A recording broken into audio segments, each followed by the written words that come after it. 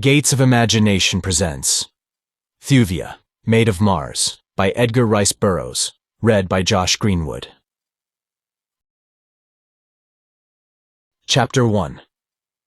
Carthoris and Thuvia. Upon a massive bench of polished ursite beneath the gorgeous blooms of a giant pimelia, a woman sat. Her shapely sandaled foot tapped impatiently upon the jewel-strewn walk that wound beneath the stately sorapus trees across the scarlet sward of the royal gardens of Thuvia, Jeddak of Tarth, as a dark-haired, red-skinned warrior bent low toward her, whispering heated words close to her ear. "Ah, Thuvia of Tarth," he cried, "you are cold even before the fiery blasts of my consuming love. No harder than your heart, nor colder is the hard, cold ursite of this thrice-happy bench, which supports your divine and fadeless form. Tell me, O Thuvia of Tarth, that I may still hope, that though you do not love me now, yet someday, my princess, I—" The girl sprang to her feet with an exclamation of surprise and displeasure. Her queenly head was poised haughtily upon her smooth red shoulders. Her dark eyes looked angrily into those of the man. "You forget yourself and the customs of Barsoom Astok," she said. "I have given you no right thus to address the daughter of Thuvia, nor have you won such a right." The man reached suddenly forth and grasped her by the arm. "You shall be my princess," he cried. "By the breast of Isis you shall, nor shall any other come between Astok, Prince of Dusar, and his heart's desire. Tell me that there is another, and I shall cut out his foul heart and fling it to the wild callets of the dead sea bottoms." At touch of the man's hand upon her flesh, the girl went pallid beneath her coppery skin. For the persons of the royal women of the courts of Mars are held but little less than sacred. The act of Astok, Prince of Dusar, was profanation. There was no terror in the eyes of Thuvia of Tarth, only horror for the thing the man had done and for its possible consequences. "Release me." Her voice was level, frigid. The man muttered incoherently and drew her roughly toward him. "Release me," she repeated sharply, "or I call the guard, and the Prince of Dusar knows what that will mean." Quickly, he threw his right arm about her shoulders and strove to draw her face to his lips. With a little cry, she struck him full in the mouth with the massive bracelets that circled her free arm. "Callet!" she exclaimed, and then, "The guard! The guard! Hasten in protection of the Princess of Tarth." In answer to her call, a dozen guardsmen came racing across the scarlet sward, their gleaming longswords naked in the sun, the metal of their accoutrements clanking against that of their leathern harness, and in their throats hoarse shouts of rage at the sight which met their eyes. But before they had passed half across the royal garden to where Astok of Dusar still held the struggling girl in his grasp, another figure sprang from a cluster of dense foliage that half hid a golden fountain close at hand. A tall, straight youth he was, with black hair and keen gray eyes, broad of shoulder and narrow of hip, a clean-limbed fighting man. His skin was but faintly tinged with the copper color that marks the red men of Mars from the other races of the dying planet. He was like them. And yet there was a subtle difference, greater even than that which lay in his lighter skin and his gray eyes. There was a difference, too, in his movements. He came on in great leaps that carried him so swiftly over the ground that the speed of the guardsmen was as nothing by comparison. Astok still clutched Thuvia's wrist as the young warrior confronted him. The newcomer wasted no time, and he spoke but a single word. "Callet!" he snapped, and then his clenched fist landed beneath the other's chin, lifting him high into the air and depositing him in a crumpled heap within the center of the pimelia bush beside the ursite bench. Her champion turned toward the girl. "Kaior, Thuvia of Tarth," he cried. It seems that fate timed my visit well. Kaor, Carthoris of Helium, the princess returned the young man's greeting. And what less could one expect of the son of such a sire? He bowed his acknowledgement of the compliment to his father, John Carter, warlord of Mars. And then, the guardsmen, panting from their charge, came up just as the Prince of Dusar, bleeding at the mouth and with drawn sword, crawled from the entanglement of the Pammelia. Astok would have leaped to mortal combat with the son of Carthoris, but the guardsmen pressed about him, preventing, though it was clearly evident that naught would have better pleased Carthoris of Helium. "But say the word, Thuvia of Ptarth," he begged, "and nothing will give me greater pleasure than meeting to this fellow the punishment he has earned." "It cannot be, Carthoris," she replied. "Even though he has forfeited all claim upon my consideration, yet is he the guest of the Jeddak, my father, and to him alone may he account for the unpardonable act he has committed." "As you say, Thuvia," replied the Heliumite. "But afterward he shall account to Carthoris, Prince of Helium, for this affront to the daughter of my father's friend." As he spoke, though, there burned in his eyes a fire that proclaimed a nearer, dearer cause for his championship of this glorious daughter of Barsoom. The maid's cheek darkened beneath the satin of her transparent skin, and the eyes of Astok, Prince of Dusar, darkened too, as he read that which passed unspoken between the two in the royal gardens of the Jeddak. "And thou to me," he snapped at Carthoris, answering the young man's challenge. The guards still surrounded Astok. It was a difficult position for the young officer who commanded it. His prisoner was the son of a mighty Jeddak. He was the guest of Thuvandin, until but now an honored guest upon whom every royal dignity had been showered. To arrest him forcibly could mean naught else than war, and yet he had done that which in the eyes of the Tarth warrior merited death. The young man hesitated. He looked toward his princess. She, too, guessed all that hung upon the action of the coming moment. For many years, Dusar and Tarth had been at peace with each other. Their great merchant ships plied back and forth between the larger cities of the two nations. Even now, far above the gold-shot scarlet dome of the Jeddak's palace, she could see the huge bulk of a giant freighter taking its majestic way through the thin Barsoomian air toward the west and Dusar.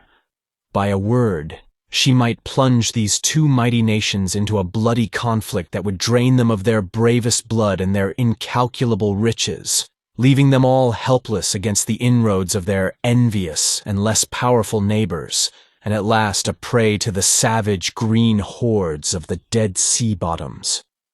No sense of fear influenced her decision, for fear is seldom known to the children of Mars.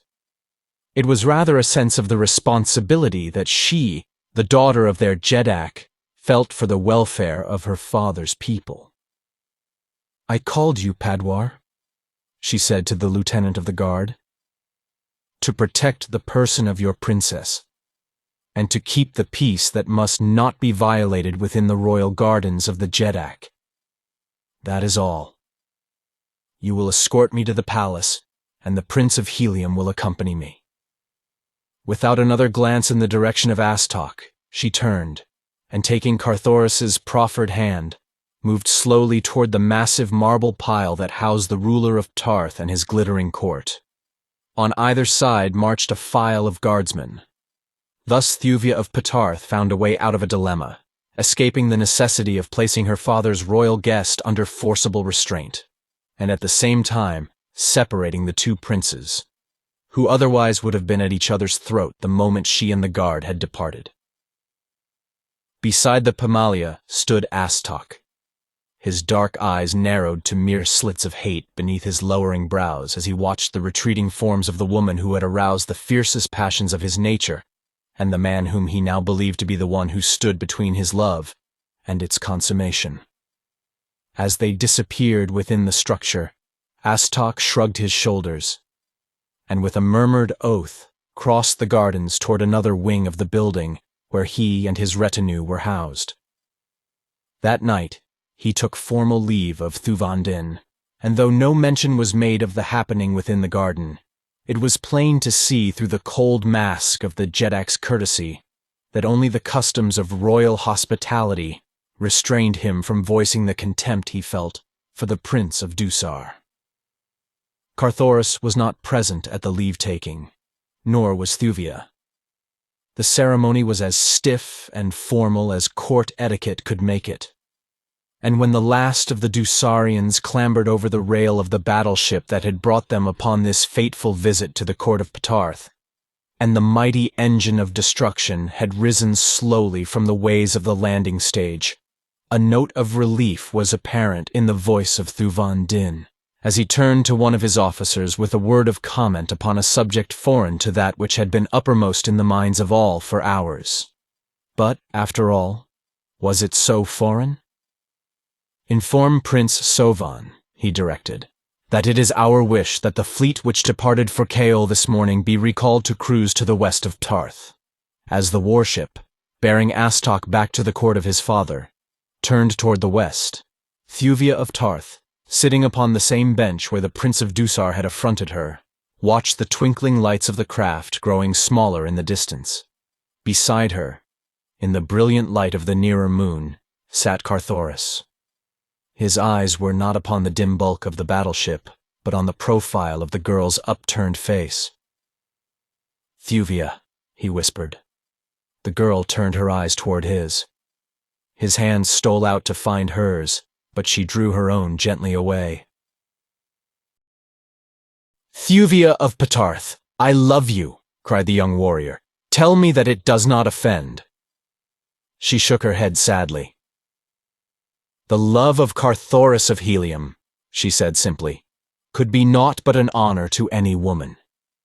But you must not speak, my friend, of bestowing upon me that which I may not reciprocate." The young man got slowly to his feet. His eyes were wide in astonishment. It never had occurred to the Prince of Helium that Thuvia of Ptarth might love another. "But at Cadabra," he exclaimed, "and later here at your father's court, what did you do, Thuvia of Ptarth, that might have warned me that you could not return my love?" "And what did I do, Carthoris of Helium," she returned, "that might lead you to believe that I did return it?" He paused in thought, and then shook his head. "Nothing, Thuvia. That is true. Yet I could have sworn you loved me. Indeed, you well knew how near to worship has been my love for you." "And how might I know it, Carthoris?" she asked innocently. "Did you ever tell me as much? Ever before have words of love for me fallen from your lips?" "But you must have known it," he exclaimed. "I am like my father, witless in matters of the heart, and of a poor way with women.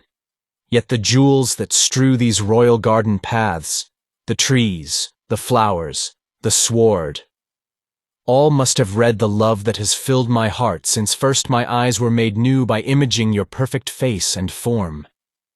So how could you alone have been blind to it?"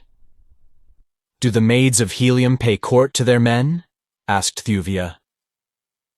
"You are playing with me," exclaimed Carthoris.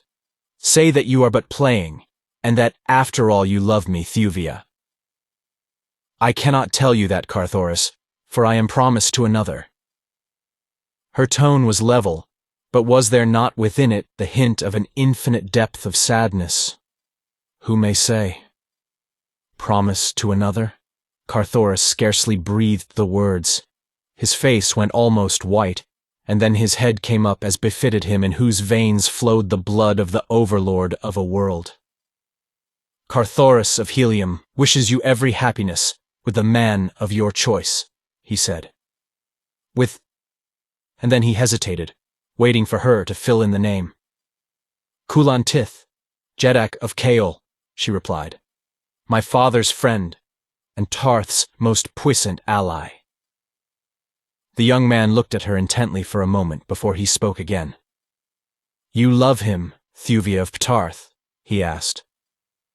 "I am promised to him," she replied simply. He did not press her. "He is of Barsoom's noblest blood and mightiest fighters," mused Carthoris. "My father's friend and mine. Would that it might have been another," he muttered almost savagely. What the girl thought was hidden by the mask of her expression, which was tinged only by a little shadow of sadness that might have been for Carthoris, herself, or for them both. Carthoris of Helium did not ask, though he noted it, for his loyalty to Kulan Tith was the loyalty of the blood of John Carter of Virginia for a friend, greater than which could be no loyalty. He raised a jewel-encrusted bit of the girl's magnificent trappings to his lips. "To the honor and happiness of Kulan Tith, and the priceless jewel that has been bestowed upon him," he said. And though his voice was husky, there was the true ring of sincerity in it. "I told you that I loved you, Thuvia, before I knew that you were promised to another. I may not tell you it again, but I am glad that you know it, for there is no dishonor in it either to you or to Kulan Tith or to myself. My love is such that it may embrace as well Kulan Tith, if you love him." There was almost a question in the statement. "I am promised to him," she replied. Carthoris backed slowly away. He laid one hand upon his heart, the other upon the pommel of his longsword. "These are yours. Always," he said. A moment later he had entered the palace and was gone from the girl's sight. Had he returned at once, he would have found her prone upon the XIII bench, her face buried in her arms. Was she weeping? There was none to see. Carthoris of Helium had come all unannounced to the court of his father's friend that day. He had come alone in a small flyer, sure of the same welcome that always awaited him at Tarth. As there had been no formality in his coming, there was no need of formality in his going. To Thuvia he explained that he had been but testing an invention of his own with which his flyer was equipped, a clever improvement of the ordinary Martian air compass, which, when set for a certain destination, will remain constantly fixed thereon, making it only necessary to keep a vessel's prow always in the direction of the compass needle to reach any given point upon Barsoom by the shortest route.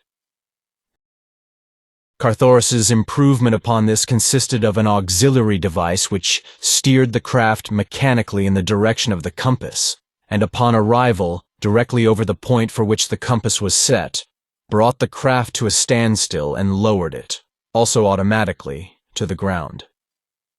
"You readily discern the advantages of this invention," he was saying to Thuvia, who had accompanied him to the landing stage upon the palace roof, to inspect the compass and bid his young friend farewell. A dozen officers of the court with several body servants were grouped behind the Jeddak and his guest, eager listeners to the conversation, so eager on the part of one of the servants that he was twice rebuked by a noble for his forwardness in pushing himself ahead of his betters to view the intricate mechanism of the wonderful controlling destination compass, as the thing was called. "For example," continued Carthoris, "I have an all-night trip before me, as tonight. I set the pointer here upon the right-hand dial, which represents the eastern hemisphere of Barsoom, so that the point rests upon the exact latitude and longitude of Helium. Then I start the engine, roll up in my sleeping silks and furs, and with lights burning, race through the air toward Helium, confident that at the appointed hour I shall drop gently toward the landing stage upon my own palace, whether I am still asleep or not. Provided," suggested Thuvia, "you do not chance to collide with some other night wanderer in the meanwhile." Carthoris smiled. "No danger of that," he replied. "See here," and he indicated a device at the right of the destination compass. "This is my obstruction evader, as I call it. This visible device is the switch which throws the mechanism on or off. The instrument itself is below deck, geared both to the steering apparatus and the control levers. It is quite simple, being nothing more than a radium generator diffusing radioactivity in all directions to a distance of 100 yards or so from the flyer, Should this enveloping force be interrupted in any direction, a delicate instrument immediately apprehends the irregularity, at the same time imparting an impulse to a magnetic device which in turn actuates the steering mechanism, diverting the bow of the flyer away from the obstacle until the craft's radioactivity sphere is no longer in contact with the obstruction. Then she falls once more into her normal course. Should the disturbance approach from the rear, as in case of a faster-moving craft overhauling me, the mechanism actuates the speed control as well as the steering gear, and the flyer shoots ahead and either up or down, as the oncoming vessel is upon a lower or higher plane than herself. In aggravated cases, that is when the obstructions are many, or of such a nature as to deflect the bow more than 45 degrees in any direction, or when the craft has reached its destination and dropped to within 100 yards of the ground, the mechanism brings her to a full stop, at the same time sounding a loud alarm which will instantly awaken the pilot. You see, I have anticipated almost every contingency. Thuvia smiled his appreciation of the marvelous device. The forward servant pushed almost to the flyer's side. His eyes were narrowed to slits. "All but one," he said. The nobles looked at him in astonishment, and one of them grasped the fellow none too gently by the shoulder to push him back to his proper place. Carthoris raised his hand. "Wait," he urged. "Let us hear what the man has to say. No creation of mortal mind is perfect. Perchance he has detected a weakness that it will be well to know at once. Come, my good fellow. And what may be the one contingency I have overlooked?" As he spoke, Carthoris observed the servant closely for the first time. He saw a man of giant stature and handsome, as are all those of the race of Martian red men. But the fellow's lips were thin and cruel, and across one cheek was the faint white line of a sword cut, from the right temple to the corner of the mouth. "Come," urged the Prince of Helium, "speak." The man hesitated. It was evident that he regretted the temerity that had made him the center of interested observation. But at last, seeing no alternative, he spoke. "It might be tampered with," he said, "by an enemy." Carthoris drew a small key from his leathern pocket pouch. "Look at this," he said, handing it to the man. "If you know aught of locks, you will know that the mechanism which this unlooses is beyond the cunning of a picker of locks. It guards the vitals of the instrument from crafty tampering. Without it, an enemy must half wreck the device to reach its heart, leaving his handiwork apparent to the most casual observer." The servant took the key, glanced at it shrewdly, and then, as he made to return it to Carthoris, dropped it upon the marble flagging. Turning to look for it, he planted the sole of his sandal full upon the glittering object.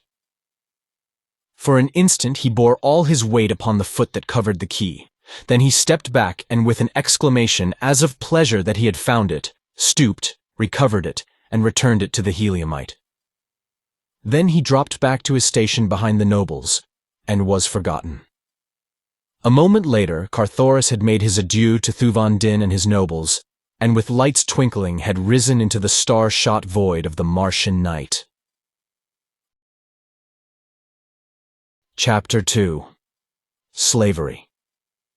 As the ruler of Tarth, followed by his courtiers, descended from the landing stage above the palace, the servants dropped into their places in the rear of their royal or noble masters, and behind the others, one lingered to the last. Then quickly stooping, he snatched the sandal from his right foot, slipping it into his pocket pouch. When the party had come to the lower levels, and the Jeddak had dispersed them by a sign, none noticed that the forward fellow, who had drawn so much attention to himself before the Prince of Helium departed, was no longer among the other servants. To whose retinue he had been attached, none had thought to inquire, for the followers of a Martian noble are many, coming and going at the whim of their master, so that a new face is scarcely ever questioned, as the fact that a man has passed within the palace walls is considered proof positive that his loyalty to the Jeddak is beyond question. So rigid is the examination of each who seeks service with the nobles of the court. A good rule that, and only relaxed by courtesy in favor of the retinue of visiting royalty from a friendly foreign power. It was late in the morning of the next day that a giant serving man in the harness of the house of a great Parth noble passed out into the city from the palace gates. Along one broad avenue, and then another he strode briskly, until he had passed beyond the district of the nobles, and had come to the place of shops. Here he sought a pretentious building that rose spire-like toward the heavens, its outer walls elaborately wrought with delicate carvings and intricate mosaics. It was the Palace of Peace, in which were housed the representatives of the foreign powers, or rather in which were located their embassies, for the ministers themselves dwelt in gorgeous palaces within the district occupied by the nobles. Here the man sought the embassy of Dusar.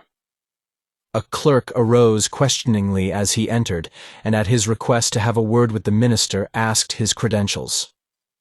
The visitor slipped a plain metal armlet from above his elbow, and pointing to an inscription upon its inner surface, whispered a word or two to the clerk. The latter's eyes went wide, and his attitude turned at once to one of deference. He bowed the stranger to a seat and hastened to an inner room with the armlet in his hand. A moment later he reappeared and conducted the caller into the presence of the minister. For a long time the two were closeted together, and when at last the giant serving man emerged from the inner office, his expression was cast in a smile of sinister satisfaction. From the Palace of Peace, he hurried directly to the palace of the Dusarian minister. That night, two swift flyers left the same palace top. One sped its rapid course toward Helium. The other. Thuvia of Ptarth strolled in the gardens of her father's palace, as was her nightly custom before retiring. Her silks and furs were drawn about her, for the air of Mars is chill after the sun has taken his quick plunge beneath the planet's western verge.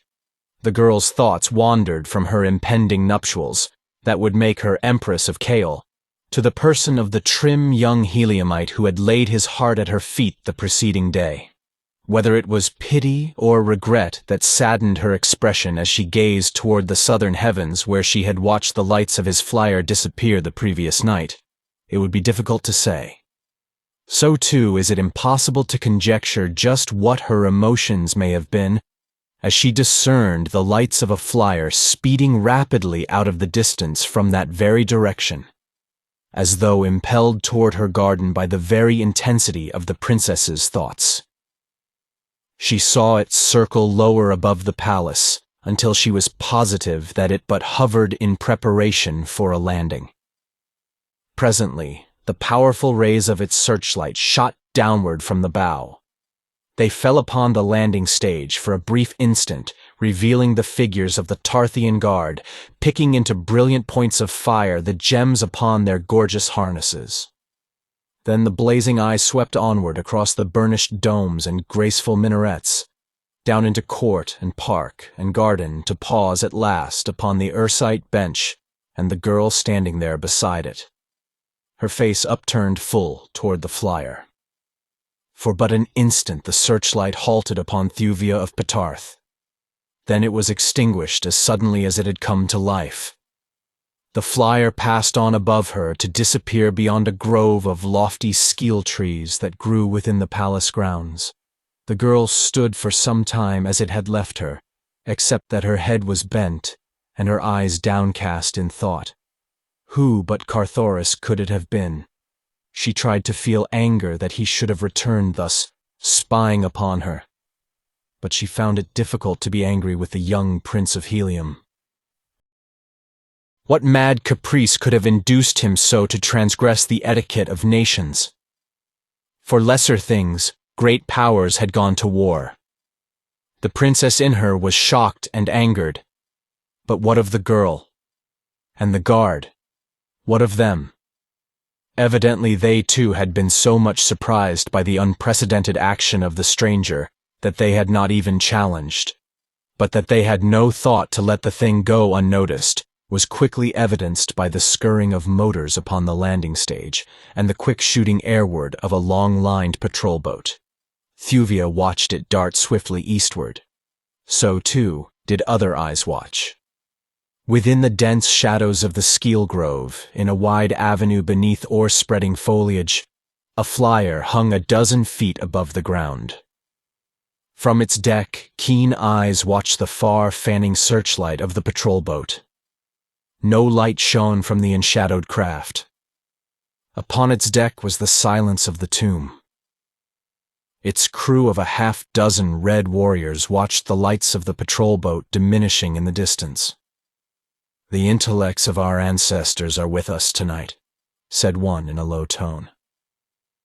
"No plan ever carried better," returned another. "They did precisely as the prince foretold." He who had first spoken turned toward the man who squatted before the control board. "Now," he whispered. There was no other order given. Every man upon the craft had evidently been well schooled in each detail of that night's work. Silently the dark hole crept beneath the cathedral arches of the dark and silent grove. Thuvia of Patarth, gazing toward the east, saw the blacker blot against the blackness of the trees as the craft topped the buttressed garden wall. She saw the dim bulk incline gently downward toward the scarlet sward of the garden. She knew that men came not thus with honorable intent. Yet she did not cry aloud to alarm the nearby guardsmen, nor did she flee to the safety of the palace. Why? I can see her shrug her shapely shoulders in reply as she voices the age-old, universal answer of the woman. Because. Scarce had the flyer touched the ground when 4 men leaped from its deck. They ran forward toward the girl. Still she made no sign of alarm, standing as though hypnotized. Or could it have been as one who awaited a welcome visitor? Not until they were quite close to her did she move. Then the nearer moon, rising above the surrounding foliage, touched their faces, lighting all with the brilliancy of her silver rays. Thuvia of Patarth saw only strangers, warriors in the harness of Dusar. Now she took fright. But too late. Before she could voice but a single cry, rough hands seized her. A heavy silken scarf was wound about her head. She was lifted in strong arms and borne to the deck of the flyer. There was the sudden whirl of propellers, the rushing of air against her body, and, from far beneath, the shouting and the challenge from the guard. Racing toward the south, another flyer sped toward Helium. In its cabin, a tall red man bent over the soft sole of an upturned sandal. With delicate instruments, he measured the faint imprint of a small object which appeared there. Upon a pad beside him was the outline of a key, and here he noted the results of his measurements. A smile played upon his lips as he completed his task and turned to one who waited at the opposite side of the table. "The man is a genius," he remarked. "Only a genius could have evolved such a lock as this is designed to spring. Here, take the sketch, Larok, and give all thine own genius full and unfettered freedom in reproducing it in metal." The warrior artificer bowed. "Man builds not," he said. "That man may not destroy." Then he left the cabin with the sketch. As dawn broke upon the lofty towers which marked the twin cities of Helium, the scarlet tower of one and the yellow tower of its sister, a flyer floated lazily out of the north. Upon its bow was emblazoned the signia of a lesser noble of a far city of the empire of Helium. Its leisurely approach and the evident confidence with which it moved across the city aroused no suspicion in the minds of the sleepy guard. Their round of duty nearly done, they had little thought beyond the coming of those who were to relieve them. Peace reigned throughout Helium. Stagnant, emasculating peace. Helium had no enemies. There was naught to fear. Without haste, the nearest air patrol swung sluggishly about and approached the stranger. At easy speaking distance, the officer upon her deck hailed the incoming craft.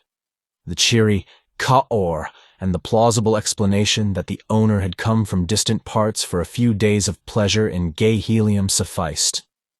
The air patrol boat sheered off, passing again upon its way. The stranger continued toward a public landing stage, where she dropped into the ways and came to rest. At about the same time, a warrior entered her cabin. "It is done, Voskor," he said, handing a small metal key to the tall noble who had just risen from his sleeping silks and furs. "Good," exclaimed the latter. "You must have worked upon it all during the night, Larok." The warrior nodded. "Now fetch me the heliumetic metal you wrought some days since," commanded Voskor. This done, the warrior assisted his master to replace the handsome jeweled metal of his harness with the plainer ornaments of an ordinary fighting man of helium, and with the insignia of the same house that appeared upon the bow of the flyer. Voskor breakfasted on board. Then he emerged upon the aerial dock, entered an elevator, and was borne quickly to the street below, where he was soon engulfed by the early morning throng of workers hastening to their daily duties. Among them his warrior trappings were no more remarkable than is a pair of trousers upon Broadway. All Martian men are warriors, save those physically unable to bear arms. The tradesman and his clerk clank with their martial trappings as they pursue their vocations. The schoolboy, coming into the world as he does, almost adult from the snowy shell that has encompassed his development for 5 long years, knows so little of life without a sword at his hip that he would feel the same discomfiture at going abroad unarmed that an earth boy would experience in walking the streets knickerbockerless. Voskor's destination lay in Greater Helium, which lies some 75 miles across the level plain from Lesser Helium. He had landed at the latter city because the air patrol is less suspicious and alert than that above the larger metropolis where lies the palace of the Jeddak. As he moved with the throng in the park-like canyon of the thoroughfare, the life of an awakening Martian city was in evidence about him. Houses, raised high upon their slender metal columns for the night, were dropping gently toward the ground. Among the flowers upon the scarlet sward which lies about the buildings, children were already playing, and comely women laughing and chatting with their neighbors as they culled gorgeous blossoms for the vases within doors. The pleasant "Ka-or" of the Barsoomian greeting fell continually upon the ears of the stranger, as friends and neighbors took up the duties of a new day. The district in which he had landed was residential, a district of merchants of the more prosperous sort. Everywhere were evidences of luxury and wealth. Slaves appeared upon every housetop with gorgeous silks and costly furs, laying them in the sun for airing.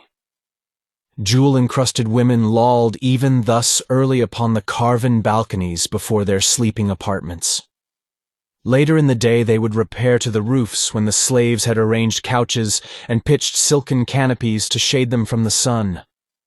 Strains of inspiring music broke pleasantly from open windows, for the Martians have solved the problem of attuning the nerves pleasantly to the sudden transition from sleep to waking that proves so difficult a thing for most Earthfolk.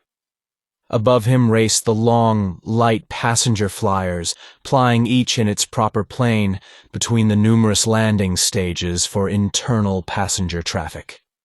Landing stages that tower high into the heavens are for the great international passenger liners. Freighters have other landing stages at various lower levels to within a couple of 100 feet of the ground.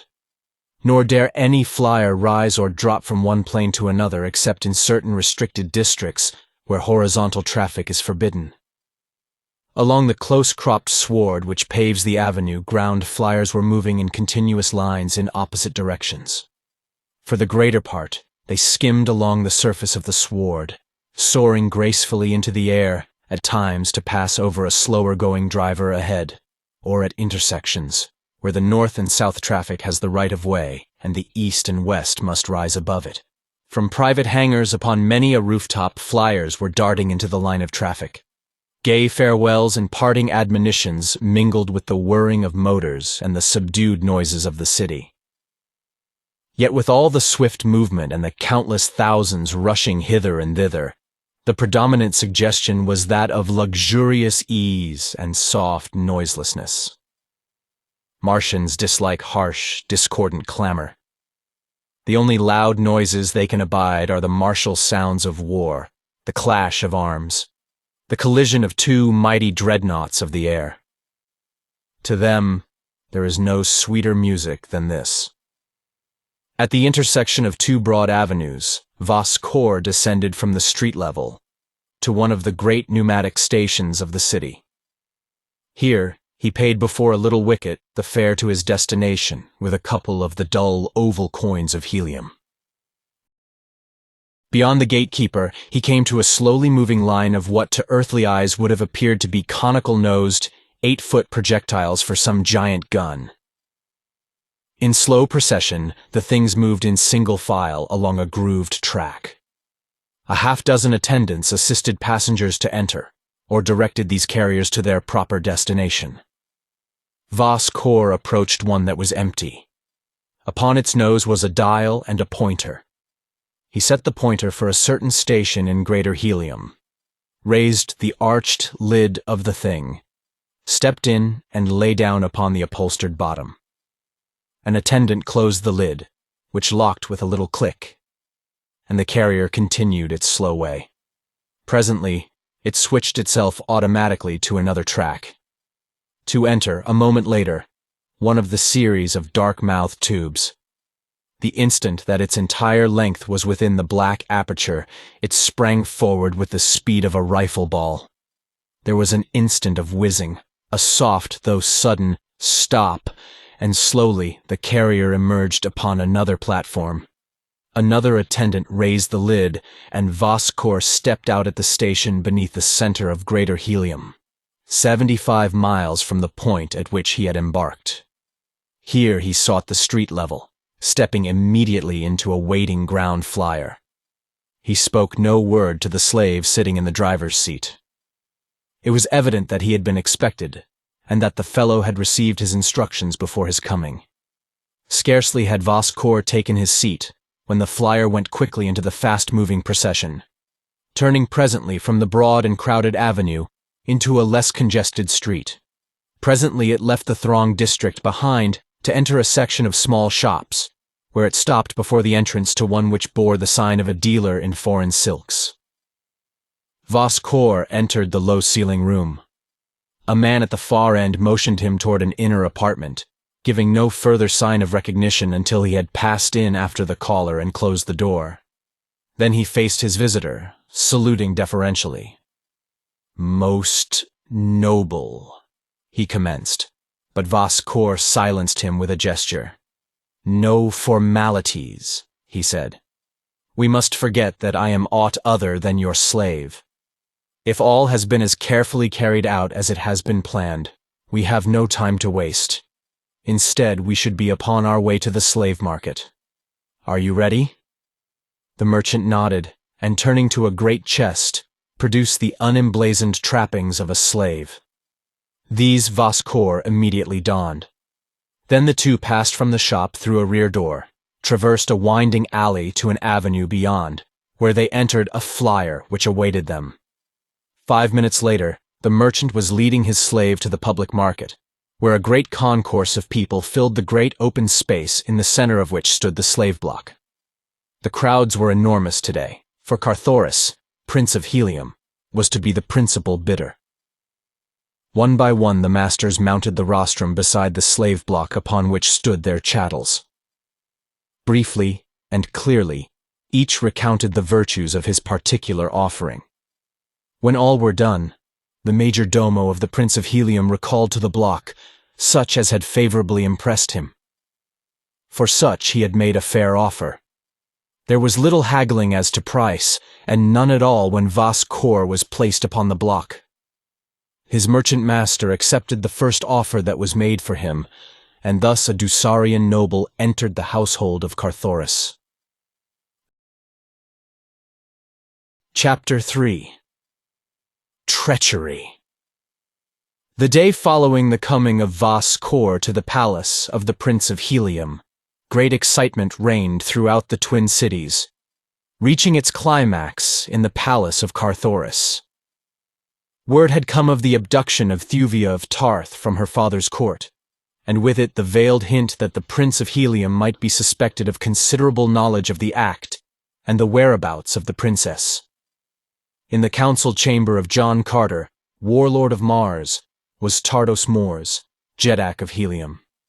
Mors Kajak, his son, Jed of Lesser Helium. Carthoris, and a score of the great nobles of the empire. "There must be no war between Tarth and Helium, my son," said John Carter. "That you are innocent of the charge that has been placed against you by insinuation, we well know. But Thuvon Din must know it well too. There is but one who may convince him, and that one be you. You must hasten at once to the court of Tarth, and by your presence there, as well as by your words, assure him that his suspicions are groundless. Bear with you the authority of the warlord of Barsoom, and of the Jeddak of Helium to offer every resource of the allied powers to assist Thuvon Din to recover his daughter and punish her abductors, whomsoever they may be. Go, I know that I do not need to urge upon you the necessity for haste." Carthoris left the council chamber and hastened to his palace. Here slaves were busy in a moment setting things to rights for the departure of their master. Several worked about the swift flyer that would bear the Prince of Helium rapidly toward Ptarth. At last, all was done. But 2 armed slaves remained on guard. The setting sun hung low above the horizon. In a moment, darkness would envelop all. One of the guardsmen, a giant of a fellow, across whose right cheek there ran a thin scar from temple to mouth, approached his companion. His gaze was directed beyond and above his comrade. When he had come quite close, he spoke. "What strange craft is that?" he asked. The other turned about quickly to gaze heavenward. Scarce was his back turned toward the giant than the short sword of the latter was plunged beneath his left shoulder blade, straight through his heart. Voiceless, the soldier sank in his tracks, stone dead. Quickly, the murderer dragged the corpse into the black shadows within the hangar. Then he returned to the flyer. Drawing a cunningly wrought key from his pocket pouch, he removed the cover of the right-hand dial of the controlling destination compass. For a moment he studied the construction of the mechanism beneath. Then he returned the dial to its place, set the pointer, and removed it again to note the resultant change in the position of the parts affected by the act. A smile crossed his lips. With a pair of cutters he snipped off the projection which extended through the dial from the external pointer. Now the latter might be moved to any point upon the dial without affecting the mechanism below. In other words, the Eastern Hemisphere dial was useless. Now he turned his attention to the Western dial. This he set upon a certain point. Afterward, he removed the cover of this dial also, and with keen tool cut the steel finger from the underside of the pointer. As quickly as possible he replaced the second dial cover and resumed his place on guard. To all intents and purposes the compass was as efficient as before, but as a matter of fact, the moving of the pointers upon the dials resulted now in no corresponding shift of the mechanism beneath, and the device was set, immovably, upon a destination of the slave's own choosing. Presently came Carthoris, accompanied by but a handful of his gentlemen. He cast but a casual glance upon the single slave who stood guard. The fellow's thin, cruel lips and the sword cut that ran from temple to mouth aroused the suggestion of an unpleasant memory within him. He wondered where Sarantal had found the man. Then the matter faded from his thoughts, and in another moment the Prince of Helium was laughing and chatting with his companions, though below the surface his heart was cold with dread, for what contingencies confronted Thuvia of Ptarth he could not even guess. First, to his mind naturally, had sprung the thought that Astok of Dusar had stolen the fair Tarthian. But almost simultaneously with the report of the abduction had come news of the great fetes at Dusar in honor of the return of the Jeddak's son to the court of his father. It could not have been he, thought Carthoris, for on the very night that Thuvia was taken, Astok had been in Dusar, and yet he entered the flyer, exchanging casual remarks with his companions as he unlocked the mechanism of the compass and set the pointer upon the capital city of Tarth. With a word of farewell, he touched the button which controlled the repulsive rays, and as the flyer rose lightly into the air, the engine purred in answer to the touch of his finger upon a second button. The propellers whirred as his hand drew back the speed lever, and Carthoris, Prince of Helium, was off into the gorgeous Martian night, beneath the hurtling moons and the million stars. Scarce had the flyer found its speed ere the man, wrapping his sleeping silks and furs about him, stretched at full length upon the narrow deck to sleep. But sleep did not come at once at his bidding. Instead, his thoughts ran riot in his brain, driving sleep away. He recalled the words of Thuvia of Ptarth, words that had half assured him that she loved him. For when he had asked her if she loved Kulan Tith, she had answered only that she was promised to him. Now he saw that her reply was open to more than a single construction. It might, of course, mean that she did not love Kulan Tith, and so, by inference, be taken to mean that she loved another. But what assurance was there that the other was Carthoris of Helium? The more he thought upon it, the more positive he became that not only was there no assurance in her words that she loved him, but none either in any act of hers. No, the fact was, she did not love him. She loved another. She had not been abducted. She had fled willingly with her lover. With such pleasant thoughts filling him alternately with despair and rage, Carthoris at last dropped into the sleep of utter mental exhaustion. The breaking of the sudden dawn found him still asleep. His flyer was rushing swiftly above a barren ochre plain, the world-old bottom of a long-dead Martian sea. In the distance rose low hills. Toward these the craft was headed. As it approached them, a great promontory might have been seen from its deck, stretching out into what had once been a mighty ocean, and circling back once more to enclose the forgotten harbor of a forgotten city, which still stretched back from its deserted quays, an imposing pile of wondrous architecture of a long-dead past. The countless dismal windows, vacant and forlorn, stared, sightless, from their marble walls. The whole sad city taking on the semblance of scattered mounds of dead men's sun-bleached skulls, the casements having the appearance of eyeless sockets, the portals, grinning jaws. Closer came the flyer, but now its speed was diminishing, yet this was not Ptarth. Above the central plaza it stopped, slowly settling Marsward. Within 100 yards of the ground it came to rest, floating gently in the light air, and at the same instant an alarm sounded at the sleeper's ear. Carthoris sprang to his feet.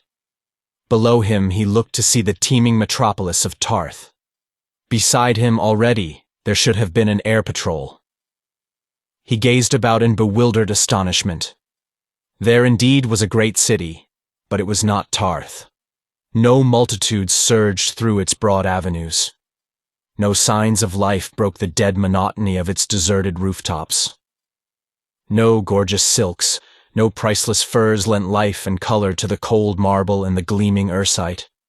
No patrol boat lay ready with its familiar challenge. Silent and empty lay the great city, empty and silent the surrounding air. What had happened? Carthoris examined the dial of his compass. The pointer was set upon Tarth. Could the creature of his genius have thus betrayed him? He would not believe it. Quickly he unlocked the cover, turning it back upon its hinge. A single glance showed him the truth, or at least a part of it. The steel projection that communicated the movement of the pointer upon the dial to the heart of the mechanism beneath had been severed. Who could have done the thing, and why? Carthoris could not hazard even a faint guess. But the thing now was to learn in what portion of the world he was, and then take up his interrupted journey once more. If it had been the purpose of some enemy to delay him, he had succeeded well, thought Carthoris, as he unlocked the cover of the second dial, the first having shown that its pointer had not been set at all. Beneath the second dial he found the steel pins severed as in the other. But the controlling mechanism had first been set for a point upon the western hemisphere. He had just time to judge his location roughly at some place southwest of Helium, and at a considerable distance from the Twin Cities, when he was startled by a woman's scream beneath him. Leaning over the side of the flyer, he saw what appeared to be a red woman being dragged across the plaza by a huge green warrior, one of those fierce, cruel denizens of the dead sea bottoms and deserted cities of dying Mars. Carthoris waited to see no more. Reaching for the control board, he sent his craft racing plummet-like toward the ground. The green man was hurrying his captive toward a huge thoat that browsed upon the ochre vegetation of the once scarlet gorgeous plaza. At the same instant, a dozen red warriors leaped from the entrance of a nearby XIII palace, pursuing the abductor with naked swords and shouts of rageful warning. Once the woman turned her face upward toward the falling flyer, and in the single swift glance, Carthoris saw that it was Thuvia of Tarth. Chapter 4. A Green Man's Captive. When the light of day broke upon the little craft to whose deck the Princess of Tarth had been snatched from her father's garden, Thuvia saw that the night had wrought a change in her abductors. No longer did their trappings gleam with the metal of Dusar, but instead, there was emblazoned there the insignia of the Prince of Helium. The girl felt renewed hope, for she could not believe that in the heart of Carthoris could lie intent to harm her. She spoke to the warrior squatting before the control board. "Last night you wore the trappings of a Dusarian," she said. "Now your metal is that of Helium. What does it mean?" The man looked at her with a grin. "The Prince of Helium is no fool," he said. Just then, an officer emerged from the tiny cabin. He reprimanded the warrior for conversing with the prisoner, nor would he himself reply to any of her inquiries. No harm was offered her during the journey, and so they came at last to their destination with the girl no wiser as to her abductors or their purpose than at first. Here the flyer settled slowly into the plaza of one of those mute monuments of Mars's dead and forgotten past. The deserted cities that fringe the sad ochre sea bottoms where once rolled the mighty floods upon whose bosoms moved the maritime commerce of the peoples that are gone forever. Thuvia of Tarth was no stranger to such places. During her wanderings in search of the river Esses, that time she had set out upon what, for countless ages, had been the last, long pilgrimage of Martians, toward the Valley d'Or, where lies the lost Sea of Corus. She had encountered several of these sad reminders of the greatness and the glory of ancient Barsoom. And again, during her flight from the temples of the Holy Therns, with Tars Tarkas, Jeddak of Thark, she had seen them, with their weird and ghostly inmates, the great white apes of Barsoom. She knew, too, that many of them were used now by the nomadic tribes of green men, but that among them all was no city that the red men did not shun, for without exception they stood amidst vast, waterless tracts, unsuited for the continued sustenance of the dominant race of Martians. Why, then, should they be bringing her to such a place? There was but a single answer. Such was the nature of their work that they must seek the seclusion that a dead city afforded. The girl trembled at the thought of her plight. For 2 days her captors kept her within a huge palace that even in decay reflected the splendor of the age which its youth had known. Just before dawn on the 3rd day, she had been aroused by the voices of 2 of her abductors. "He should be here by dawn," one was saying. "Have her in readiness upon the plaza, else he will never land. The moment he finds that he is in a strange country, he will turn about. Methinks the prince's plan is weak in this one spot." "There was no other way," replied the other. "It is wondrous work to get them both here at all, and even if we do not succeed in luring him to the ground, we shall have accomplished much."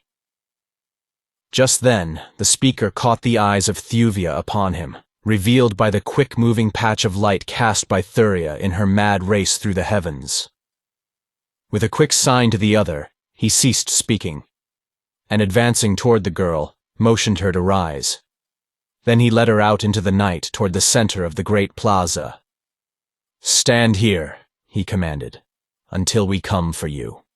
We shall be watching, and should you attempt to escape, it will go ill with you, much worse than death.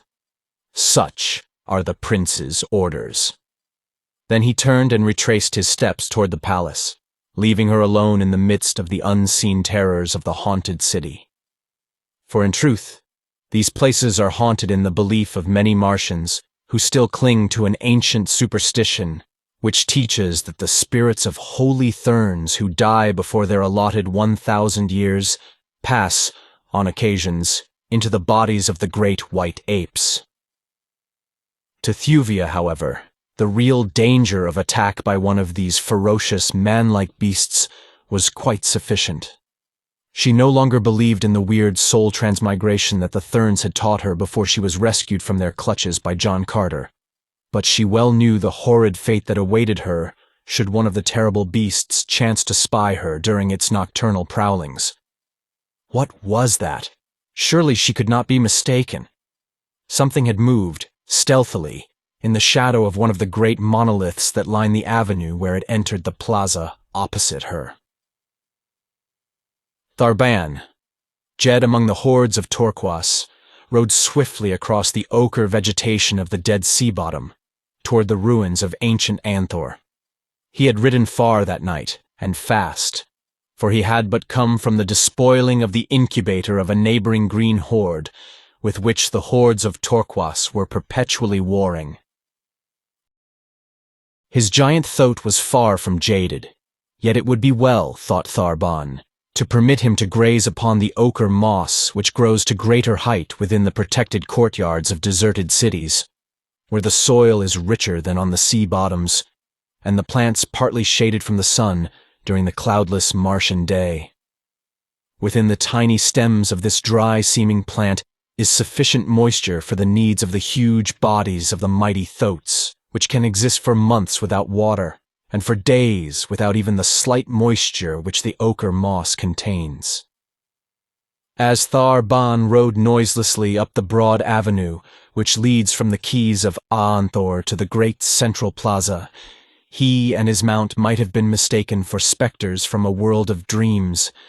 So grotesque the man and beast, so soundless the great thoat's padded nail-less feet upon the moss-grown flagging of the ancient pavement. The man was a splendid specimen of his race. Fully 15 feet towered his great height from sole to pate. The moonlight glistened against his glossy green hide, sparkling the jewels of his heavy harness and the ornaments that weighted his 4 muscular arms, while the upcurving tusks that protruded from his lower jaw gleamed white and terrible. At the side of his thoat were slung his long radium rifle and his great 40-foot metal-shod spear, while from his own harness depended his long sword and his short sword, as well as his lesser weapons. His protruding eyes and antennae-like ears were turning constantly hither and thither, for Tharban was yet in the country of the enemy, and too, there was always the menace of the great white apes, which, John Carter was wont to say, are the only creatures that can arouse in the breasts of these fierce denizens of the dead sea bottoms even the remotest semblance of fear. As the rider neared the plaza, he reined suddenly in, his slender, tubular ears pointed rigidly forward. An unwanted sound had reached them. Voices. And where there were voices, outside of Torquas, there, too, were enemies. All the world of wide Barsoom contained naught but enemies for the fierce Torquasians. Tharbon dismounted. Keeping in the shadows of the great monoliths that line the avenue of quays of sleeping Anthor, he approached the plaza. Directly behind him, as a hound at heel, came the slate-gray thoat, his white belly shadowed by his barrel, his vivid yellow feet merging into the yellow of the moss beneath them. In the center of the plaza, Tharbon saw the figure of a red woman. A red warrior was conversing with her. Now the man turned and retraced his steps toward the palace at the opposite side of the plaza. Tharbon watched until he had disappeared within the yawning portal. Here was a captive worth having. Seldom did a female of their hereditary enemies fall to the lot of a green man. Tharbon licked his thin lips. Thuvia of Patarth watched the shadow behind the monolith at the opening to the avenue opposite her. She hoped that it might be but the figment of an overwrought imagination. But no. Now, clearly and distinctly, she saw it move. It came from behind the screening shelter of the Ursite shaft. The sudden light of the rising sun fell upon it. The girl trembled. The thing was a huge green warrior. Swiftly it sprang toward her. She screamed and tried to flee, but she had scarce turned toward the palace when a giant hand fell upon her arm. She was whirled about and half dragged, half carried toward a huge thoat that was slowly grazing out of the avenue's mouth onto the ochre moss of the plaza. At the same instant she turned her face upward toward the whirring sound of something above her, and there she saw a swift flyer dropping toward her, the head and shoulders of a man leaning far over the side. But the man's features were deeply shadowed, so that she did not recognize them. Now from behind her came the shouts of her red abductors. They were racing madly after him who dared to steal what they already had stolen. As Tharbon reached the side of his mount, he snatched his long radium rifle from its boot and, wheeling, poured 3 shots into the oncoming red men. Such is the uncanny marksmanship of these Martian savages that 3 red warriors dropped in their tracks as 3 projectiles exploded in their vitals. The others halted, nor did they dare return the fire for fear of wounding the girl. Then Tharbon vaulted to the back of his thoat, Thuvia of Patarth still in his arms, and with a savage cry of triumph disappeared down the black canyon of the Avenue of Keys between the sullen palaces of forgotten Anthor. Carthoris's flyer had not touched the ground before he had sprung from its deck to race after the swift thoat, whose 8 long legs were sending it down the avenue at the rate of an express train.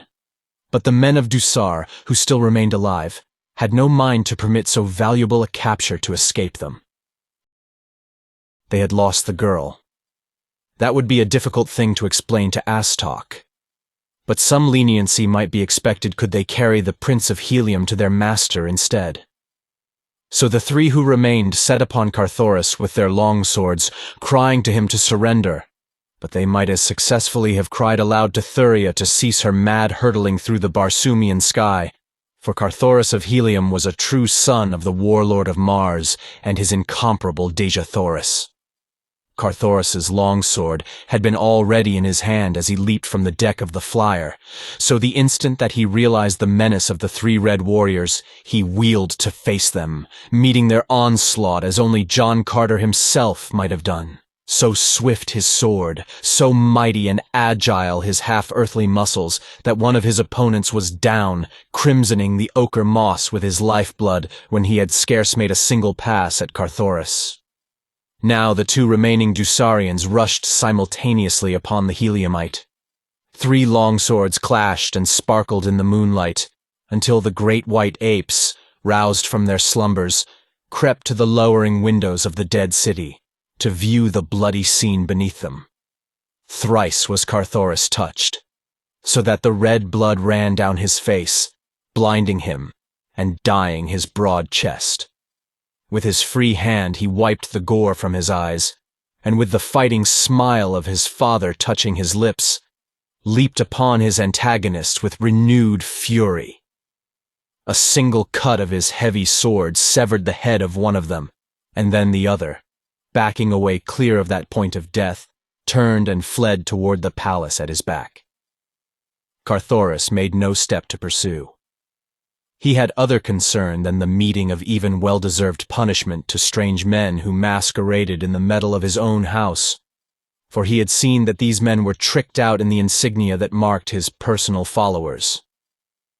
Turning quickly toward his flyer, he was soon rising from the plaza in pursuit of Tharban. The red warrior whom he had put to flight turned in the entrance to the palace, and seeing Carthoris's intent, snatched a rifle from those that he and his fellows had left leaning against the wall as they had rushed out with drawn swords to prevent the theft of their prisoner. Few red men are good shots, for the sword is their chosen weapon.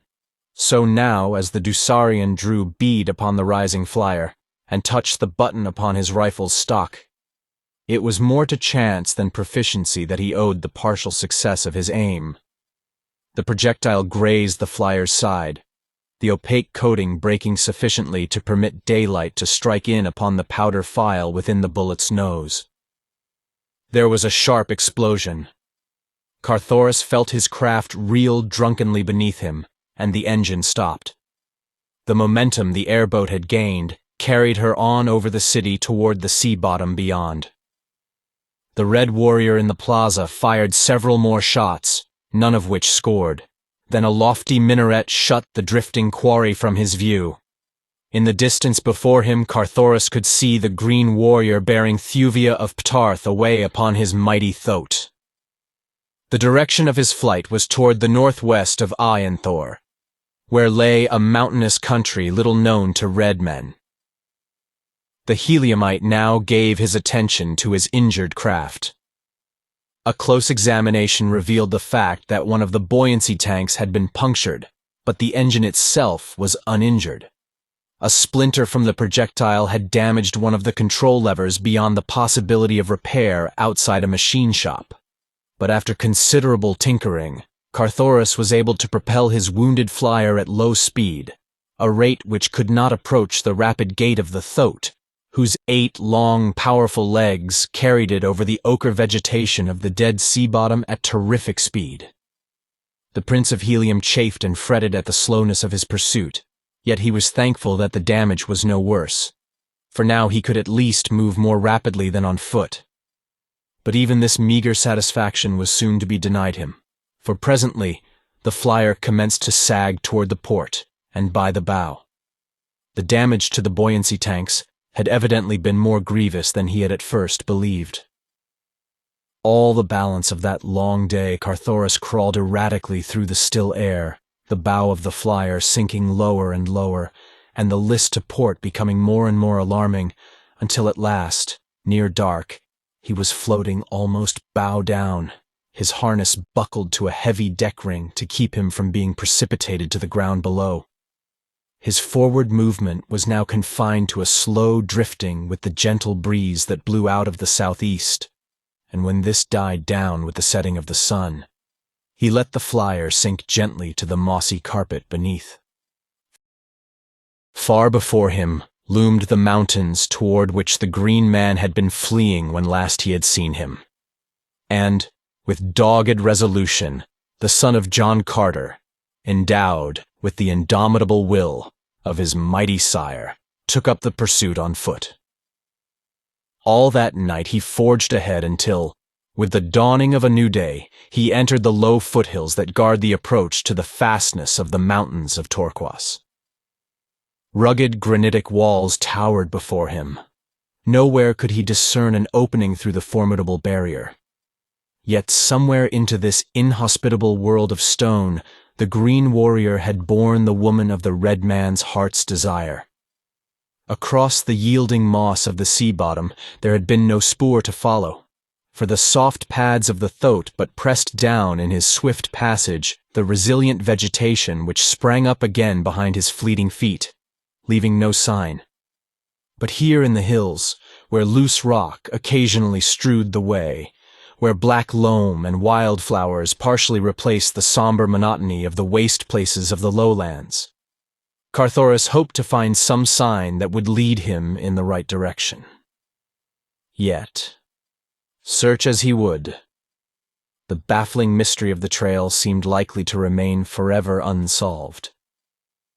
It was drawing toward the day's close once more, when the keen eyes of the heliumite discerned the tawny yellow of a sleek hide moving among the boulders several hundred yards to his left.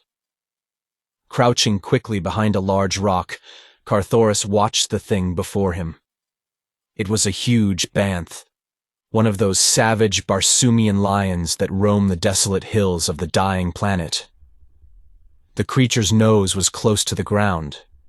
It was evident that he was following the spoor of meat by scent.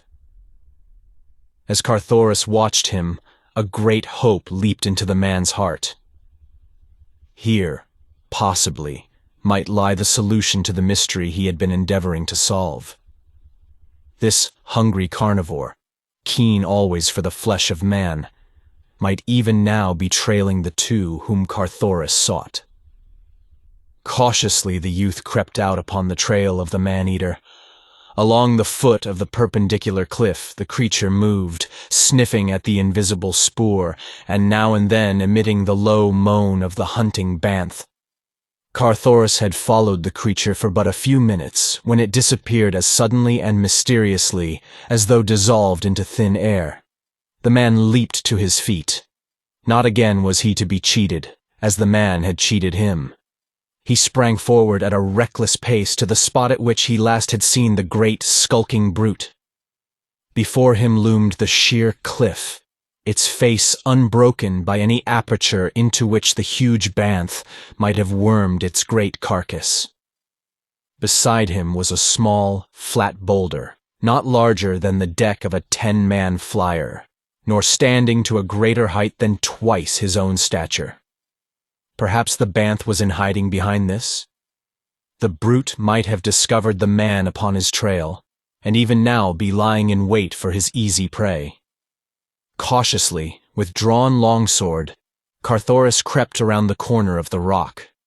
There was no banth there, but something which surprised him infinitely more than would the presence of 20 banths.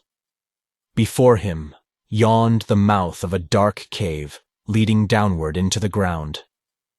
Through this, the banth must have disappeared. Was it his lair? Within its dark and forbidding interior, might there not lurk not one but many of the fearsome creatures? Carthoris did not know, nor, with the thought that had been spurring him onward upon the trail of the creature uppermost in his mind, did he much care. For into this gloomy cavern he was sure the banth had trailed the green man and his captive, and into it he too would follow, content to give his life in the service of the woman he loved.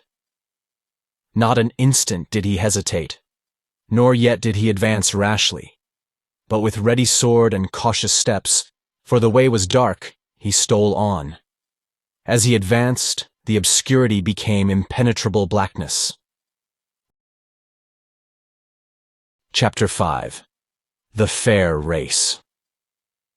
Downward, along a smooth, broad floor, led the strange tunnel, for such Carthoris was now convinced was the nature of the shaft he at first had thought but a cave. Before him he could hear the occasional low moans of the banth, and presently from behind came a similar uncanny note. Another banth had entered the passageway on his trail. His position was anything but pleasant. His eyes could not penetrate the darkness even to the distinguishing of his hand before his face, while the banths, he knew, could see quite well, though absence of light were utter. No other sounds came to his ears than the dismal, bloodthirsty moanings of the beast ahead, and the beast behind. The tunnel had led straight, from where he had entered it beneath the side of the rock, furthest from the unconquerable cliffs, toward the mighty barrier that had baffled him so long. Now it was running almost level, and presently he noted a gradual ascent. The beast behind him was gaining upon him, crowding him perilously close upon the heels of the beast in front. Presently he should have to do battle with one, or both. More firmly he gripped his weapon. Now he could hear the breathing of the Banth at his heels. Not for much longer could he delay the encounter. Long since he had become assured that the tunnel led beneath the cliffs to the opposite side of the barrier, and he had hoped that he might reach the moonlit open before being compelled to grapple with either of the monsters. The sun had been setting as he entered the tunnel, and the way had been sufficiently long to assure him that darkness now reigned upon the world without. He glanced behind him. Blazing out of the darkness, seemingly not 10 paces behind, glared 2 flaming points of fire. As the savage eyes met his, the beast emitted a frightful roar, and then he charged. To face that savage mountain of onrushing ferocity, to stand unshaken before the hideous fangs that he knew were bared in slavering bloodthirstiness, though he could not see them, required nerves of steel. But of such were the nerves of Carthoris of Helium.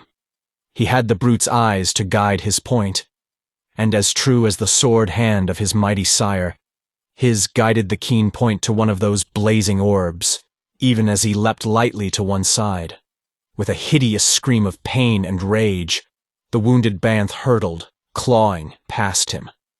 Then it turned to charge once more, but this time Carthoris saw but a single gleaming point of fiery hate directed upon him. Again the needle point met its flashing target. Again the horrid cry of the stricken beast reverberated through the rocky tunnel, shocking in its torture-laden shrillness, deafening in its terrific volume. But now, as it turned to charge again, the man had no guide whereby to direct his point. He heard the scraping of the padded feet upon the rocky floor. He knew the thing was charging down upon him once again, but he could see nothing. Yet, if he could not see his antagonist, neither could his antagonist now see him. Leaping, as he thought, to the exact center of the tunnel, he held his sword point ready on a line with the beast's chest. It was all that he could do, hoping that chance might send the point into the savage heart as he went down beneath the great body. So quickly was the thing over that Carthoris could scarce believe his senses as the mighty body rushed madly past him. Either he had not placed himself in the center of the tunnel, or else the blinded Banth had erred in its calculations. However, the huge body missed him by a foot, and the creature continued on down the tunnel as though in pursuit of the prey that had eluded him. Carthoris too followed the same direction, nor was it long before his heart was gladdened by the sight of the moonlit exit from the long, dark passage. Before him lay a deep hollow, entirely surrounded by gigantic cliffs. The surface of the valley was dotted with enormous trees, a strange sight so far from a Martian waterway. The ground itself was clothed in brilliant scarlet sward, picked out with innumerable patches of gorgeous wildflowers. Beneath the glorious effulgence of the 2 moons, the scene was one of indescribable loveliness, tinged with the weirdness of strange enchantment. For only an instant, however, did his gaze rest upon the natural beauties outspread before him. Almost immediately, they were riveted upon the figure of a great Banth standing across the carcass of a new-killed thoat. The huge beast, his tawny mane bristling around his hideous head, kept his eyes fixed upon another Banth that charged erratically hither and thither, with shrill screams of pain and horrid roars of hate and rage. Carthoris quickly guessed that the second brute was the one he had blinded during the fight in the tunnel, but it was the dead thoat that centered his interest more than either of the savage carnivores. The harness was still upon the body of the huge Martian mount, and Carthoris could not doubt but that this was the very animal upon which the green warrior had borne away Thuvia of Ptarth. But where were the rider and his prisoner? The Prince of Helium shuddered as he thought upon the probability of the fate that had overtaken them.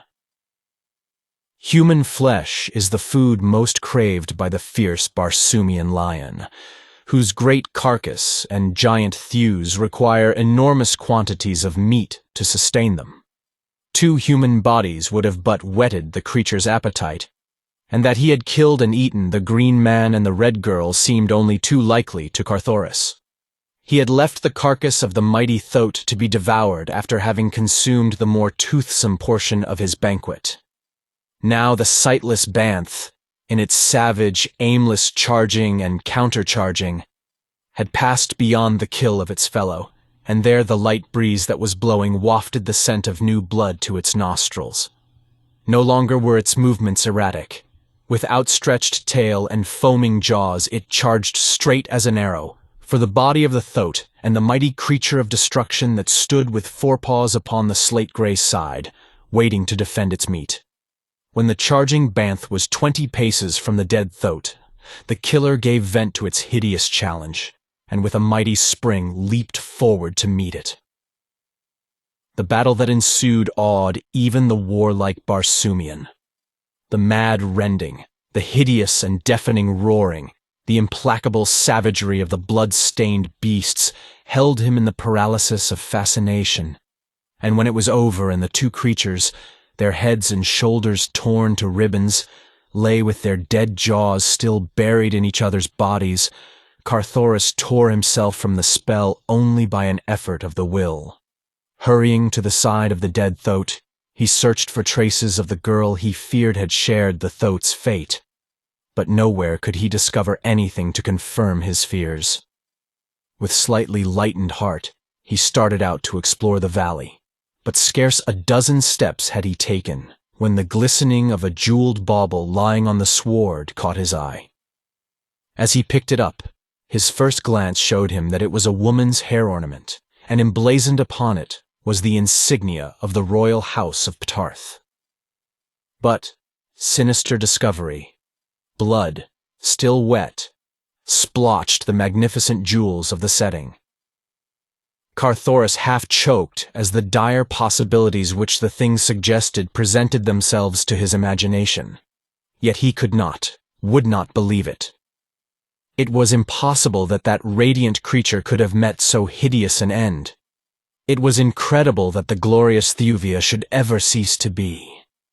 Upon his already jewel-encrusted harness, to the strap that crossed his great chest beneath which beat his loyal heart, Carthoris, Prince of Helium, fastened the gleaming thing that Thuvia of Ptarth had worn, and wearing, had made holy to the Heliumite. Then he proceeded upon his way into the heart of the unknown valley. For the most part, the giant trees shut off his view to any but the most limited distances. Occasionally he caught glimpses of the towering hills that bounded the valley upon every side, and though they stood out clear beneath the light of the two moons, he knew that they were far off, and that the extent of the valley was immense. For half the night he continued his search, until presently he was brought to a sudden halt by the distant sound of squealing Thoats. Guided by the noise of these habitually angry beasts, he stole forward through the trees until at last he came upon a level, treeless plain, in the center of which a mighty city reared its burnished domes and vividly colored towers. About the walled city, the red man saw a huge encampment of the green warriors of the dead sea bottoms, and as he let his eyes rove carefully over the city, he realized that here was no deserted metropolis of a dead past. But what city could it be? His studies had taught him that in this little explored portion of Barsoom the fierce tribe of Torquasian green men ruled supreme, and that as yet no red man had succeeded in piercing to the heart of their domain to return again to the world of civilization. The men of Torquas had perfected huge guns with which their uncanny marksmanship had permitted them to repulse the few determined efforts that nearby red nations had made to explore their country by means of battle fleets of airships. That he was within the boundary of Torquas, Carthoris was sure, but that there existed there such a wondrous city he never had dreamed, nor had the chronicles of the past even hinted at such a possibility. For the Torquasians were known to live, as did the other green men of Mars, within the deserted cities that dotted the dying planet. Nor ever had any green horde built so much as a single edifice, other than the low-walled incubators where their young are hatched by the sun's heat. The encircling camp of green warriors lay about 500 yards from the city's walls. Between it and the city was no semblance of breastwork or other protection against rifle or cannon fire. Yet distinctly now in the light of the rising sun, Carthoris could see many figures moving along the summit of the high wall, and upon the rooftops beyond. That they were beings like himself he was sure, though they were at too great a distance from him for him to be positive that they were red men.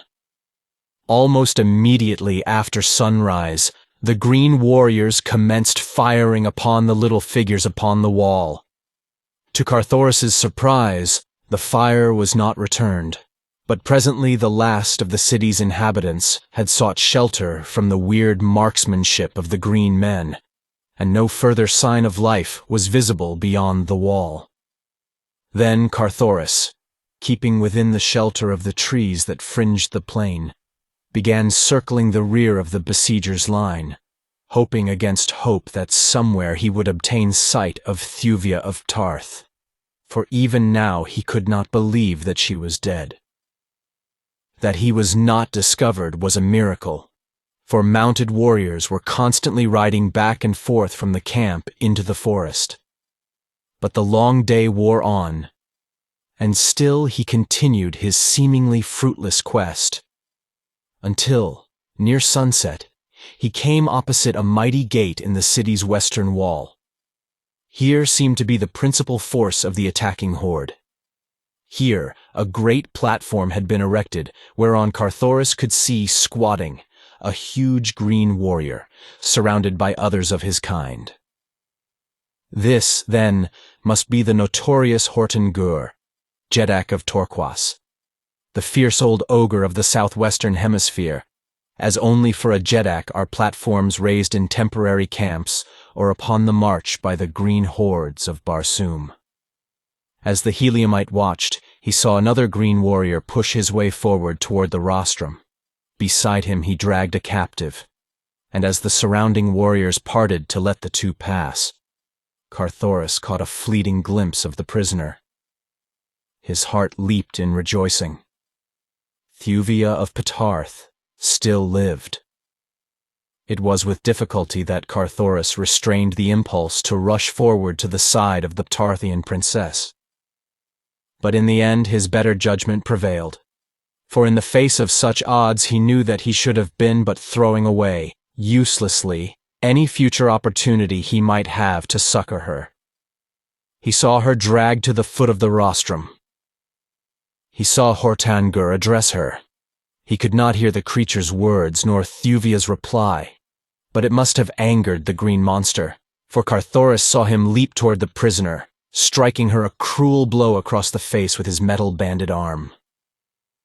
Then the son of John Carter, Jeddak of Jeddaks, warlord of Barsoom, went mad.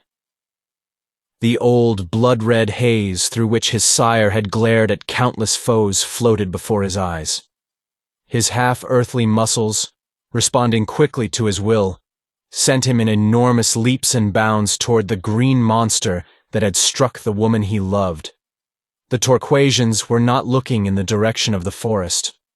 All eyes had been upon the figures of the girl and their Jeddak, and loud was the hideous laughter that rang out in appreciation of the wit of the Green Emperor's reply to his prisoner's appeal for liberty.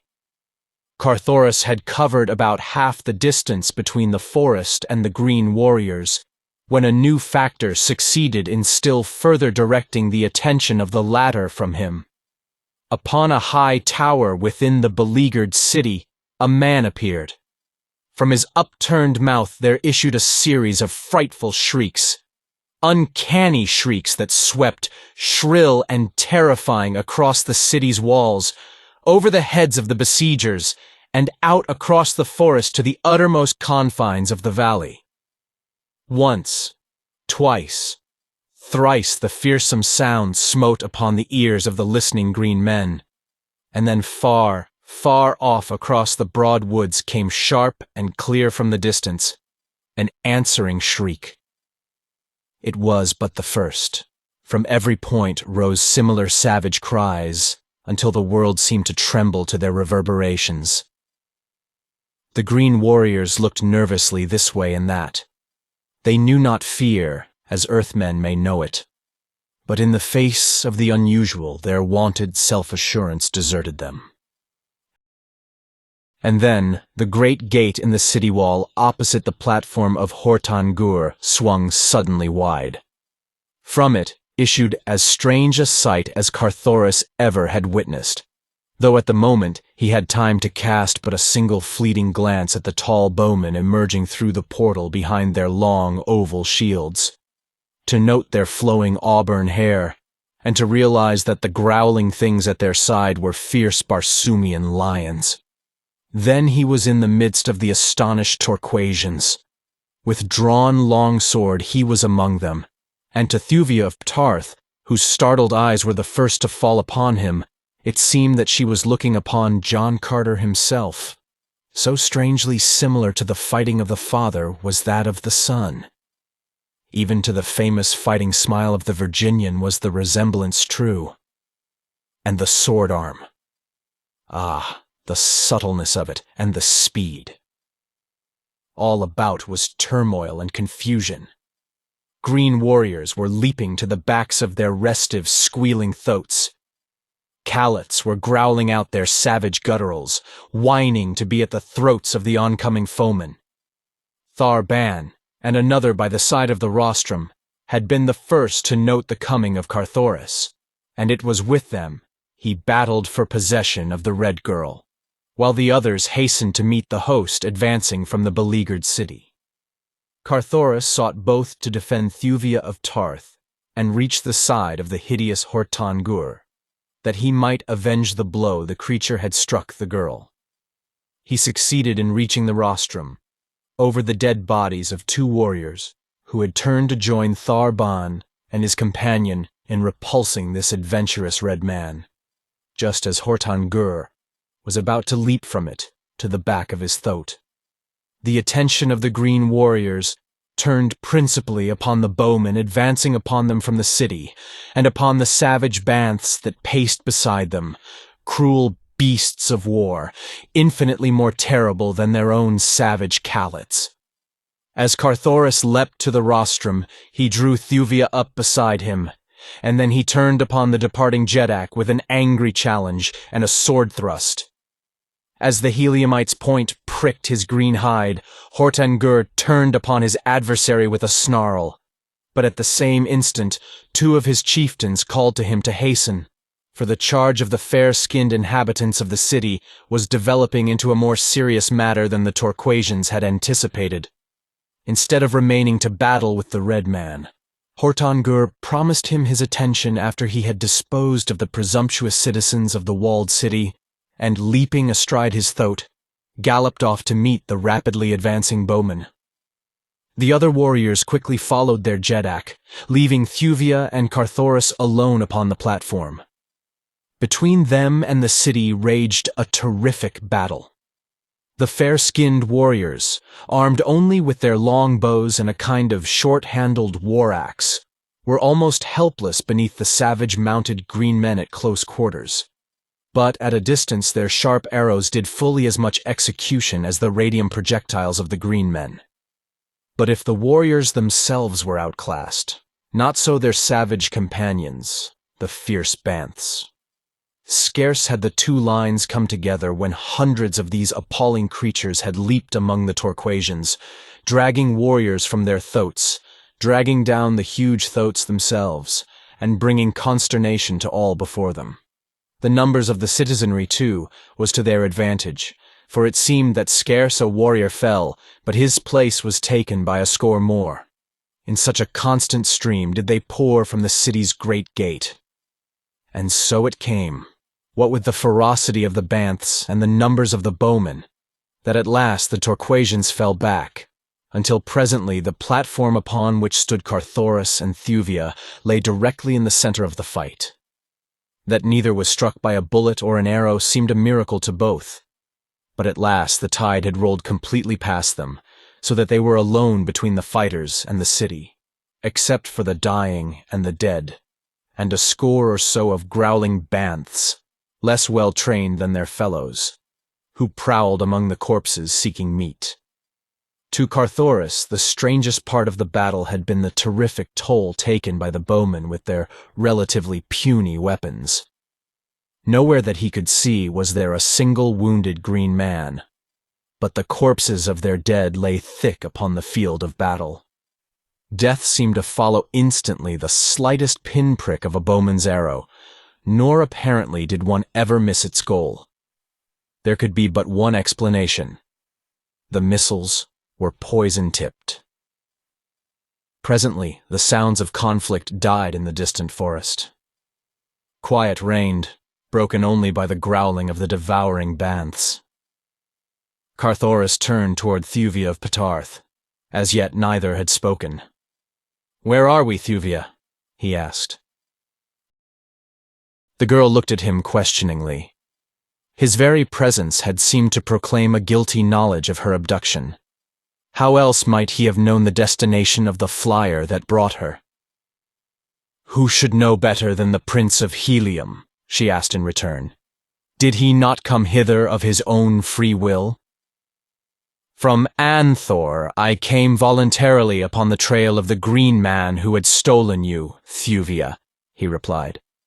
"But from the time I left Helium until I awoke above Anthor, I thought myself bound for Ptarth.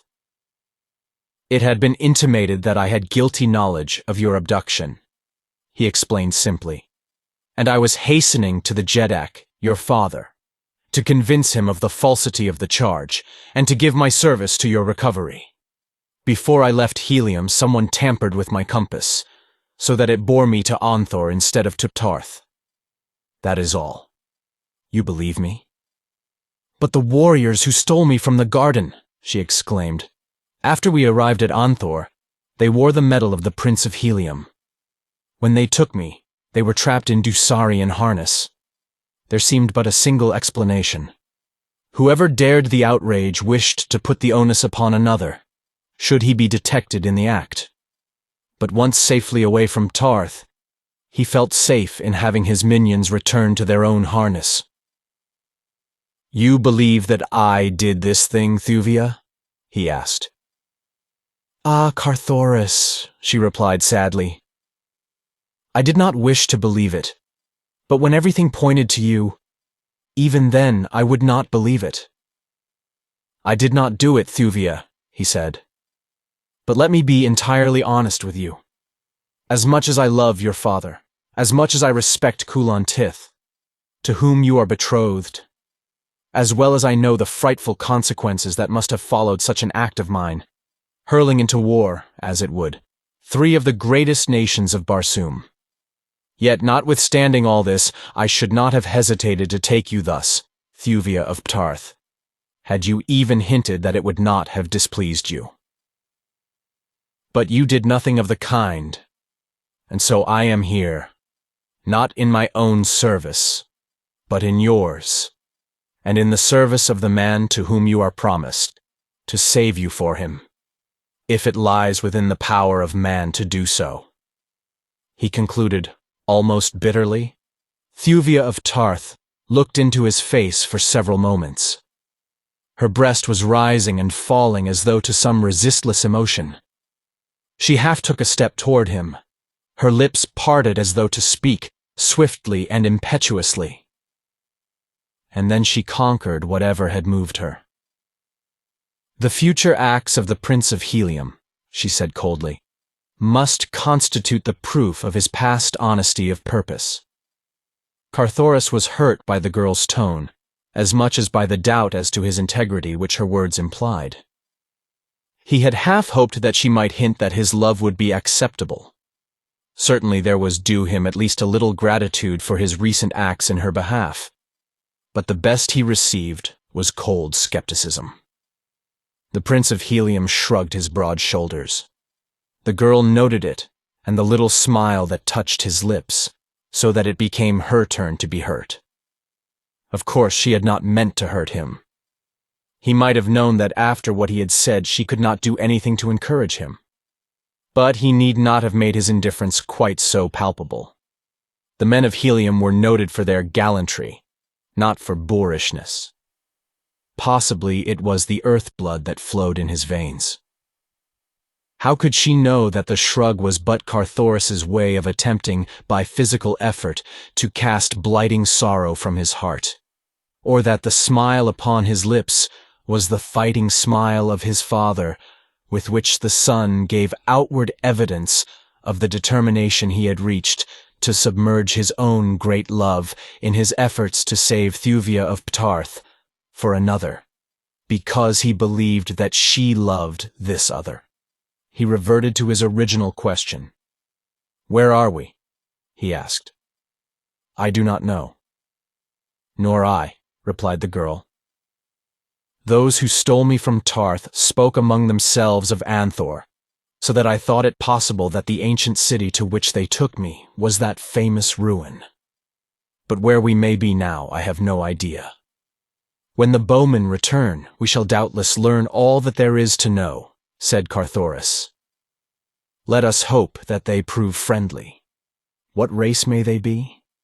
Only in the most ancient of our legends and in the mural paintings of the deserted cities of the Dead Sea bottoms are depicted such a race of auburn-haired, fair-skinned people. Can it be that we have stumbled upon a surviving city of the past, which all Barsoom believes buried beneath the ages?" Thuvia was looking toward the forest into which the green men and the pursuing bowmen had disappeared.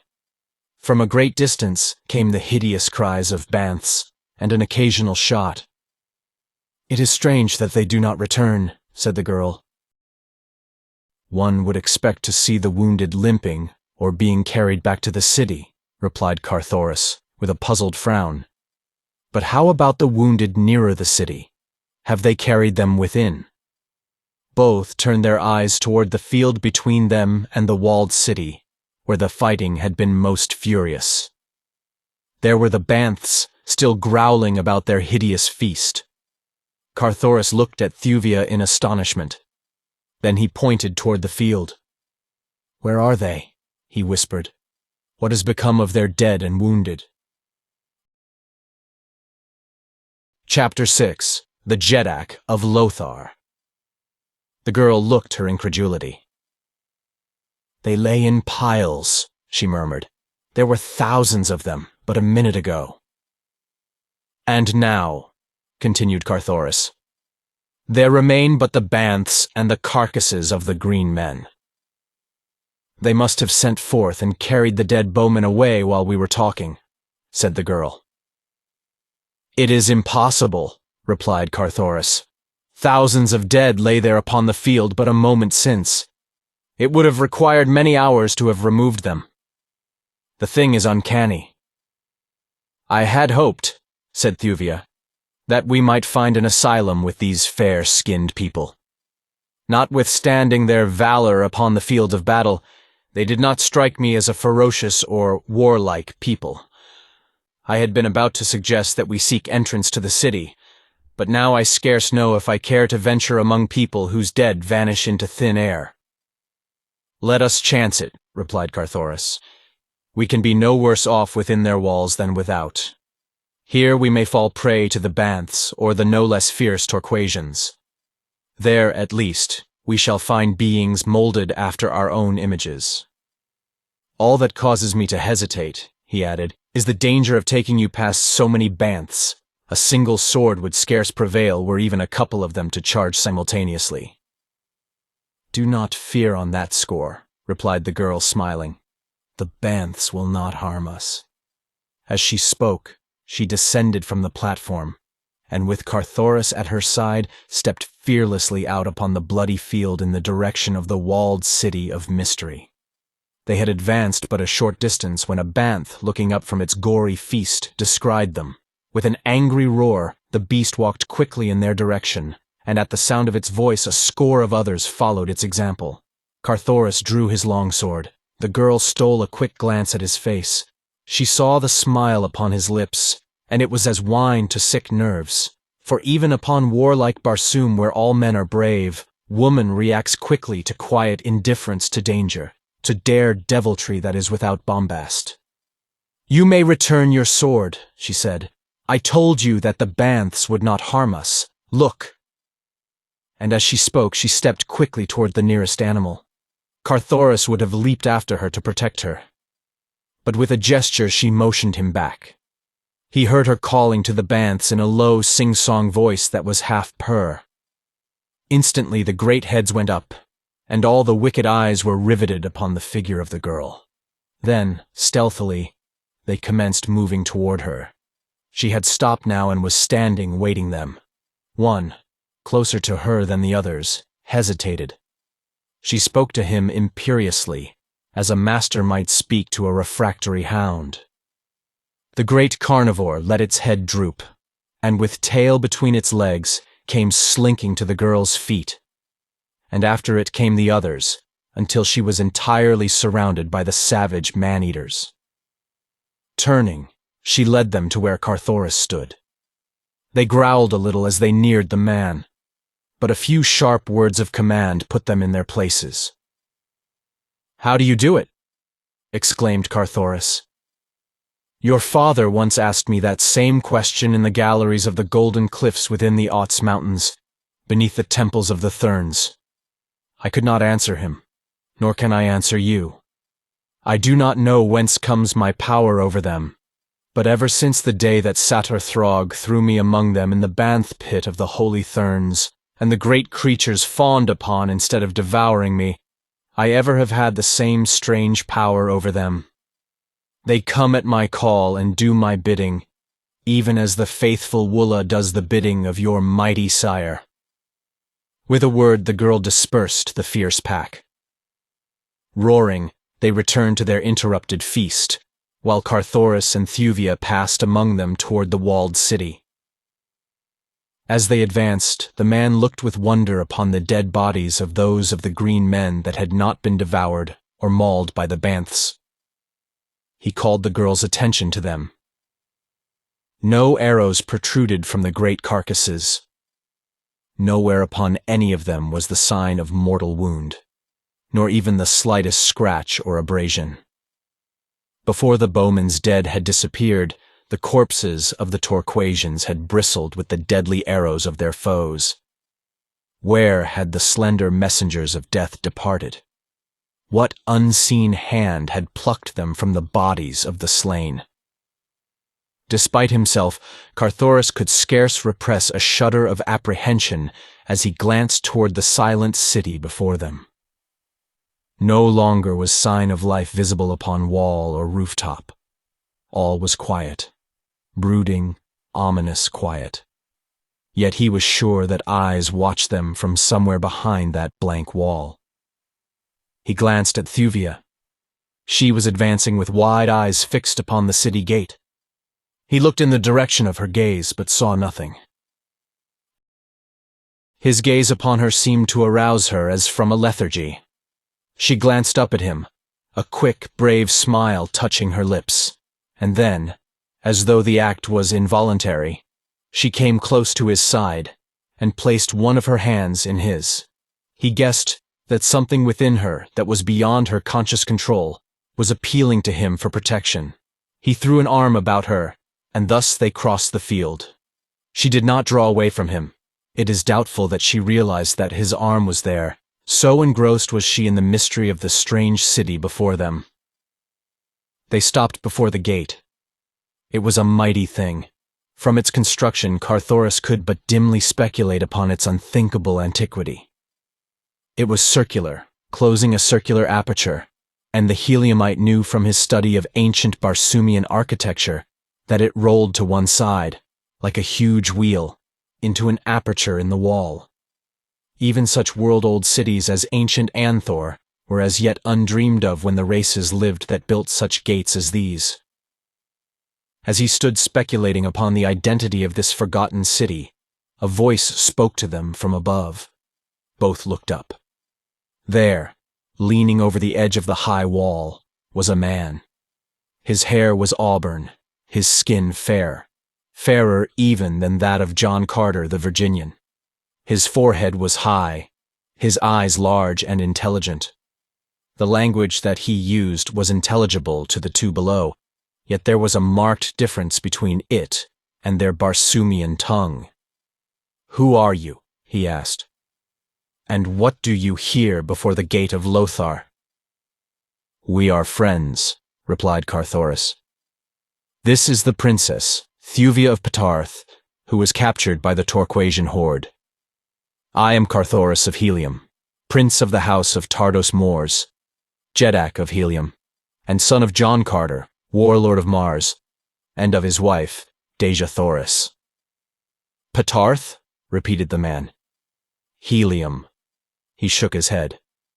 "I never have heard of these places, nor did I know that there dwelt upon Barsoom a race of your strange color. Where may these cities lie of which you speak?" "From our loftiest tower we have never seen another city than Lothar." Carthoris pointed toward the northeast. "In that direction lie Helium and Ptarth," he said. "Helium is over 8,000 haads from Lothar, while Ptarth lies 9,500 haads northeast of Helium." Still the man shook his head. "I know of nothing beyond the Lotharian hills," he said. "Naught may live there beside the hideous green hordes of Torquas. They have conquered all Barsoom except this single valley and the city of Lothar. Here we have defied them for countless ages, though periodically they renew their attempts to destroy us. From whence you come I cannot guess unless you be descended from the slaves the Torquasians captured in early times when they reduced the outer world to their vassalage, but we had heard that they destroyed all other races but their own." Carthoris tried to explain that the Torquasians ruled but a relatively tiny part of the surface of Barsoom, and even this only because their domain held nothing to attract the red race. But the Lotharian could not seem to conceive of anything beyond the valley of Lothar other than a trackless waste peopled by the ferocious green hordes of Torquas. After considerable parleying, he consented to admit them to the city. And a moment later, the wheel-like gate rolled back within its niche, and Thuvia and Carthoris entered the city of Lothar. All about them were evidences of fabulous wealth. The facades of the buildings fronting upon the avenue within the wall were richly carved, and about the windows and doors were oftentimes set foot-wide borders of precious stones, intricate mosaics, or tablets of beaten gold bearing bas-reliefs depicting what may have been bits of the history of this forgotten people. He with whom they had conversed across the wall was in the avenue to receive them. About him were 100 or more men of the same race. All were clothed in flowing robes, and all were beardless. Their attitude was more of fearful suspicion than antagonism. They followed the newcomers with their eyes, but spoke no word to them. Carthoris could not but notice the fact that though the city had been but a short time before surrounded by a horde of bloodthirsty demons, yet none of the citizens appeared to be armed, nor was there sign of soldiery about. He wondered if all the fighting men had sallied forth in one supreme effort to rout the foe, leaving the city all unguarded. He asked their host. The man smiled. "No creature other than a score or so of our sacred banths has left Lothar today," he replied. "But the soldiers! The Bowmen!" exclaimed Carthoris. "We saw thousands emerge from this very gate, overwhelming the hordes of Torquas and putting them to rout with their deadly arrows and their fierce banths." Still the man smiled his knowing smile. "Look!" he cried, and pointed down a broad avenue before him. Carthoris and Thuvia followed the direction indicated, and there, marching bravely in the sunlight, they saw advancing toward them a great army of bowmen. "Ah!" exclaimed Thuvia. "They have returned through another gate, or perchance these be the troops that remain to defend the city." Again the fellow smiled his uncanny smile. "There are no soldiers in Lothar," he said. "Look."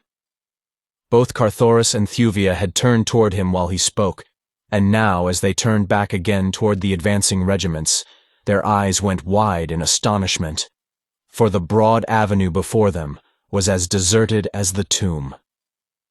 "And those who marched out upon the hordes today," whispered Carthoris, "they too were unreal?"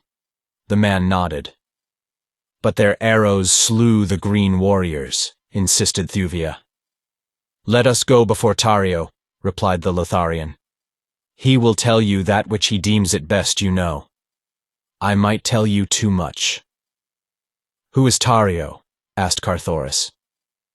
Jeddak of Lothar, replied the guide, leading them up the broad avenue down which they had but a moment since seen the phantom army marching. For half an hour, they walked along lovely avenues between the most gorgeous buildings that the two had ever seen. Few people were in evidence.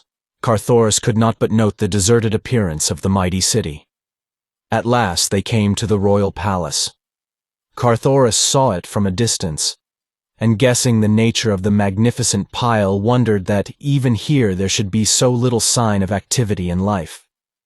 Not even a single guard was visible before the great entrance gate, nor in the gardens beyond, into which he could see, was there sign of the myriad life that pulses within the precincts of the royal estates of the Red Jeddaks.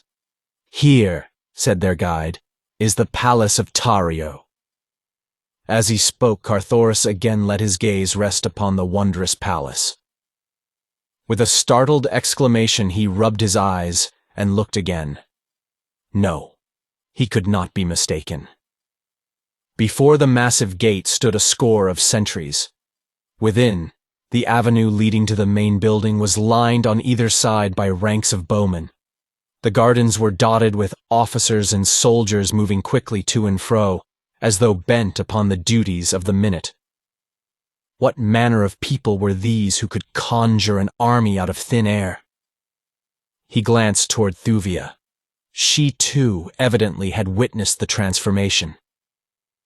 With a little shudder, she pressed more closely toward him. What do you make of it? She whispered. It is most uncanny. I cannot account for it, replied Carthoris, unless we have gone mad. Carthoris turned quickly toward the Lotharian. The fellow was smiling broadly. I thought that you just said that there were no soldiers in Lothar, said the Heliumite, with a gesture toward the guardsman. What are these? Ask Tario, replied the other. We shall soon be before him. Nor was it long before they entered a lofty chamber at one end of which a man reclined upon a rich couch that stood upon a high dais. As the trio approached, the man turned dreamy eyes sleepily upon them. 20 feet from the dais their conductor halted, and whispering to Thuvia and Carthoris to follow his example, threw himself headlong to the floor. Then rising to hands and knees, he commenced crawling toward the foot of the throne, swinging his head to and fro, and wiggling his body as you have seen a hound do when approaching its master. Thuvia glanced quickly toward Carthoris. He was standing erect, with high-held head and arms folded across his broad chest. A haughty smile curved his lips. The man upon the dais was eyeing him intently, and Carthoris of Helium was looking straight in the other's face. Who be these, Jav? Asked the man of him who crawled upon his belly along the floor. O Tario, most glorious Jeddak, replied Jav. These be strangers who came with the hordes of Torquas to our gates, saying that they were prisoners of the Green Men.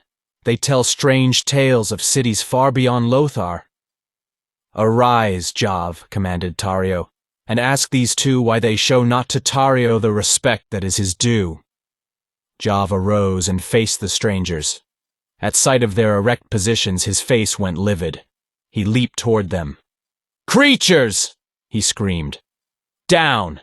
Down upon your bellies before the last of the Jeddaks of Barsoom! Chapter 7. The Phantom Bowman. As Jav leaped toward him, Carthoris laid his hand upon the hilt of his longsword. The Lotharian halted. The great apartment was empty, save for the four at the dais. Yet as Jav stepped back from the menace of the Heliumite's threatening attitude, the latter found himself surrounded by a score of bowmen. From whence had they sprung? Both Carthoris and Thuvia looked their astonishment. Now the former's sword leaped from its scabbard, and at the same instant the bowmen drew back their slim shafts.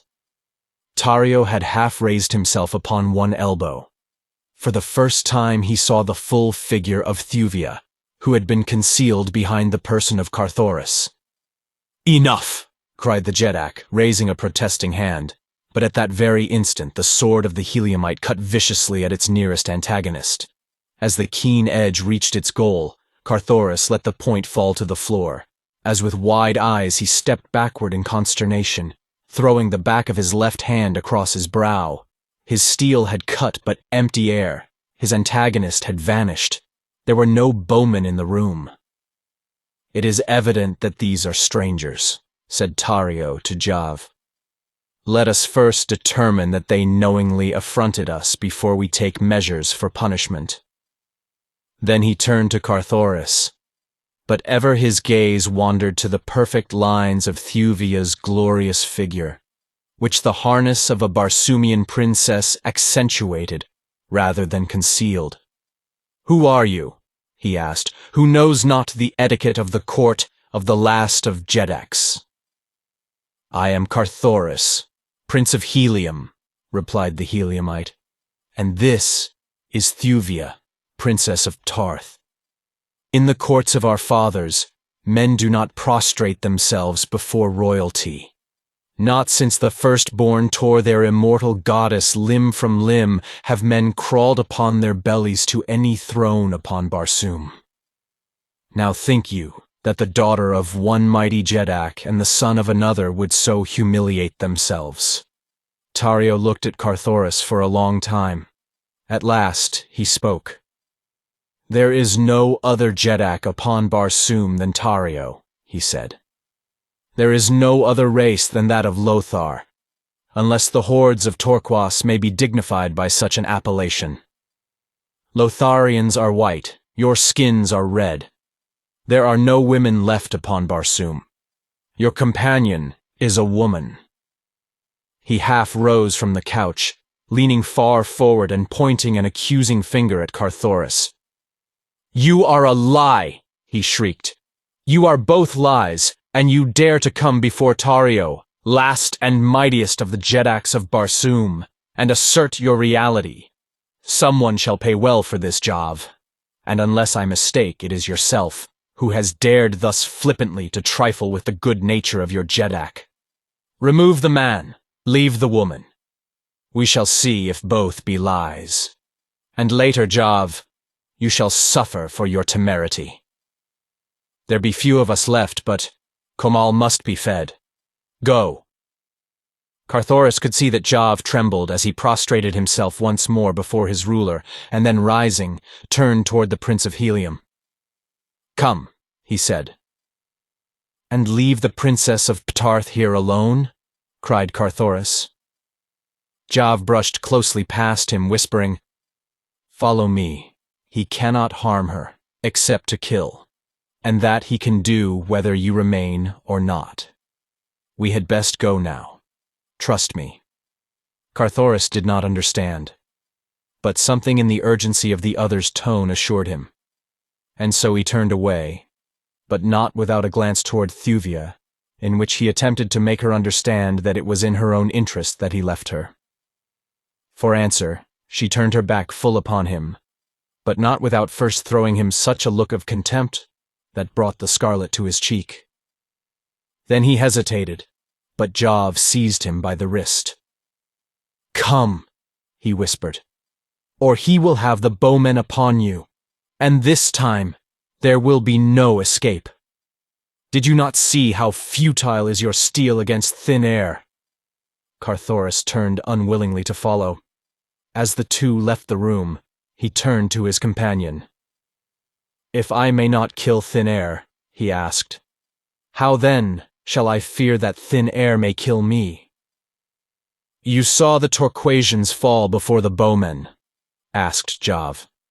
Carthoris nodded. "So would you fall before them, and without one single chance for self-defense or revenge." As they talked, Jav led Carthoris to a small room in one of the numerous towers of the palace. Here were couches, and Jav bid the Heliumite be seated. For several minutes the Lotharian eyed his prisoner, for such Carthoris now realized himself to be. "I am half convinced that you are real," he said at last. Carthoris laughed. "Of course I am real," he said. "What caused you to doubt it? Can you not see me, feel me?" "So may I see and feel the Bowmen," replied Jav. "And yet we all know that they, at least, are not real." Carthoris showed by the expression of his face his puzzlement at each new reference to the mysterious Bowmen, the vanishing soldiery of Lothar. "What then may they be?" he asked. "You really do not know?" asked Jav. Carthoris shook his head negatively. "I can almost believe that you have told us the truth, and that you are really from another part of Barsoom, or from another world. But tell me, in your own country have you no bowmen to strike terror to the hearts of the green hordsmen as they slay in company with the fierce banths of war?" "We have soldiers," replied Carthoris. "We of the red race are all soldiers, but we have no bowmen to defend us, such as yours. We defend ourselves." "You go out and get killed by your enemies," cried Jav incredulously. "Certainly," replied Carthoris. "How do the Lotharians?" "You have seen," replied the other. "We send out our deathless archers, deathless because they are lifeless, existing only in the imaginations of our enemies. It is really our giant minds that defend us, sending out legions of imaginary warriors to materialize before the mind's eye of the foe. They see them. They see their bows drawn back. They see their slender arrows speed with unerring precision toward their hearts. And they die, killed by the power of suggestion." "But the archers that are slain," exclaimed Carthoris. "You call them deathless, and yet I saw their dead bodies piled high upon the battlefield. How may that be?" "It is but to lend reality to the scene," replied Jav. "We picture many of our own defenders killed that the Torquasians may not guess that there are really no flesh and blood creatures opposing them. Once that truth became implanted in their minds, it is the theory of many of us, no longer would they fall prey to the suggestion of the deadly arrows, for greater would be the suggestion of the truth, and the more powerful suggestion would prevail. It is law." "And the Banths?" questioned Carthoris. "They, too, were but creatures of suggestion. Some of them were real," replied Jav. "Those that accompanied the archers in pursuit of the Torquasians were unreal. Like the archers, they never returned, but, having served their purpose, vanished with the bowmen when the rout of the enemy was assured. Those that remained about the field were real. Those we loosed as scavengers to devour the bodies of the dead of Torquas. This thing is demanded by the realists among us. I am a realist. Tario is an etherealist. The etherealists maintain that there is no such thing as matter, that all is mind. They say that none of us exists, except in the imagination of his fellows, other than as an intangible, invisible mentality. According to Tario, it is but necessary that we all unite in imagining that there are no dead Torquasians beneath our walls, and there will be none, nor any need of scavenging banths." "You, then, do not hold Tario's beliefs?" asked Carthoris. "In part only," replied the Lotharian. "I believe, in fact I know, that there are some truly ethereal creatures. Tario is one, I am convinced. He has no existence except in the imaginations of his people. Of course, it is the contention of all us realists that all etherealists are but figments of the imagination. They contend that no food is necessary, nor do they eat. But any one of the most rudimentary intelligence must realize that food is a necessity to creatures having actual existence." "Yes," agreed Carthoris. "Not having eaten today, I can readily agree with you." "Ah," Pardon me, exclaimed Jav. Pray be seated, and satisfy your hunger. And with a wave of his hand, he indicated a bountifully laden table that had not been there an instant before he spoke.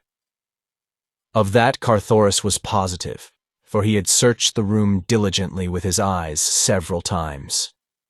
It is well, continued Jav, that you did not fall into the hands of an etherealist. Then indeed would you have gone hungry. But, exclaimed Carthoris, this is not real food. It was not here an instant since, and real food does not materialize out of thin air. Jav looked hurt. There is no real food or water in Lothar, he said. Nor has there been for countless ages. Upon such as you now see before you have we existed since the dawn of history. Upon such then may you exist. But I thought you were a realist, exclaimed Carthoris. Indeed, cried Jav. What more realistic than this bounteous feast? It is just here that we differ most from the etherealists. They claim that it is unnecessary to imagine food. But we have found that for the maintenance of life, we must thrice daily sit down to hearty meals. The food that one eats is supposed to undergo certain chemical changes during the process of digestion and assimilation. The result, of course, being the rebuilding of wasted tissue. Now we all know that mind is all, though we may differ in the interpretation of its various manifestations. Tario maintains that there is no such thing as substance, all being created from the substanceless matter of the brain. We realists, however, know better. We know that mind has the power to maintain substance, even though it may not be able to create substance. The latter is still an open question. And so we know that in order to maintain our physical bodies, we must cause all our organs properly to function. This we accomplish by materializing food thoughts, and by partaking of the food thus created. We chew, we swallow, we digest. All our organs function precisely as if we had partaken of material food. And what is the result? What must be the result? The chemical changes take place through both direct and indirect suggestion, and we live and thrive. Carthoris eyed the food before him. It seemed real enough. He lifted a morsel to his lips. There was substance indeed, and flavor as well. Yes, even his palate was deceived. Jav watched him, smiling, as he ate.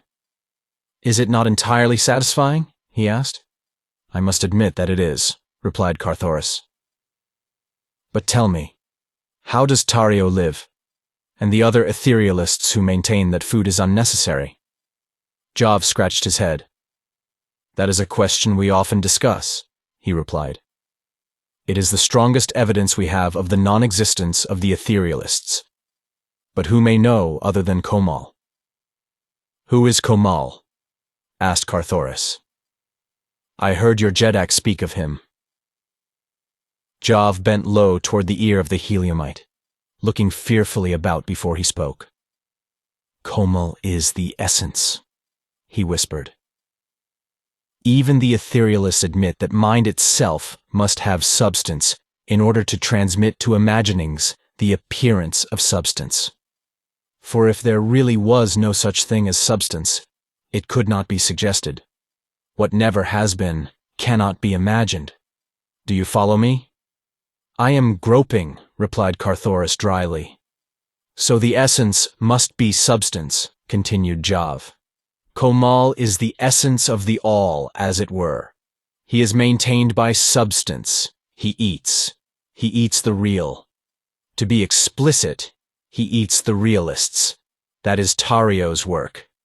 He says that inasmuch as we maintain that we alone are real, we should, to be consistent, admit that we alone are proper food for Komal. Sometimes, as today, we find other food for him.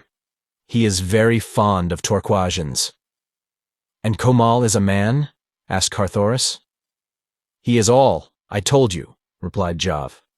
I know not how to explain him in words that you will understand. He is the beginning and the end. All life emanates from Komal, since the substance which feeds the brain with imaginings radiates from the body of Komal. Should Komal cease to eat, all life upon Barsoom would cease to be. He cannot die, but he might cease to eat and thus to radiate. And he feeds upon the men and women of your belief? Cried Carthoris. Women! Exclaimed Jav. There are no women in Lothar. The last of the Lotharian females perished ages since, upon that cruel and terrible journey across the muddy plains that fringed the half-dried seas, when the green horde scourged us across the world to this our last hiding place, our impregnable fortress of Lothar. Scarce 20,000 men of all the countless millions of our race lived to reach Lothar. Among us were no women and no children. All these had perished by the way.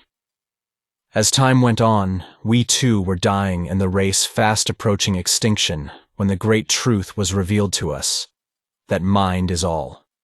Many more died before we perfected our powers, but at last we were able to defy death when we fully understood that death was merely a state of mind. Then came the creation of mind people, or rather the materialization of imaginings.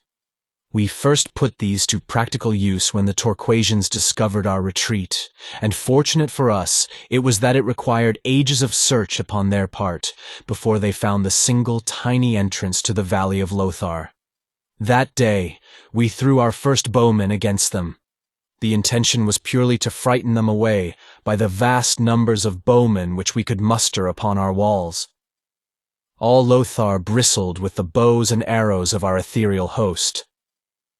But the Torquasians did not frighten. They are lower than the beasts. They know no fear. They rushed upon our walls, and standing upon the shoulders of others, they built human approaches to the wall tops, and were on the very point of surging in upon us and overwhelming us. Not an arrow had been discharged by our bowmen. We did but cause them to run to and fro along the wall top, screaming taunts and threats at the enemy. Presently, I thought to attempt the thing, the great thing. I centered all my mighty intellect upon the bowmen of my own creation. Each of us produces and directs as many bowmen as his mentality and imagination is capable of. I caused them to fit arrows to their bows for the first time. I made them take aim at the hearts of the green men. I made the green men see all this. And then I made them see the arrows fly. And I made them think that the points pierced their hearts. It was all that was necessary. By hundreds they toppled from our walls, and when my fellows saw what I had done they were quick to follow my example, so that presently the hordes of Torquas had retreated beyond the range of our arrows. We might have killed them at any distance. But one rule of war we have maintained from the first. The rule of realism. We do nothing. Or rather we cause our bowmen to do nothing within sight of the enemy that is beyond the understanding of the foe. Otherwise they might guess the truth, and that would be the end of us. But after the Torquasians had retreated beyond bowshot, they turned upon us with their terrible rifles, and by constant popping at us made life miserable within our walls. So then, I bethought the scheme to hurl our bowmen through the gates upon them. You have seen this day how well it works. For ages they have come down upon us at intervals, but always with the same results. And all this is due to your intellect, Jav? Asked Carthoris. I should think that you would be high in the councils of your people. I am, replied Jav proudly. I am next to Tario. But why then, your cringing manner of approaching the throne? Tario demands it. He is jealous of me. He only awaits the slightest excuse to feed me to Komal. He fears that I may someday usurp his power. Carthoris suddenly sprang from the table. Jav! He exclaimed. I am a beast! Here I have been eating my fill, while the princess of Tarth may perchance be still without food. Let us return and find some means of furnishing her with nourishment." The Lotharian shook his head. "Tario would not permit it," he said. "He will, doubtless, make an etherealist of her." "But I must go to her," insisted Carthoris. "You say that there are no women in Lothar. Then she must be among men, and if this be so, I intend to be near where I may defend her if the need arises." "Tario will have his way," insisted Jav. "He sent you away and you may not return until he sends for you." "Then I shall go without waiting to be sent for." "Do not forget the Bowmen," cautioned Jav. "I do not forget them," replied Carthoris. But he did not tell Jav that he remembered something else that the Lotharian had let drop. Something that was but a conjecture, possibly, and yet one well worth pinning a forlorn hope to, should necessity arise. Carthoris started to leave the room. Jav stepped before him, barring his way. "I have learned to like you, Red Man," he said. "But do not forget that Tario is still my Jeddak, and that Tario has commanded that you remain here." Carthoris was about to reply, when there came faintly to the ears of both a woman's cry for help. With a sweep of his arm, the Prince of Helium brushed the Lotharian aside, and with drawn sword sprang into the corridor without. Chapter 8. The Hall of Doom. As Thuvia of Petarth saw Carthoris depart from the presence of Tario, leaving her alone with the man, a sudden qualm of terror seized her. There was an air of mystery pervading the stately chamber. Its furnishings and appointments bespoke wealth and culture, and carried the suggestion that the room was often the scene of royal functions which filled it to its capacity. And yet nowhere about her, in antechamber or corridor, was there sign of any other being than herself and the recumbent figure of Tario the Jeddak, who watched her through half-closed eyes from the gorgeous trappings of his regal couch. For a time after the departure of Jav and Carthoris, the man eyed her intently. Then he spoke. "Come nearer," he said, and as she approached, "Whose creature are you? Who has dared materialize his imaginings of woman? It is contrary to the customs and the royal edicts of Lothar. Tell me, woman, from whose brain have you sprung? Jav's? No, do not deny it. I know that it could be no other than that envious realist. He seeks to tempt me. He would see me fall beneath the spell of your charms, and then he, your master, would direct my destiny and my end. I see it all. I see it all." The blood of indignation and anger had been rising to Thuvia's face. Her chin was up, a haughty curve upon her perfect lips. "I know naught," she cried, "of what you are prating. I am Thuvia, Princess of Petarth. I am no man's creature. Never before today did I lay eyes upon him you called Jav, nor upon your ridiculous city, of which even the greatest nations of Barsoom have never dreamed. My charms are not for you, nor such as you. They are not for sale or barter, even though the price were a real throne. And as for using them to win your worse than futile power—" She ended her sentence with a shrug of her shapely shoulders, and a little scornful laugh. When she had finished, Tario was sitting upon the edge of his couch, his feet upon the floor. He was leaning forward with eyes no longer half closed, but wide with a startled expression in them. He did not seem to note the lèse-majesté of her words and manner. There was evidently something more startling and compelling about her speech than that. Slowly he came to his feet. "By the fangs of Komal," he muttered. "But you are real, a real woman, no dream, no vain and foolish figment of the mind." He took a step toward her with hands outstretched. "Come," he whispered. "Come, woman. For countless ages have I dreamed that someday you would come. And now that you are here, I can scarce believe the testimony of my eyes. Even now, knowing that you are real, I still half dread that you may be a lie." Thuvia shrank back. She thought the man mad. Her hand stole to the jeweled hilt of her dagger. The man saw the move and stopped. A cunning expression entered his eyes. Then they became at once dreamy and penetrating, as they fairly bored into the girl's brain. Thuvia suddenly felt a change coming over her. What the cause of it she did not guess, but somehow the man before her began to assume a new relationship within her heart. No longer was he a strange and mysterious enemy, but an old and trusted friend. Her hand slipped from the dagger's hilt. Tario came closer. He spoke gentle, friendly words, and she answered him in a voice that seemed hers, and yet another's. He was beside her now. His hand was upon her shoulder. His eyes were down-bent toward hers. She looked up into his face. His gaze seemed to bore straight through her to some hidden spring of sentiment within her. Her lips parted in sudden awe and wonder at the strange revealment of her inner self that was being laid bare before her consciousness. She had known Tario forever. He was more than friend to her. She moved a little closer to him. In one swift flood of light she knew the truth. She loved Tario, Jeddak of Lothar. She had always loved him. The man, seeing the success of his strategy, could not restrain a faint smile of satisfaction.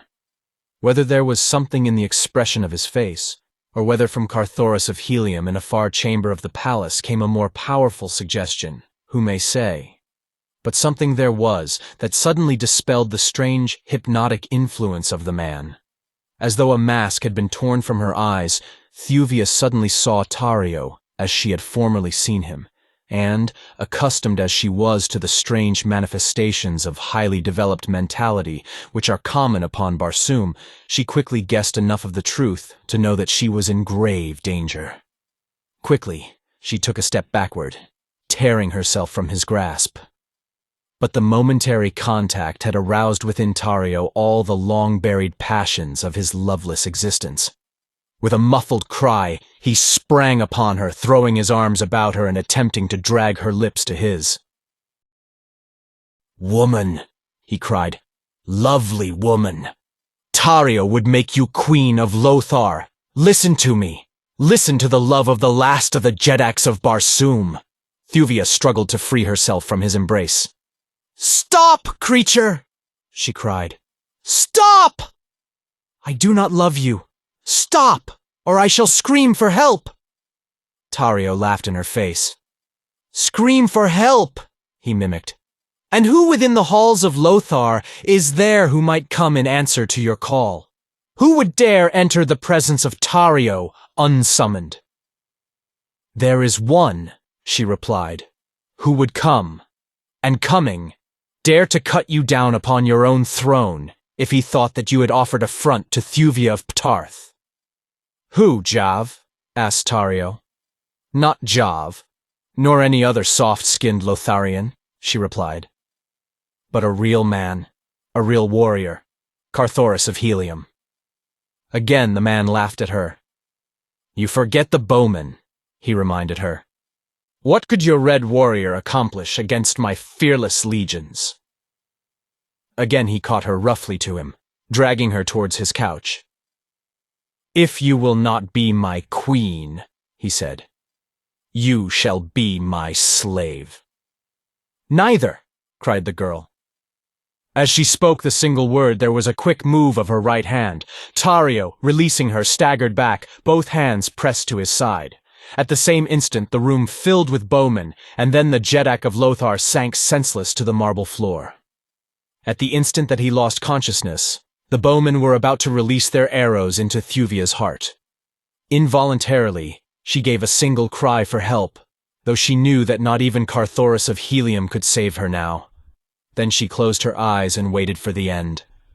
No slender shafts pierced her tender side. She raised her lids to see what stayed the hand of her executioners. The room was empty, save for herself and the still form of the Jeddak of Lothar lying at her feet, a little pool of crimson staining the white marble of the floor beside him. Tario was unconscious. Thuvia was amazed. Where were the Bowmen? Why had they not loosed their shafts? What could it all mean?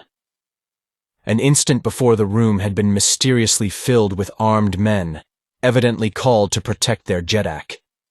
Yet now, with the evidence of her deed plain before them, they had vanished as mysteriously as they had come, leaving her alone with the body of their ruler, into whose side she had slipped her long, keen blade. The girl glanced apprehensively about, first for signs of the return of the Bowmen, and then for some means of escape. The wall behind the dais was pierced by two small doorways, hidden by heavy hangings. Thuvia was running quickly towards one of these when she heard the clank of a warrior's metal at the end of the apartment behind her. Ah, if she had but an instant more of time, she could have reached that screening arras and, perchance, have found some avenue of escape behind it. But now it was too late. She had been discovered.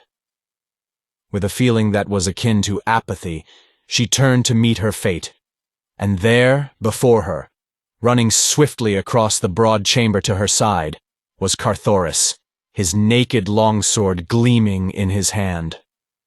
For days she had doubted the intentions of the Heliumite. She had thought him a party to her abduction. Since fate had thrown them together, she had scarce favored him with more than the most perfunctory replies to his remarks, unless at such times as the weird and uncanny happenings at Lothar had surprised her out of her reserve. She knew that Carthoris of Helium would fight for her, but whether to save her for himself or another, she was in doubt. He knew that she was promised to Kulan Tith, Jeddak of XIII, but if he had been instrumental in her abduction, his motives could not be prompted by loyalty to his friend or regard for her honor. And yet, as she saw him coming across the marble floor of the audience chamber of Tario of Lothar, his fine eyes filled with apprehension for her safety, his splendid figure personifying all that is finest in the fighting men of martial Mars, she could not believe that any faintest trace of perfidy lurked beneath so glorious an exterior. Never, she thought, in all her life had the sight of any man been so welcome to her. It was with difficulty that she refrained from rushing forward to meet him. She knew that he loved her, but in time she recalled that she was promised to Kulan Tith. Not even might she trust herself to show too great gratitude to the Heliumite, lest he misunderstand. Carthoris was by her side now. His quick glance had taken in the scene within the room, the still figure of the Jeddak sprawled upon the floor, the girl hastening toward a shrouded exit.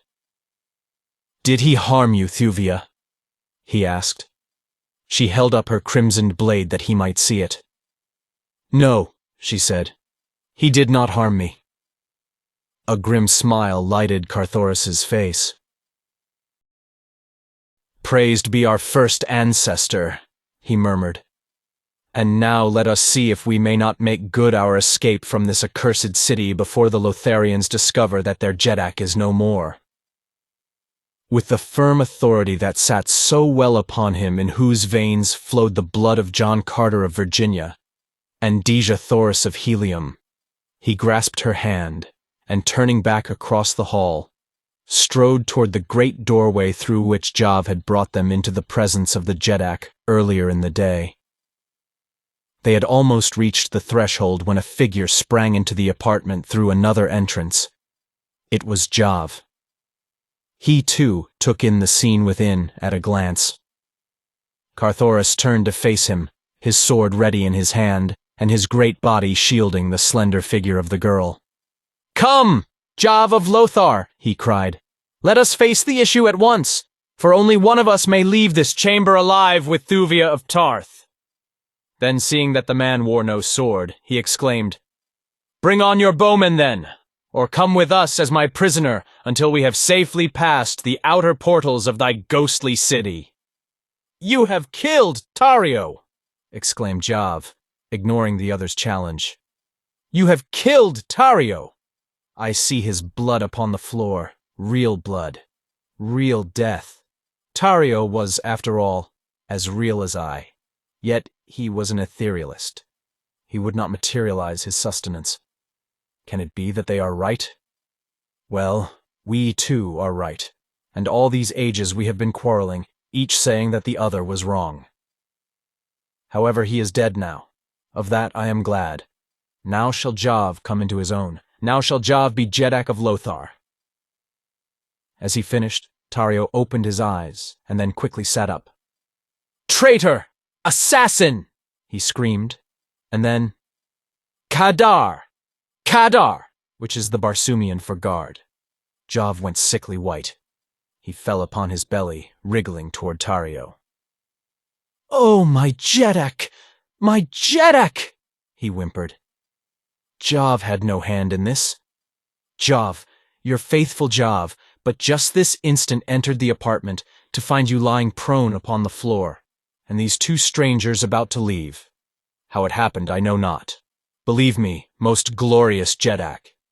"Cease, knave!" cried Tario. "I heard your words. However, he is dead now. Of that I am glad.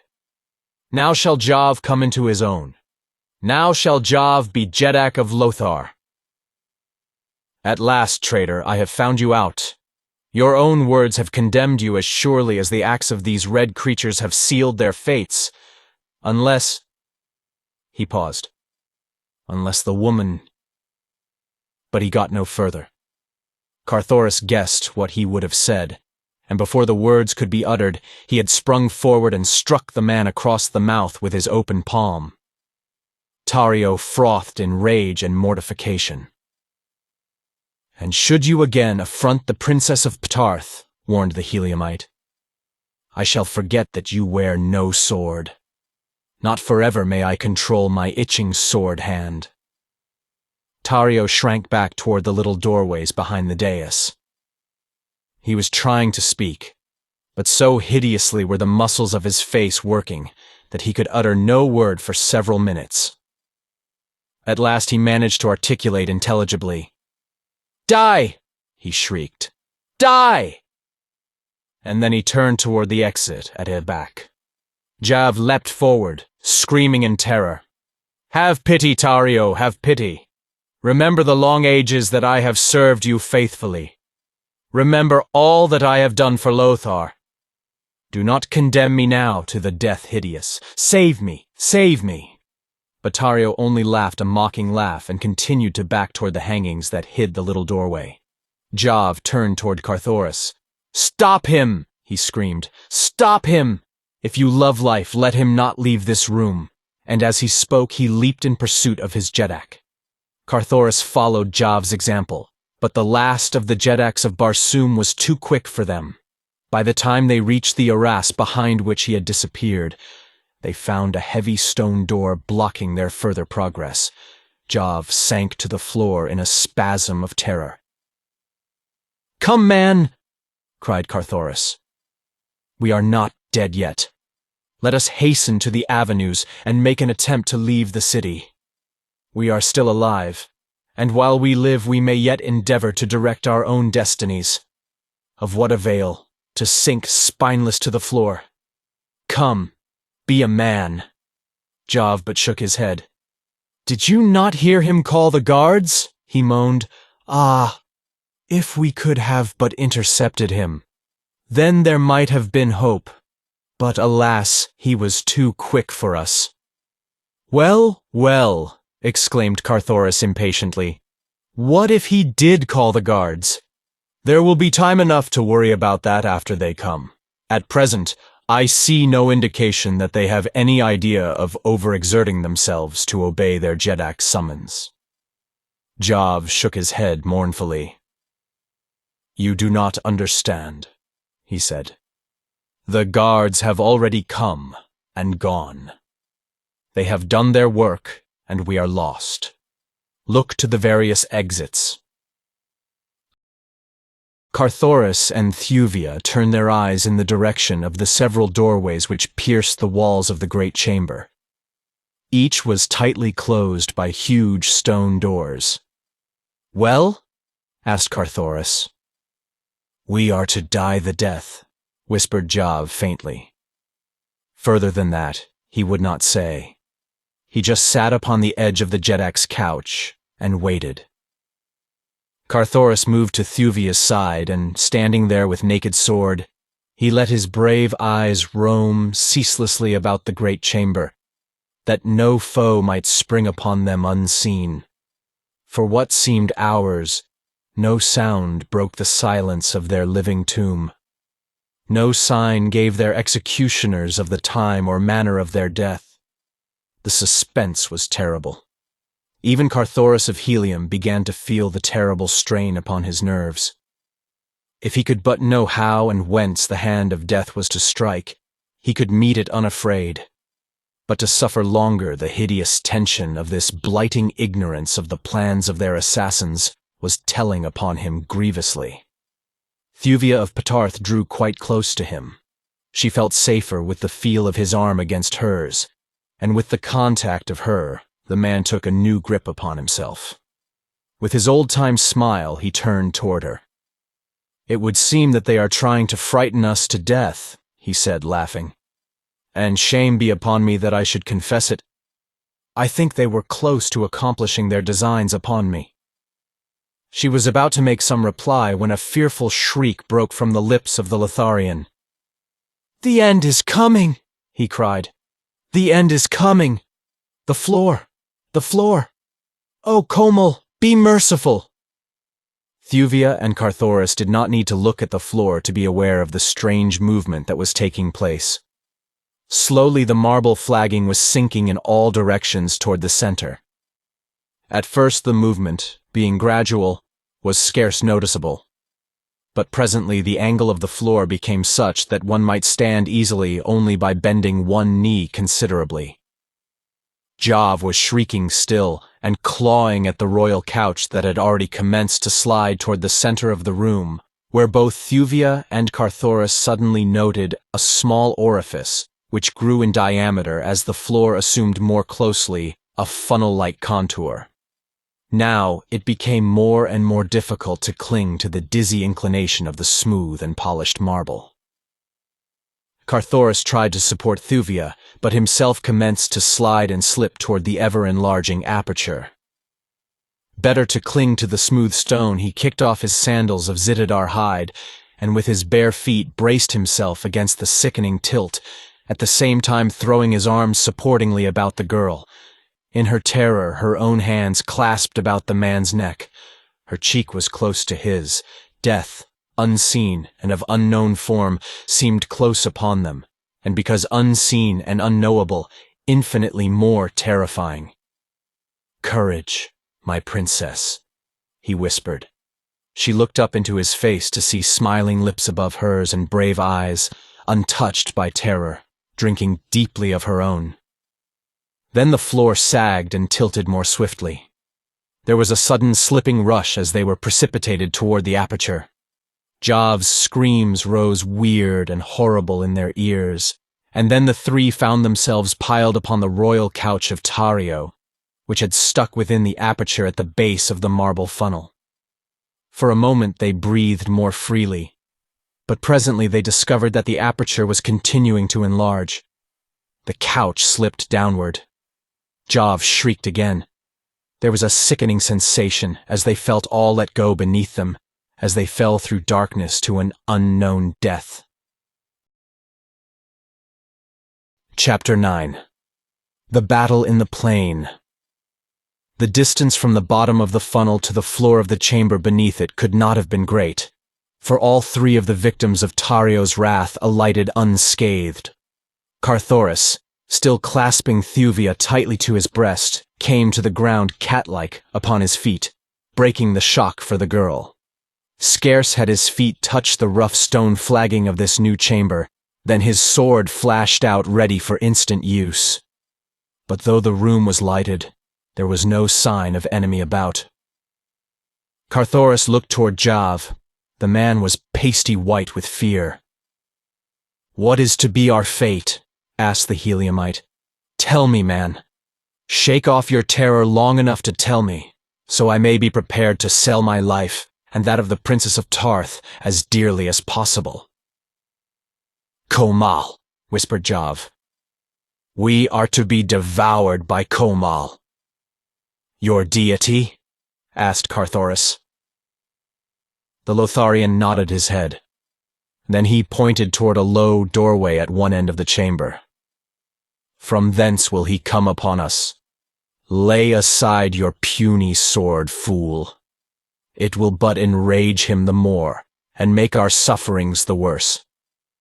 Carthoris smiled, gripping his longsword the more firmly. Presently, Jav gave a horrified moan, at the same time pointing toward the door. "He has come," he whimpered. Carthoris and Thuvia looked in the direction the Lotharian had indicated, expecting to see some strange and fearful creature in human form. But to their astonishment, they saw the broad head and great maned shoulders of a huge banth, the largest that either ever had seen. Slowly and with dignity, the mighty beast advanced into the room. Jav had fallen to the floor and was wriggling his body in the same servile manner that he had adopted toward Tario. He spoke to the fierce beast as he would have spoken to a human being, pleading with it for mercy. Carthoris stepped between Thuvia and the banth, his sword ready to contest the beast's victory over them.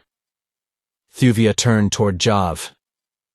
"Is this Komal, your god?" she asked. Jav nodded affirmatively. The girl smiled, and then, brushing past Carthoris, she stepped swiftly toward the growling carnivore. In low, firm tones, she spoke to it as she had spoken to the banths of the Golden Cliffs and the scavengers before the walls of Lothar. The beast ceased its growling. With lowered head and cat-like purr, it came slinking to the girl's feet. Thuvia turned toward Carthoris. "It is but a banth," she said. "We have nothing to fear from it." Carthoris smiled. "I did not fear it," he replied, "for I too believed it to be only a banth, and I have my long sword." Jav sat up and gazed at the spectacle before him, the slender girl weaving her fingers in the tawny mane of the huge creature that he had thought divine, while Komal rubbed his hideous snout against her side. "So this is your god," laughed Thuvia. Jav looked bewildered. He scarce knew whether he dared chance offending Komal or not, for so strong is the power of superstition that even though we know that we have been reverencing a sham, yet still we hesitate to admit the validity of our newfound convictions. "Yes," he said, "this is Komal. For ages, the enemies of Tario have been hurled to this pit to fill his maw, for Komal must be fed." "Is there any way out of this chamber to the avenues of the city?" asked Carthoris. Jav shrugged. "I do not know," he replied. "Never have I been here before, nor ever have I cared to do so." "Come," suggested Thuvia. "Let us explore. There must be a way out." Together the three approached the doorway through which Komal had entered the apartment that was to have witnessed their deaths. Beyond was a low-roofed lair with a small door at the far end. This, to their delight, opened to the lifting of an ordinary latch, letting them into a circular arena, surrounded by tiers of seats. "Here is where Komal is fed in public," explained Jav. "Had Tario dared, it would have been here that our fates had been sealed. But he feared too much thy keen blade, Red Man, and so he hurled us all downward to the pit. I did not know how closely connected were the two chambers. Now we may easily reach the avenues and the city gates. Only the Bowmen may dispute the right of way, and knowing their secret, I doubt that they have power to harm us." Another door led to a flight of steps that rose from the arena level upward through the seats to an exit at the back of the hall. Beyond this was a straight, broad corridor running directly through the palace to the gardens at the side. No one appeared to question them as they advanced, mighty Komal pacing by the girl's side. "Where are the people of the palace, the Jeddak's retinue?" asked Carthoris. "Even in the city streets as we came through, I scarce saw sign of a human being. Yet all about are evidences of a mighty population." Jav sighed. "Poor Lothar," he said. It is indeed a city of ghosts. There are scarce 1,000 of us left, who once were numbered in the millions. Our great city is peopled by the creatures of our own imaginings. For our own needs, we do not take the trouble to materialize these peoples of our brain, yet they are apparent to us. Even now I see great throngs lining the avenue, hastening to and fro in the round of their duties. I see women and children laughing on the balconies. These we are forbidden to materialize, but yet I see them. They are here. But why not? He mused. No longer need I fear Tario. He has done his worst, and failed. Why not indeed? Stay, friends, he continued. Would you see Lothar in all her glory? Carthoris and Thuvia nodded their assent, more out of courtesy than because they fully grasped the import of his mutterings. Jav gazed at them penetratingly for an instant, then, with a wave of his hand, cried, "Look!" The sight that met them was awe-inspiring. Where before there had been naught but deserted pavements and scarlet swords, yawning windows and tenantless doors, now swarmed a countless multitude of happy, laughing people. "It is the past," said Jav in a low voice. "They do not see us. They but live the old, dead past of ancient Lothar, the dead and crumbled Lothar of antiquity, which stood upon the shore of Throxus, mightiest of the 5 oceans.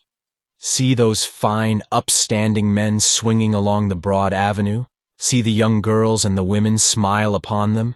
See the men greet them with love and respect. Those be seafarers coming up from their ships which lie at the quays at the city's edge. Brave men they, but the glory of Lothar has faded. See their weapons. They alone bore arms, for they crossed the 5 seas to strange places where dangers were. With their passing passed the martial spirit of the Lotharians, leaving, as the ages rolled by, a race of spineless cowards. We hated war, and so we trained not our youth in warlike ways.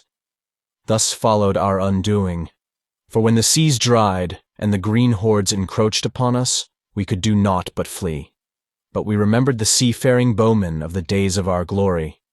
It is the memory of these which we hurl upon our enemies. As Jav ceased speaking, the picture faded, and once more the 3 took up their way toward the distant gates, along deserted avenues. Twice they sighted Lotharians of flesh and blood. At sight of them, and the huge banth which they must have recognized as Komal, the citizens turned and fled. "They will carry word of our flight to Tario," cried Jav, "and soon he will send his bowmen after us. Let us hope that our theory is correct, and that their shafts are powerless against minds cognizant of their unreality. Otherwise, we are doomed. Explain, Red Man, to the woman the truths that I have explained to you, that she may meet the arrows with a stronger counter-suggestion of immunity." Carthoris did as Jav bid him, but they came to the great gates without sign of pursuit developing. Here Jav set in motion the mechanism that rolled the huge wheel-like gate aside, and a moment later the 3, accompanied by the banth, stepped out into the plain before Lothar. Scarce had they covered 100 yards when the sound of many men shouting arose behind them. As they turned, they saw a company of bowmen debouching upon the plain from the gate through which they had but just passed. Upon the wall above the gate were a number of Lotharians, among whom Jav recognized Tario. The Jeddak stood glaring at them, evidently concentrating all the forces of his trained mind upon them. That he was making a supreme effort to render his imaginary creatures deadly was apparent. Jav turned white and commenced to tremble. At the crucial moment, he appeared to lose the courage of his conviction. The great banth turned back toward the advancing bowmen and growled. Carthoris placed himself between Thuvia and the enemy, and facing them awaited the outcome of their charge. Suddenly, an inspiration came to Carthoris. Hurl your own bowmen against Tario's, he cried to Jav. Let us see a materialized battle between two mentalities. The suggestion seemed to hearten the Lotharian, and in another moment the three stood behind solid ranks of huge bowmen, who hurled taunts and menaces at the advancing company emerging from the walled city. Jav was a new man the moment his battalion stood between him and Tario. One could almost have sworn the man believed these creatures of his strange hypnotic power to be real flesh and blood. With hoarse battle cries they charged the bowmen of Tario. Barbed shafts flew thick and fast. Men fell, and the ground was red with gore. Carthoris and Thuvia had difficulty in reconciling the reality of it all with their knowledge of the truth. They saw Utan after Utan march from the gate in perfect step to reinforce the outnumbered company which Tario had first sent forth to arrest them. They saw Jav's forces grow correspondingly, until all about them rolled a sea of fighting, cursing warriors, and the dead lay in heaps about the field. Jav and Tario seemed to have forgotten all else beside the struggling bowmen that surged to and fro, filling the broad field between the forest and the city. The wood loomed close behind Thuvia and Carthoris. The latter cast a glance toward Jav. "Come," he whispered to the girl. "Let them fight out their empty battle. Neither, evidently, has power to harm the other. They are like two controversialists hurling words at one another. While they are engaged, we may as well be devoting our energies to an attempt to find the passage through the cliffs to the plain beyond." As he spoke, Jav, turning from the battle for an instant, caught his words. He saw the girl move to accompany the Heliumite. A cunning look leaped to the Lotharian's eyes. The thing that lay beyond that look had been deep in his heart since first he had laid eyes upon Thuvia of Petarth. He had not recognized it, however, until now that she seemed about to pass out of his existence. He centered his mind upon the Heliumite and the girl for an instant. Carthoris saw Thuvia of Petarth step forward with outstretched hand. He was surprised at this sudden softening toward him, and it was with a full heart that he let his fingers close upon hers, as together they turned away from forgotten Lothar into the woods and bent their steps toward the distant mountains. As the Lotharian had turned toward them, Thuvia had been surprised to hear Carthoris suddenly voice a new plan. "Remain here with Jav," she had heard him say, "while I go to search for the passage through the cliffs." She had dropped back in surprise and disappointment, for she knew that there was no reason why she should not have accompanied him. Certainly she should have been safer with him than left here alone with the Lotharian. And Jav watched the two and smiled his cunning smile. When Carthoris had disappeared within the wood, Thuvia seated herself apathetically upon the scarlet sward to watch the seemingly interminable struggles of the bowmen. The long afternoon dragged its weary way toward darkness, and still the imaginary legions charged and retreated. The sun was about to set when Tario commenced to withdraw his troops slowly toward the city. His plan for cessation of hostilities through the night evidently met with Jav's entire approval, for he caused his forces to form themselves in orderly utans and march just within the edge of the wood, where they were soon busily engaged in preparing their evening meal and spreading down their sleeping silks and furs for the night. Thuvia could scarce repress a smile as she noted the scrupulous care with which Jav's imaginary men attended to each tiny detail of deportment as truly as if they had been real flesh and blood. Sentries were posted between the camp and the city. Officers clanked hither and thither issuing commands and seeing to it that they were properly carried out. Thuvia turned toward Jav. "Why is it," she asked, "that you observe such careful nicety in the regulation of your creatures, when Tario knows quite as well as you that they are but figments of your brain? Why not permit them simply to dissolve into thin air until you again require their futile service?" "You do not understand them," replied Jav. "While they exist, they are real. I do but call them into being now, and in a way, direct their general actions. But thereafter, until I dissolve them, they are as actual as you or I. Their officers command them, under my guidance. I am the general, that is all. And the psychological effect upon the enemy is far greater than were I to treat them merely as substanceless vagaries. Then, too, continued the Lotharian, there is always the hope, which with us is little short of belief, that someday these materializations will merge into the real, that they will remain, some of them, after we have dissolved their fellows, and that thus we shall have discovered a means for perpetuating our dying race. Some there are who claim already to have accomplished the thing. It is generally supposed that the etherealists have quite a few among their number who are permanent materializations. It is even said that such is Tario, but that cannot be, for he existed before we had discovered the full possibilities of suggestion. There are others among us who insist that none of us is real, that we could not have existed all these ages without material food and water had we ourselves been material. Although I am a realist, I rather incline toward this belief myself.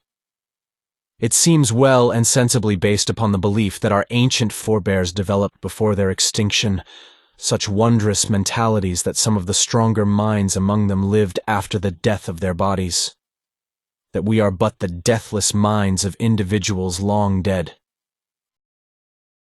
It would appear possible, and yet, in so far as I am concerned, I have all the attributes of corporeal existence. I eat, I sleep. He paused, casting a meaning look upon the girl. I love. Thuvia could not mistake the palpable meaning of his words and expression.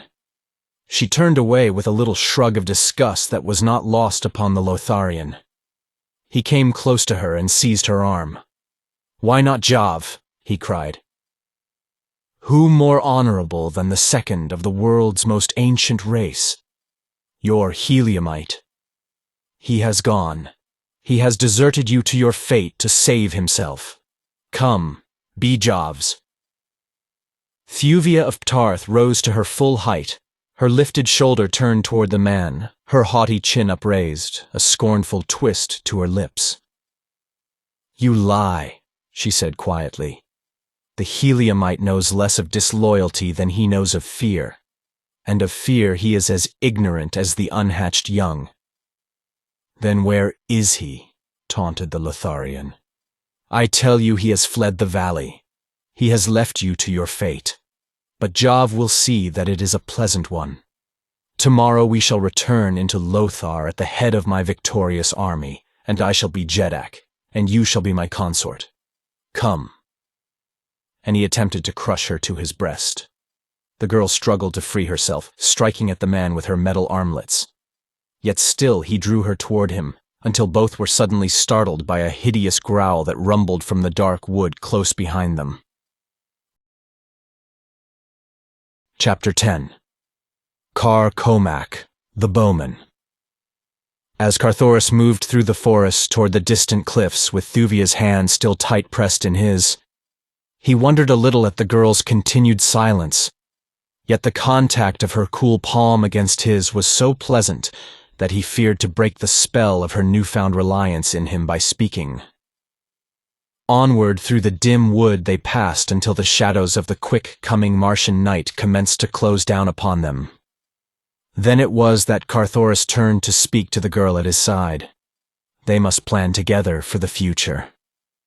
It was his idea to pass through the cliffs at once if they could locate the passage, and he was quite positive that they were now close to it. But he wanted her assent to the proposition. As his eyes rested upon her, he was struck by her strangely ethereal appearance. She seemed suddenly to have dissolved into the tenuous substance of a dream, and as he continued to gaze upon her, she faded slowly from his sight. For an instant he was dumbfounded, and then the whole truth flashed suddenly upon him. Jav had caused him to believe that Thuvia was accompanying him through the wood, while, as a matter of fact, he had detained the girl for himself. Carthoris was horrified. He cursed himself for his stupidity, and yet he knew that the fiendish power which the Lotharian had invoked to confuse him might have deceived any. Scarce had he realized the truth than he had started to retrace his steps toward Lothar. But now he moved at a trot, the earthly thews that he had inherited from his father carrying him swiftly over the soft carpet of fallen leaves and rank grass. Thuvia's brilliant light flooded the plain before the walled city of Lothar, as Carthoris broke from the wood opposite the great gate that had given the fugitives egress from the city earlier in the day. At first he saw no indication that there was another than himself anywhere about. The plain was deserted. No myriad bowmen camped now beneath the overhanging verdure of the giant trees. No gory heaps of tortured dead to face the beauty of the scarlet sward. All was silence. All was peace. The Heliumite, scarce pausing at the forest's verge, pushed on across the plain toward the city, when presently he descried a huddled form in the grass at his feet. It was the body of a man, lying prone. Carthoris turned the figure over upon its back. It was Jav, but torn and mangled almost beyond recognition. The prince bent low to note if any spark of life remained, and as he did so the lids raised and dull. Suffering eyes looked up into his. "The Princess of Tarth!" cried Carthoris. "Where is she? Answer me, man, or I complete the work that another has so well begun." "Komal," muttered Jav. "He sprang upon me, and would have devoured me but for the girl." Then they went away together into the wood, the girl and the great Banth. Her fingers twined in his tawny mane. "Which way went they?" asked Carthoris. "There," replied Jav faintly, "toward the passage through the cliffs." The Prince of Helium waited to hear no more, but springing to his feet, raced back again into the forest. It was dawn when he reached the mouth of the dark tunnel that would lead him to the other world beyond this valley of ghostly memories and strange hypnotic influences and menaces. Within the long, dark passages, he met with no accident or obstacle, coming at last into the light of day beyond the mountains, and no great distance from the southern verge of the domains of the Torquasians, not more than 150 hod at the most. From the boundary of Torquas to the city of Anthor is a distance of some 200 hods, so that the Heliumite had before him a journey of more than 150 earth miles between him and Anthor. He could at best but hazard a chance guess that toward Anthor, Thuvia would take her flight. There lay the nearest water, and there might be expected someday a rescuing party from her father's empire, for Carthoris knew Thuvandin well enough to know that he would leave no stone unturned until he had tracked down the truth as to his daughter's abduction, and learned all that there might be to learn of her whereabouts. He realized, of course, that the trick which had laid suspicion upon him would greatly delay the discovery of the truth. But little did he guess to what vast proportions had the results of the villainy of Astok of Dusar already grown. Even as he emerged from the mouth of the passage to look across the foothills in the direction of Anthor, a Patarth battle fleet was winging its majestic way slowly toward the twin cities of Helium, while from far distant Kaol raced another mighty armada to join forces with its ally. He did not know that in the face of the circumstantial evidence against him, even his own people had commenced to entertain suspicions that he might have stolen the Tarthian princess. He did not know of the lengths to which the Dusarians had gone to disrupt the friendship and alliance which existed between the three great powers of the Eastern Hemisphere, Helium, Tarth, and Kaol. How Dusarian emissaries had found employment in important posts in the foreign offices of the three great nations, and how, through these men, messages from one Jeddak to another were altered and garbled, until the patience and pride of the three rulers and former friends could no longer endure the humiliations and insults contained in these falsified papers. Not any of this he knew. Nor did he know how even to the last John Carter, warlord of Mars, had refused to permit the Jeddak of Helium to declare war against either Tarth or Kaol because of his implicit belief in his son, and that eventually all would be satisfactorily explained. And now, two great fleets were moving upon Helium, while the Dusarian spies at the court of Tardos Mors saw to it that the twin cities remained in ignorance of their danger. War had been declared by Thuvia, but the messenger who had been dispatched with the proclamation had been a Dusarian who had seen to it that no word of warning reached the twin cities of the approach of a hostile fleet. For several days, diplomatic relations had been severed between Helium and her two most powerful neighbors, and with the departure of the ministers had come a total cessation of wireless communication between the disputants, as is usual upon Barsoom.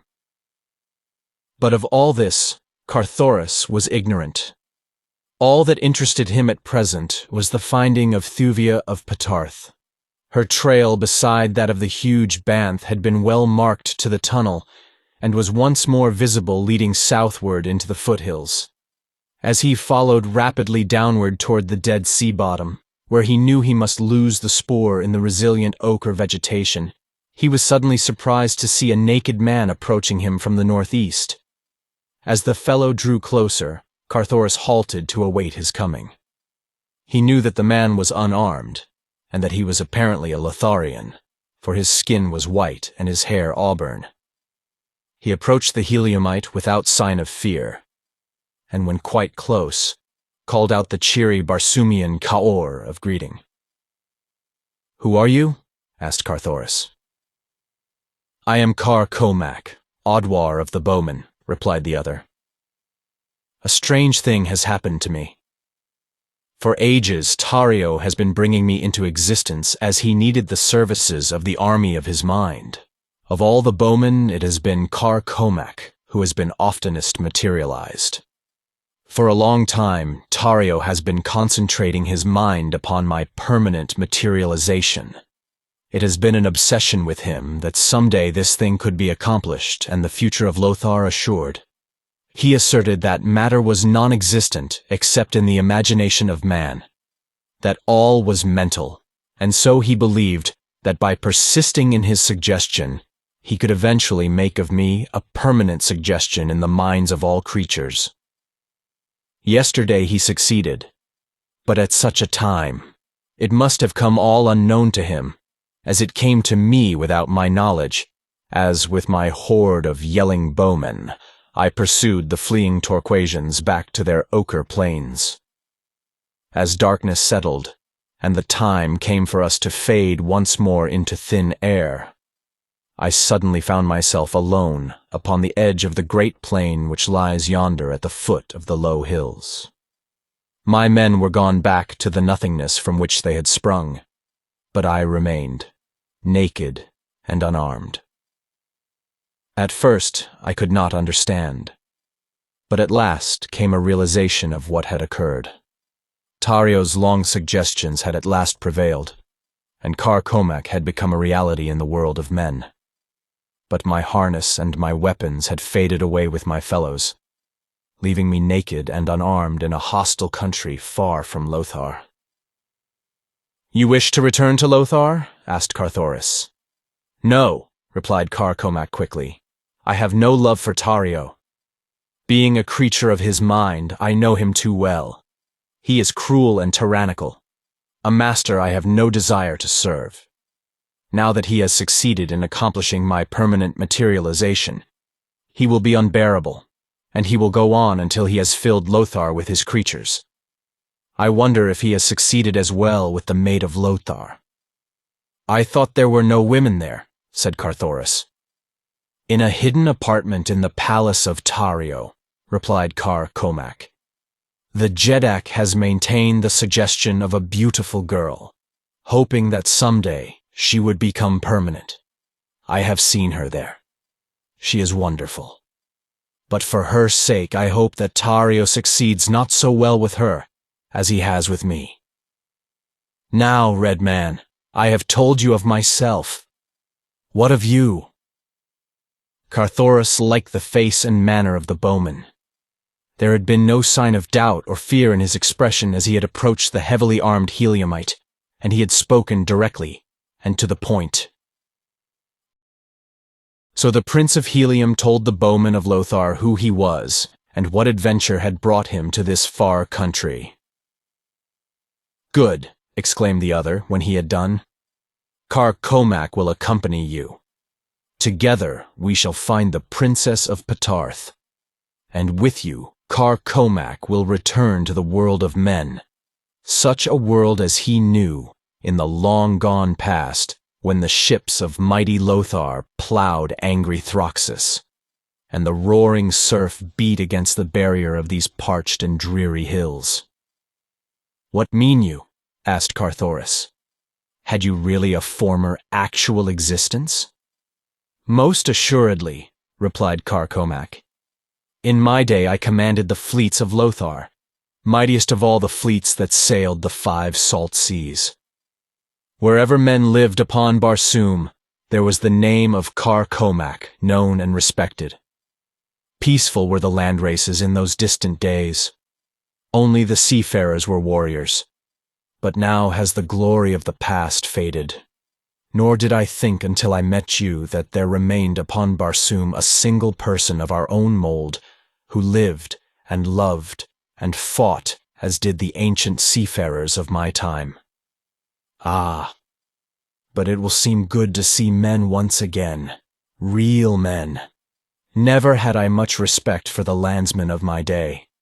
They remained in their walled cities, wasting their time in play, depending for their protection entirely upon the sea race. And the poor creatures who remain, the Tarios and Javs of Lothar, are even worse than their ancient forebears." Carthoris was a trifle skeptical as to the wisdom of permitting the stranger to attach himself to him. There was always the chance that he was but the essence of some hypnotic treachery which Tario or Jav was attempting to exert upon the Heliumite. And yet, so sincere had been the manner and the words of the Bowman, so much the fighting man did he seem. But Carthoris could not find it in his heart to doubt him. The outcome of the matter was that he gave the naked Audwar leave to accompany him, and together they set out upon the spoor of Thuvia and Komal. Down to the ochre sea bottom the trail led. There it disappeared, as Carthoris had known that it would. But where it entered the plain, its direction had been toward Onthor, and so toward Onthor the two turned their faces.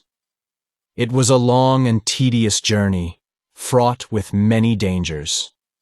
The bowman could not travel at the pace set by Carthoris, whose muscles carried him with great rapidity over the face of the small planet, the force of gravity of which exerts so much less retarding power than that of the Earth.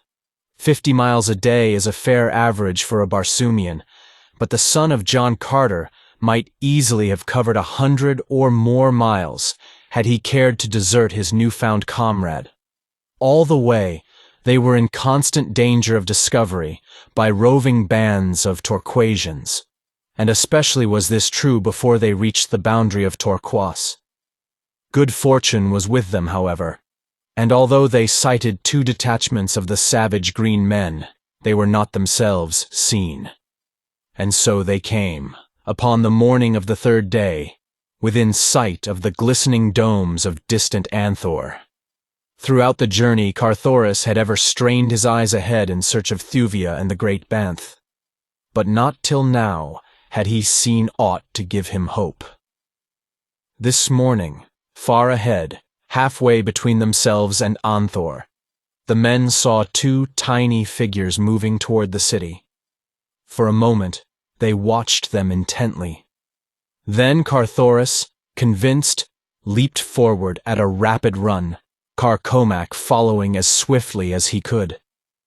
The Heliumite shouted to attract the girl's attention, and presently he was rewarded by seeing her turn and stand looking toward him. At her side the great Banth stood with up-pricked ears, watching the approaching man.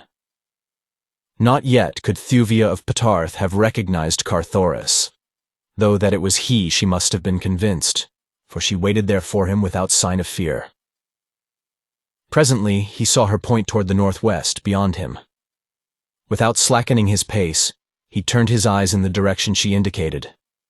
Racing silently over the thick vegetation, not half a mile behind, came a score of fierce green warriors, charging him upon their mighty thoats. To their right was Komak, naked and unarmed, yet running valiantly toward Carthoris and shouting warning as though he, too, had but just discovered the silent, menacing company that moved so swiftly forward with couched spears and ready long swords. Carthoris shouted to the Lotharian, warning him back, for he knew that he could but uselessly sacrifice his life by placing himself, all unarmed, in the path of the cruel and relentless savages. But Komak never hesitated. With shouts of encouragement to his new friend, he hurried onward toward the Prince of Helium. The red man's heart leaped in response to this exhibition of courage and self-sacrifice. He regretted now that he had not thought to give Komak one of his swords, but it was too late to attempt it, for should he wait for the Lotharian to overtake him or return to meet him, the Torquasians would reach Thuvia of Ptarth before he could do so. Even as it was, it would be nip and tuck as to who came first to her side. Again he turned his face in her direction, and now, from Anthor Way, he saw a new force hastening toward them. 2 medium-sized warcraft. And even at the distance they still were from him, he discerned the device of Dusar upon their bows. Now, indeed, seemed little hope for Thuvia of Ptarth.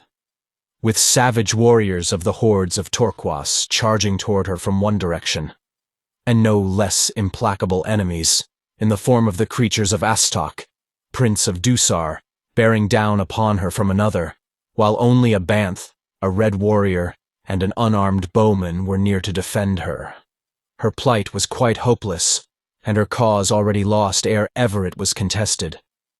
As Thuvia saw Carthoris approaching, she felt again that unaccountable sensation of entire relief from responsibility and fear that she had experienced upon a former occasion. Nor could she account for it while her mind still tried to convince her heart that the Prince of Helium had been instrumental in her abduction from her father's court. She only knew that she was glad when he was by her side, and that with him there all things seemed possible, even such impossible things as escape from her present predicament. Now had he stopped panting before her. A brave smile of encouragement lit his face. "Courage, my princess," he whispered. To the girl's memory flashed the occasion upon which he had used those same words, in the throne room of Tario of Lothar as they had commenced to slip down the sinking marble floor toward an unknown fate. Then, she had not chidden him for the use of that familiar salutation, nor did she chide him now, though she was promised to another. She wondered at herself, flushing at her own turpitude, for upon Barsoom it is a shameful thing for a woman to listen to those 2 words from another than her husband or her betrothed. Carthoris saw her flush of mortification, and in an instant regretted his words. There was but a moment before the green warriors would be upon them. "Forgive me," said the man in a low voice. "Let my great love be my excuse. That, and the belief that I have but a moment more of life." And with the words, he turned to meet the foremost of the green warriors. The fellow was charging with couched spear, but Carthoris leaped to one side, and as the great thoat and its rider hurtled harmlessly past him, he swung his longsword in a mighty cut that clove the green carcass in twain. At the same moment, Komak leaped with bare hands clawing at the leg of another of the huge riders. The balance of the horde raced in to close quarters, dismounting the better to wield their favorite longswords. The Dusarian flyers touched the soft carpet of the ochre-clad sea bottom, disgorging 50 fighting men from their bowels, and into the swirling sea of cutting, slashing swords sprang Komak, the great Banth. Chapter 11. Green Men and White Apes.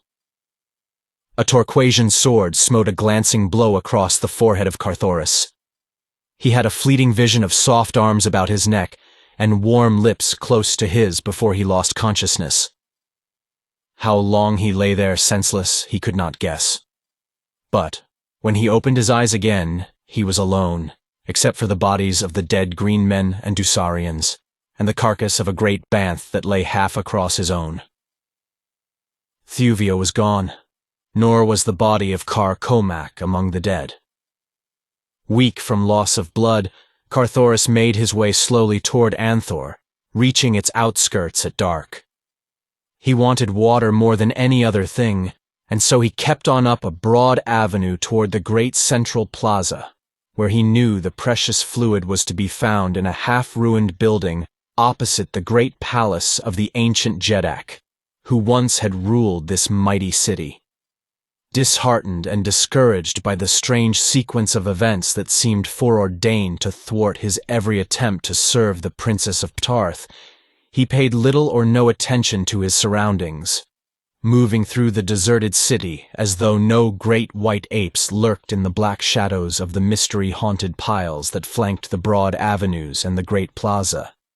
But if Carthoris was careless of his surroundings, not so other eyes that watched his entrance into the plaza, and followed his slow footsteps toward the marble pile that housed the tiny, half-choked spring whose water one might gain only by scratching a deep hole in the red sand that covered it.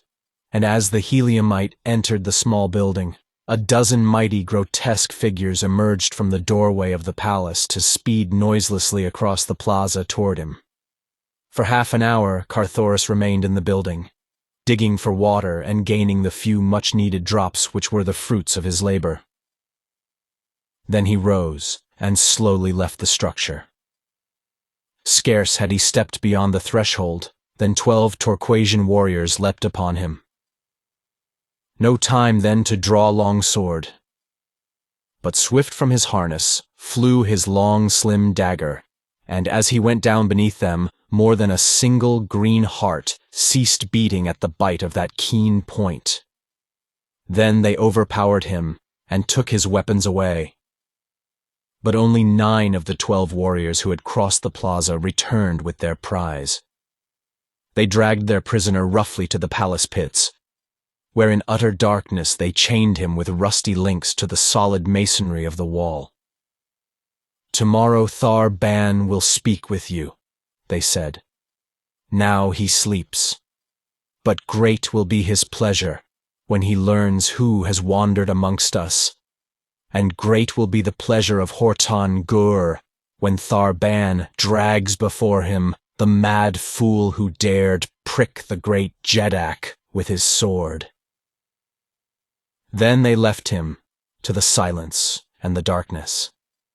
For what seemed hours Carthoris squatted upon the stone floor of his prison, his back against the wall in which was sunk the heavy eye-bolt that secured the chain which held him. Then, from out of the mysterious blackness before him, there came to his ears the sound of naked feet moving stealthily upon stone, approaching nearer and nearer to where he lay, unarmed and defenseless. Minutes passed, minutes that seemed hours, during which time periods of sepulchral silence would be followed by a repetition of the uncanny scraping of naked feet slinking warily upon him. At last, he heard a sudden rush of unshod souls across the empty blackness, and at a little distance a scuffling sound, heavy breathing, and once what he thought the muttered imprecation of a man battling against great odds. Then the clanging of a chain, and a noise as of the snapping back against stone of a broken link. Again came silence, but for a moment only. Now he heard once more the soft feet approaching him. He thought that he discerned wicked eyes gleaming fearfully at him through the darkness. He knew that he could hear the heavy breathing of powerful lungs. Then came the rush of many feet toward him, and the things were upon him. Hands terminating in man-like fingers clutched at his throat and arms and legs. Hairy bodies strained and struggled against his own smooth hide as he battled in grim silence against these horrid foemen in the darkness of the pits of ancient Onthor. Thewed, like some giant god, was Carthoris of Helium. Yet in the clutches of these unseen creatures of the pit's Stygian night, he was helpless as a frail woman. Yet he battled on, striking futile blows against great hispid breasts he could not see, feeling thick, squat throats beneath his fingers, the drool of saliva upon his cheek, and hot, foul breath in his nostrils. Fangs, too, mighty fangs, he knew were close, and why they did not sink into his flesh he could not guess.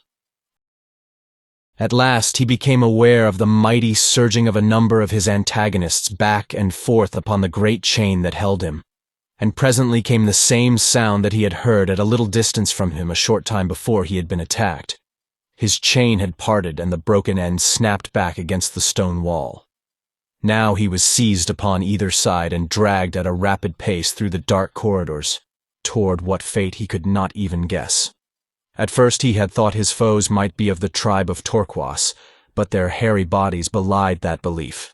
Now he was at last quite sure of their identity, though why they had not killed and devoured him at once he could not imagine.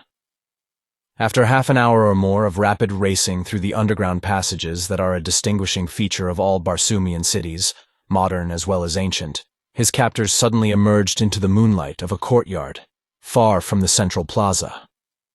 Immediately Carthoris saw that he was in the power of a tribe of the great white apes of Barsoom. All that had caused him doubt before as to the identity of his attackers was the hairiness of their breasts, for the white apes are entirely hairless, except for a great shock bristling from their heads. Now he saw the cause of that which had deceived him. Across the chest of each of them were strips of hairy hide, usually of banth, in imitation of the harness of the green warriors who so often camped at their deserted city. Carthoris had read of the existence of tribes of apes that seemed to be progressing slowly toward higher standards of intelligence. Into the hands of such, he realized, he had fallen. But what were their intentions toward him? As he glanced about the courtyard, he saw fully 50 of the hideous beasts, squatting on their haunches, and at a little distance from him another human being, closely guarded. As his eyes met those of his fellow captive, a smile lit the other's face, and, "Kaor, Red Man!" burst from his lips. It was Komak, the Bowman. "Kaor!" cried Carthoris in response. "How came you here, and what befell the princess?" "Red men like yourself descended in mighty ships that sailed the air, even as the great ships of my distant day sailed the 5 seas, replied Komak. "They fought with the green men of Torquas. They slew Komal, god of Lothar. I thought they were your friends, and I was glad when finally those of them who survived the battle carried the red girl to one of the ships and sailed away with her into the safety of the high air. Then the green men seized me and carried me to a great, empty city, where they chained me to a wall in a black pit. Afterward came these and dragged me hither. And what of you, Red Man?" Carthoris related all that had befallen him, and as the 2 men talked, the great apes squatted about them, watching them intently. "What are we to do now?" asked the Bowman. "Our case looks rather hopeless," replied Carthoris ruefully. "These creatures are born man-eaters. Why they have not already devoured us I cannot imagine. There," he whispered. "See, the end is coming." Komak looked in the direction Carthoris indicated to see a huge ape advancing with a mighty bludgeon. "It is thus they like best to kill their prey," said Carthoris. "Must we die without a struggle?" asked Komak. "Not I," replied Carthoris. though I know how futile our best defense must be against these mighty brutes. Oh, for a long sword. Or a good bow, added Komak, and a utan of Bowmen. At the words, Carthoris half sprang to his feet, only to be dragged roughly down by his guard. Komak, he cried. Why cannot you do what Tario and Jav did? They had no bowmen other than those of their own creation. You must know the secret of their power. Call forth your own utan, Komak. The Lotharian looked at Carthoris in wide-eyed astonishment as the full purport of the suggestion bore in upon his understanding. Why not? He murmured. The savage ape bearing the mighty bludgeon was slinking toward Carthoris. The Heliumite's fingers were working as he kept his eyes upon his executioner. Komak bent his gaze penetratingly upon the apes. The effort of his mind was evidenced in the sweat upon his contracted brows. The creature that was to slay the red man was almost within arm's reach of his prey, when Carthoris heard a hoarse shout from the opposite side of the courtyard. In common with the squatting apes and the demon with the club, he turned in the direction of the sound to see a company of sturdy bowmen rushing from the doorway of a nearby building. With screams of rage, the apes leaped to their feet to meet the charge. A volley of arrows met them halfway, sending a dozen rolling lifeless to the ground. Then the apes closed with their adversaries.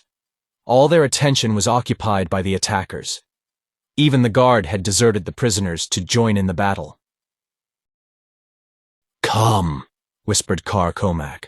Now may we escape while their attention is diverted from us by my bowmen. And leave those brave fellows leaderless? Cried Carthoris, whose loyal nature revolted at the merest suggestion of such a thing. Komak laughed. You forget, he said, that they are but thin air, figments of my brain. They will vanish unscathed when we have no further need for them. Praised be your first ancestor, Red Man, that you thought of this chance in time.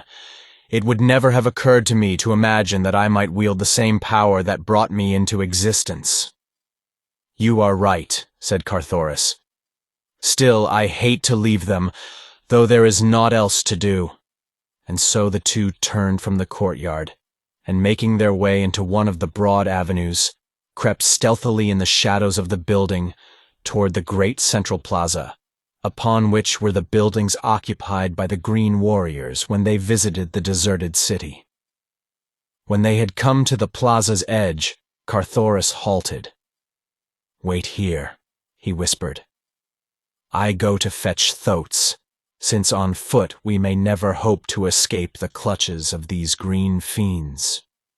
To reach the courtyard where the Thotes were kept, it was necessary for Carthoris to pass through one of the buildings which surrounded the square. Which were occupied and which not, he could not even guess, so he was compelled to take considerable chances to gain the enclosure in which he could hear the restless beasts squealing and quarreling among themselves. Chance carried him through a dark doorway into a large chamber, in which lay a score or more green warriors wrapped in their sleeping silks and furs. Scarce had Carthoris passed through the short hallway that connected the door of the building and the great room beyond it, than he became aware of the presence of something or someone in the hallway through which he had but just passed. He heard a man yawn, and then, behind him, he saw the figure of a sentry rise from where the fellow had been dozing, and stretching himself, resume his wakeful watchfulness. Carthoris realized that he must have passed within a foot of the warrior, doubtless rousing him from his slumber. To retreat now would be impossible. Yet to cross through that roomful of sleeping warriors seemed almost equally beyond the pale of possibility. Carthoris shrugged his broad shoulders and chose the lesser evil. Warily he entered the room. At his right, against the wall, leaned several swords and rifles and spears, extra weapons which the warriors had stacked here ready to their hands should there be a night alarm calling them suddenly from slumber. Beside each sleeper lay his weapon. These were never far from their owners from childhood to death. The sight of the swords made the young man's palm itch. He stepped quickly to them, selecting 2 short swords, one for Komak, the other for himself, also some trappings for his naked comrade. Then he started directly across the center of the apartment among the sleeping Torquasians. Not a man of them moved until Carthoris had completed more than half of the short, though dangerous journey. Then a fellow directly in his path turned restlessly upon his sleeping silks and furs. The Heliumite paused above him, one of the short swords in readiness should the warrior awaken. For what seemed an eternity to the young prince, the green man continued to move uneasily upon his couch.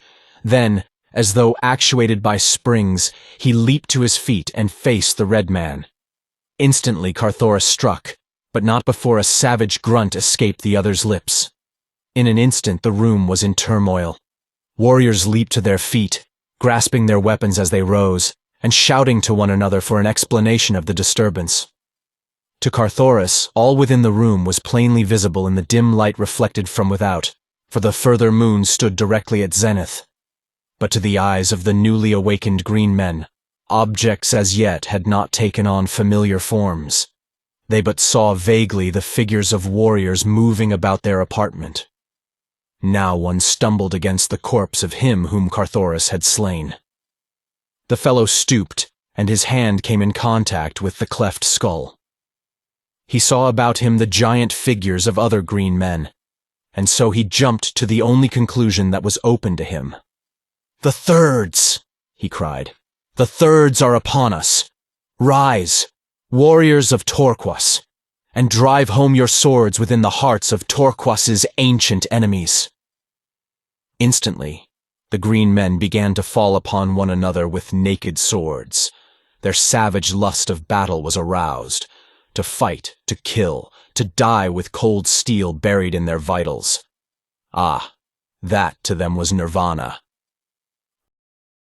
Carthoris was quick to guess their error and take advantage of it. He knew that in the pleasure of killing they might fight on long after they had discovered their mistake, unless their attention was distracted by sight of the real cause of the altercation. And so he lost no time in continuing across the room to the doorway upon the opposite side, which opened into the inner court, where the savage thoats were squealing and fighting among themselves. Once here, he had no easy task before him. To catch and mount one of these habitually rageful and intractable beasts was no child's play under the best of conditions. But now, when silence and time were such important considerations, it might well have seemed quite hopeless to a less resourceful and optimistic man than the son of the great warlord.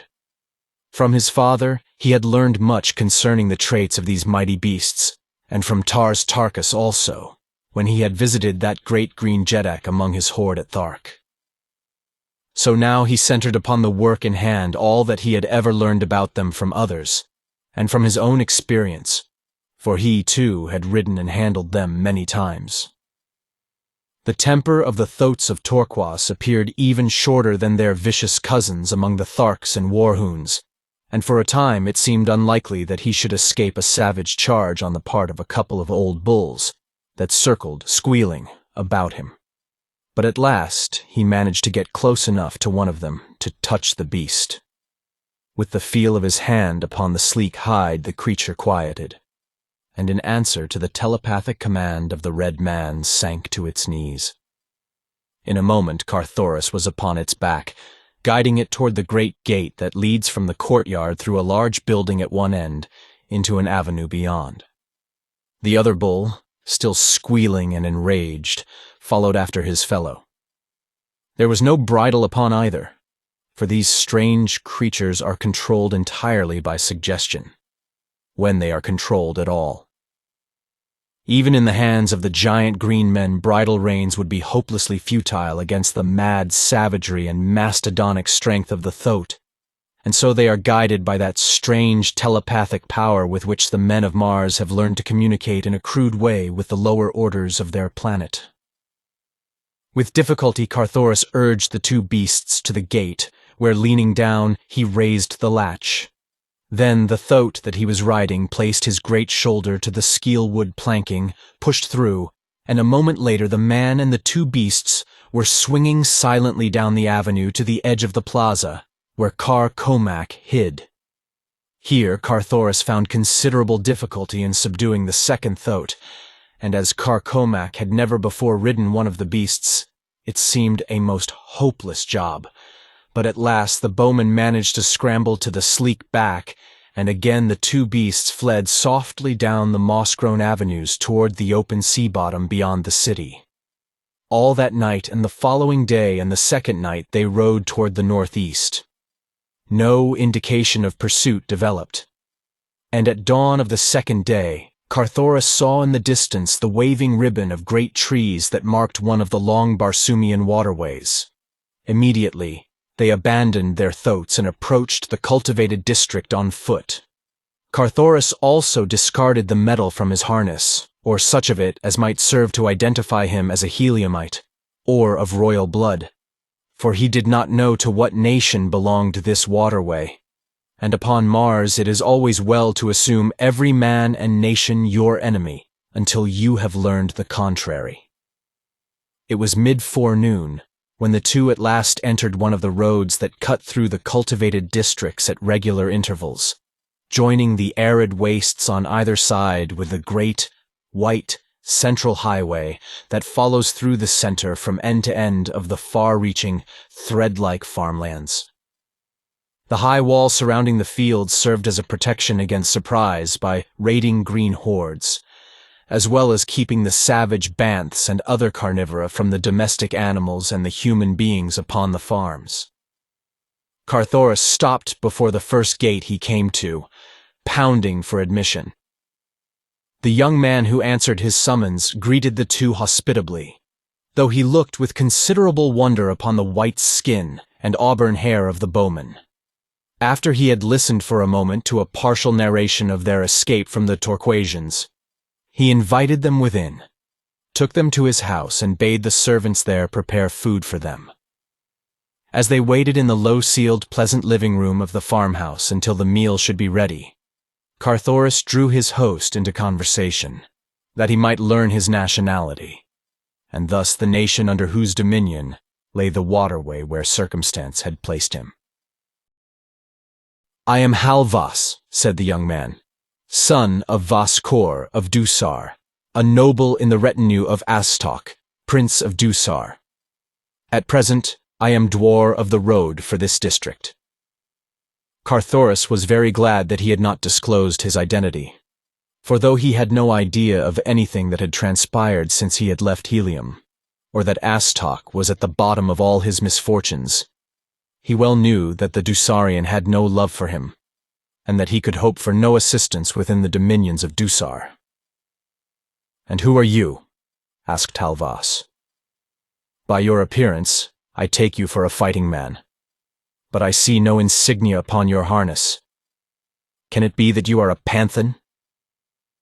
Now these wandering soldiers of fortune are common upon Barsoom, where most men love to fight. They sell their services wherever war exists, and in the occasional brief intervals when there is no organized warfare between the Red Nations, they join one of the numerous expeditions that are constantly being dispatched against the Green Men in protection of the waterways that traverse the wilder portions of the globe. When their service is over, they discard the metal of the nation they have been serving until they shall have found a new master. In the intervals, they wear no insignia, their war-worn harness and grim weapons being sufficient to attest their calling. The suggestion was a happy one, and Carthoris embraced the chance it afforded to account satisfactorily for himself. There was, however, a single drawback. In times of war, such Panthans as happened to be within the domain of a belligerent nation were compelled to don the insignia of that nation and fight with her warriors. As far as Carthoris knew, Dusar was not at war with any other nation. But there was never any telling when one red nation would be flying at the throat of a neighbor, even though the great and powerful alliance at the head of which was his father, John Carter, had managed to maintain a long peace upon the greater portion of Barsoom. A pleasant smile lighted Halvas's face as Carthoris admitted his vocation. "It is well," exclaimed the young man, that you chance to come hither, for here you will find the means of obtaining service in short order. My father, Vas Kor, is even now with me, having come hither to recruit a force for the new war against Helium. Chapter 12. To save Dusar. Thuvia of Tarth, battling for more than life against the lust of Jav, cast a quick glance over her shoulder toward the forest from which had rumbled the fierce growl. Jav looked too. What they saw filled each with apprehension. It was Komal, the Banth god, rushing wide-jawed upon them. Which had he chosen for his prey? Or was it to be both? They had not long to wait, for though the Lotharian attempted to hold the girl between himself and the terrible fangs, the great beast found him at last. Then, shrieking, he attempted to fly toward Lothar, after pushing Thuvia bodily into the face of the man-eater. But his flight was of short duration. In a moment Komal was upon him, rending his throat and chest with demoniacal fury. The girl reached their side a moment later, but it was with difficulty that she tore the mad beast from its prey. Still growling and casting hungry glances back upon Jav, the Banth at last permitted itself to be led away into the wood. With her giant protector by her side, Thuvia set forth to find the passage through the cliffs, that she might attempt the seemingly impossible feat of reaching far-distant Tarth across the more than 17,000 haads of savage Barsoom. She could not believe that Carthoris had deliberately deserted her, and so she kept a constant watch for him. But as she bore too far to the north in her search for the tunnel, she passed the Heliumite as he was returning to Lothar in search of her. Thuvia of Tarth was having difficulty in determining the exact status of the Prince of Helium in her heart. She could not admit even to herself that she loved him, and yet she had permitted him to apply to her that term of endearment and possession to which a Barsoomian maid should turn deaf ears when voiced by other lips than those of her husband or fiancé. My princess. Kulan Tith, Jeddak of Kaiol, to whom she was affianced, commanded her respect and admiration. Had it been that she had surrendered to her father's wishes because of pique that the handsome Heliumite had not taken advantage of his visits to her father's court to push the suit for her hand, that she had been quite sure he had contemplated, since that distant day the two had sat together upon the carved seat within the gorgeous garden of the Jeddaks that graced the inner courtyard of the palace of Silensis Ol at Kadabra. Did she love Kulan Tith?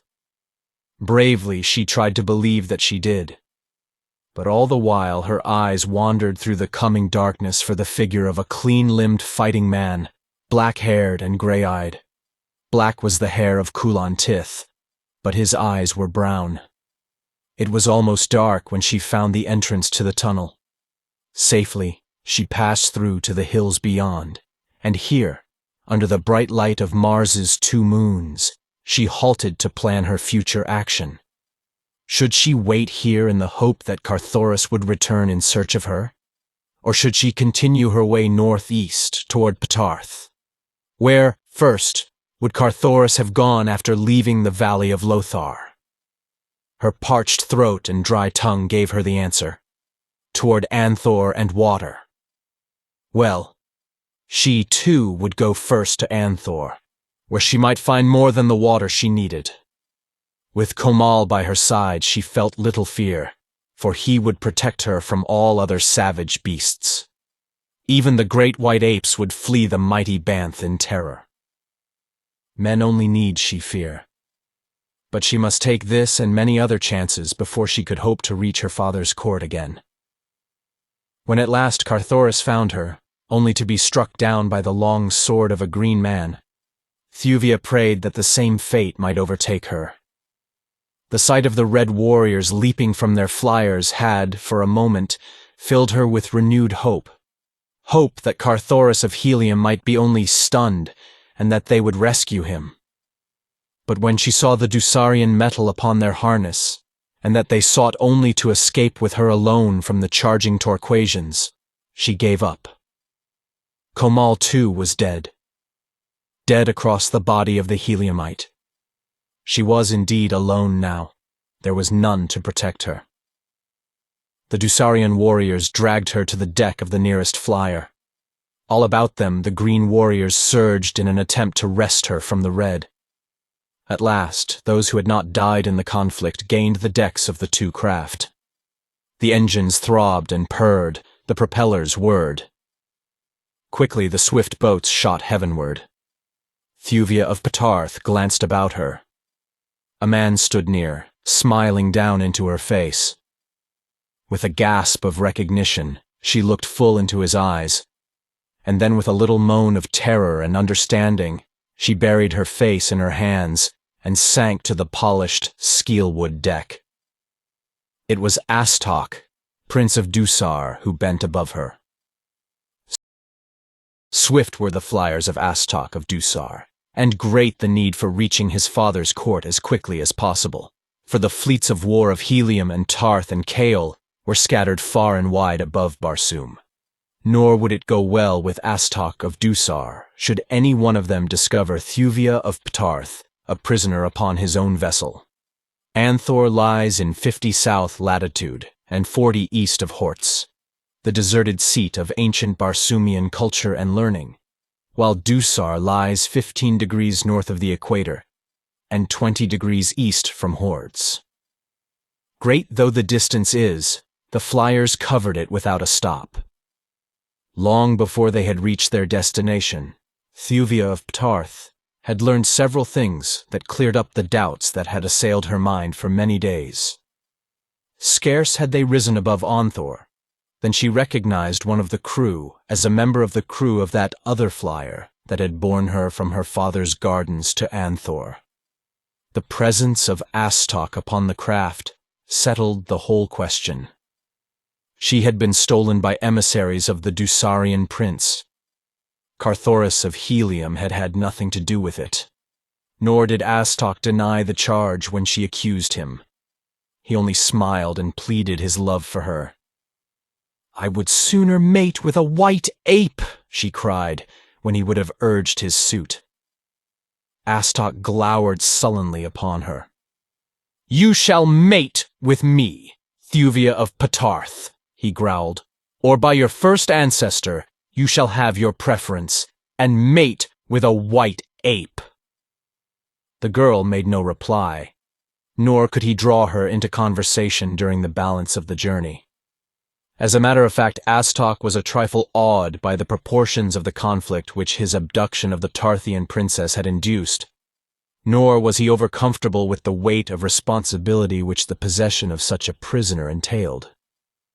His one thought was to get her to Dusar, and there let his father assume the responsibility. In the meantime, he would be as careful as possible to do nothing to affront her, lest they all might be captured, and he have to account for his treatment of the girl to one of the great Jeddaks whose interest centered in her. And so at last they came to Dusar, where Astok hid his prisoner in a secret room high in the east tower of his own palace. He had sworn his men to silence in the matter of the identity of the girl, for until he had seen his father, Nutus, Jeddak of Dusar, he dared not let anyone know whom he had brought with him from the south. But when he appeared in the great audience chamber before the cruel-lipped man who was his sire, he found his courage oozing, and he dared not speak of the princess hid within his palace. It occurred to him to test his father's sentiments upon the subject, and so he told a tale of capturing one who claimed to know the whereabouts of Thuvia of Ptarth. "And if you command it, sire," he said, "I will go and capture her, fetching her here to Dusar." Nutus frowned and shook his head.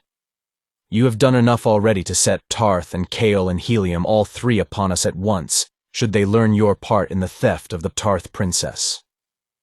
That you succeeded in shifting the guilt upon the Prince of Helium was fortunate, and a masterly move of strategy. But were the girl to know the truth and ever return to her father's court, all Dusar would have to pay the penalty, and to have her here a prisoner amongst us would be an admission of guilt, from the consequences of which naught could save us. It would cost me my throne, Astok, and that I have no mind to lose." If we had her here, the elder man suddenly commenced to muse, repeating the phrase again and again. If we had her here, Astok, he exclaimed fiercely. Ah! If we but had her here and none knew that she was here. Can you not guess, man? The guilt of Dusar might be forever buried with her bones, he concluded in a low, savage whisper. Astok, Prince of Dusar, shuddered. Weak he was. Yes, and wicked too, but the suggestion that his father's words implied turned him cold with horror. Cruel to their enemies are the men of Mars, but the word enemies is commonly interpreted to mean men only. Assassination runs riot in the great Barsoomian cities. Yet to murder a woman is a crime so unthinkable that even the most hardened of the paid assassins would shrink from you in horror should you suggest such a thing to him. Nutus was apparently oblivious to his son's all-too-patent terror at his suggestion. Presently he continued, You say that you know where the girl lies hid, since she was stolen from your people at Anthor. Should she be found by any one of the three powers, her unsupported story would be sufficient to turn them all against us. There is but one way, Astok, cried the older man. You must return at once to her hiding place and fetch her hither in all secrecy. And look you here, return not to Dusar without her, upon pain of death. Astok, Prince of Dusar, well knew his royal father's temper. He knew that in the tyrant's heart there pulsed no single throb of love for any creature. Astok's mother had been a slave woman. Nutus had never loved her. He had never loved another. In youth he had tried to find a bride at the courts of several of his powerful neighbors, but their women would have none of him. After a dozen daughters of his own nobility had sought self-destruction rather than wed him, he had given up. And then it had been that he had legally wed one of his slaves that he might have a son to stand among the Jeds when Nutus died, and a new Jeddak was chosen. Slowly Astok withdrew from the presence of his father. With white face and shaking limbs, he made his way to his own palace. As he crossed the courtyard, his glance chanced to wander to the great east tower looming high against the azure of the sky. At sight of it, beads of sweat broke out upon his brow. Isus! No other hand than his could be trusted to do the horrid thing. With his own fingers, he must crush the life from that perfect throat, or plunge the silent blade into the red, red heart. Her heart! The heart that he had hoped would brim with love for him. But had it done so? He recalled the haughty contempt with which his protestations of love had been received.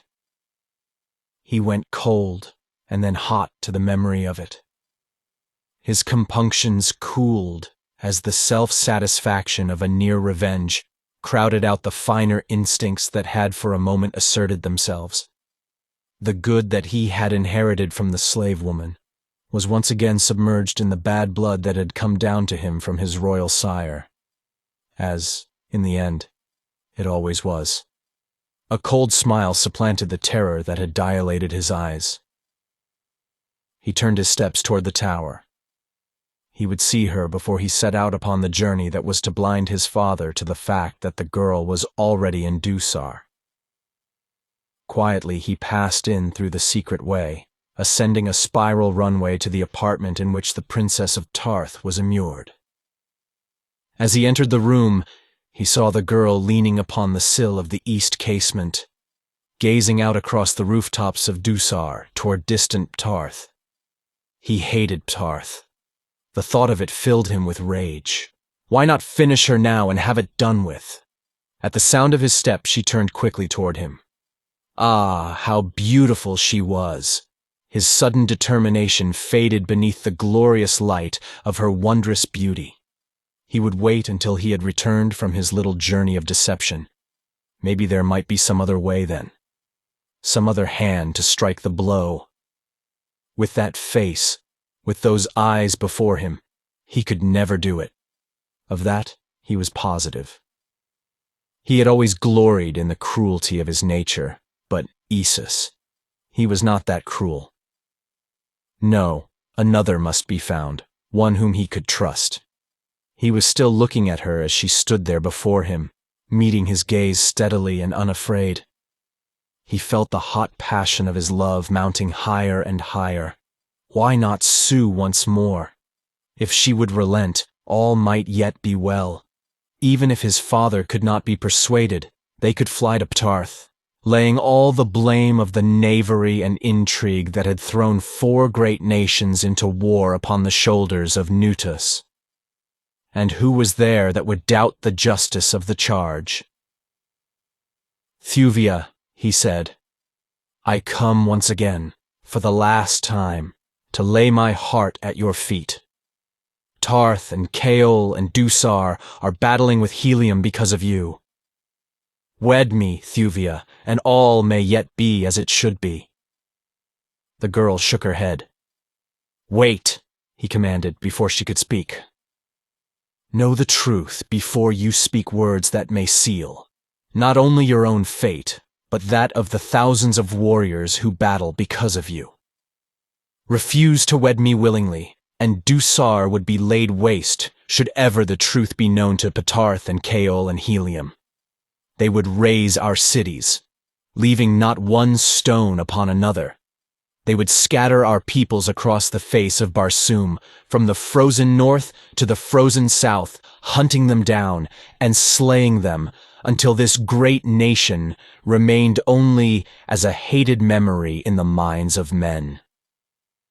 But while they are exterminating the Dusarians, countless thousands of their own warriors must perish. And all because of the stubbornness of a single woman who would not wed the prince who loves her.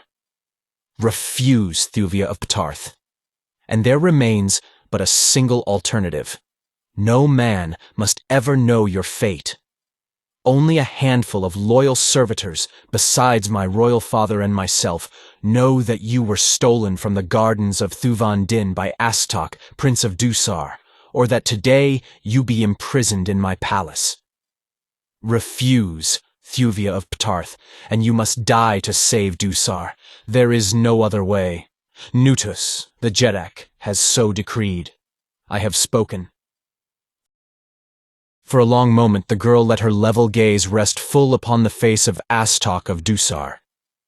Then she spoke, and though the words were few, the unimpassioned tone carried unfathomable depths of cold contempt. "Better all that you have threatened," she said, "than you."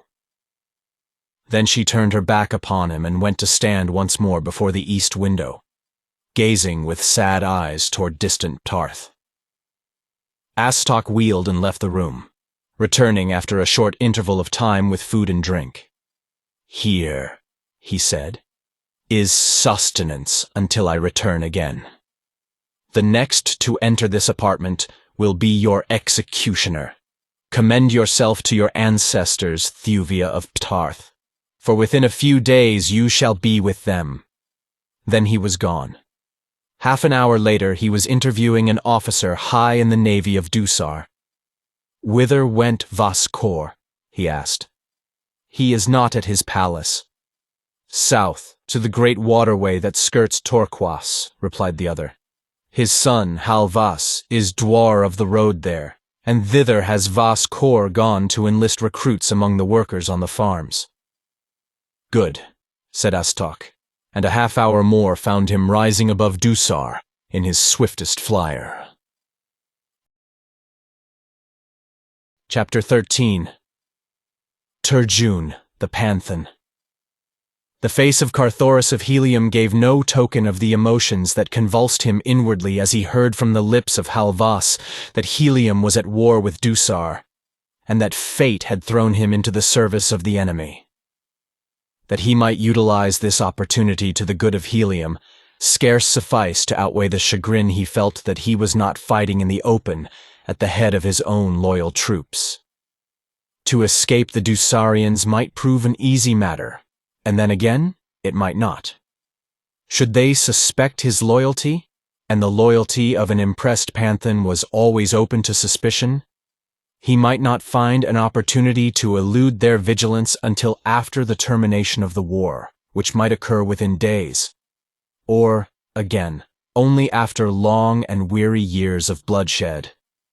He recalled that history recorded wars in which actual military operations had been carried on without cessation for 500 or 600 years, and even now there were nations upon Barsoom with which helium had made no peace within the history of man. The outlook was not cheering. He could not guess that within a few hours he would be blessing the fate that had thrown him into the service of Dusar. "Ah!" exclaimed Halvas. "Here is my father now. Kaor, Vaskor, here is one you will be glad to meet, a doughty Panthan." He hesitated. "Turjun," interjected Carthoris, seizing upon the first appellation that occurred to him. As he spoke, his eyes crossed quickly to the tall warrior who was entering the room. Where before had he seen that giant figure, that taciturn countenance, and the livid sword cut from temple to mouth? "Vaskor," repeated Carthoris mentally.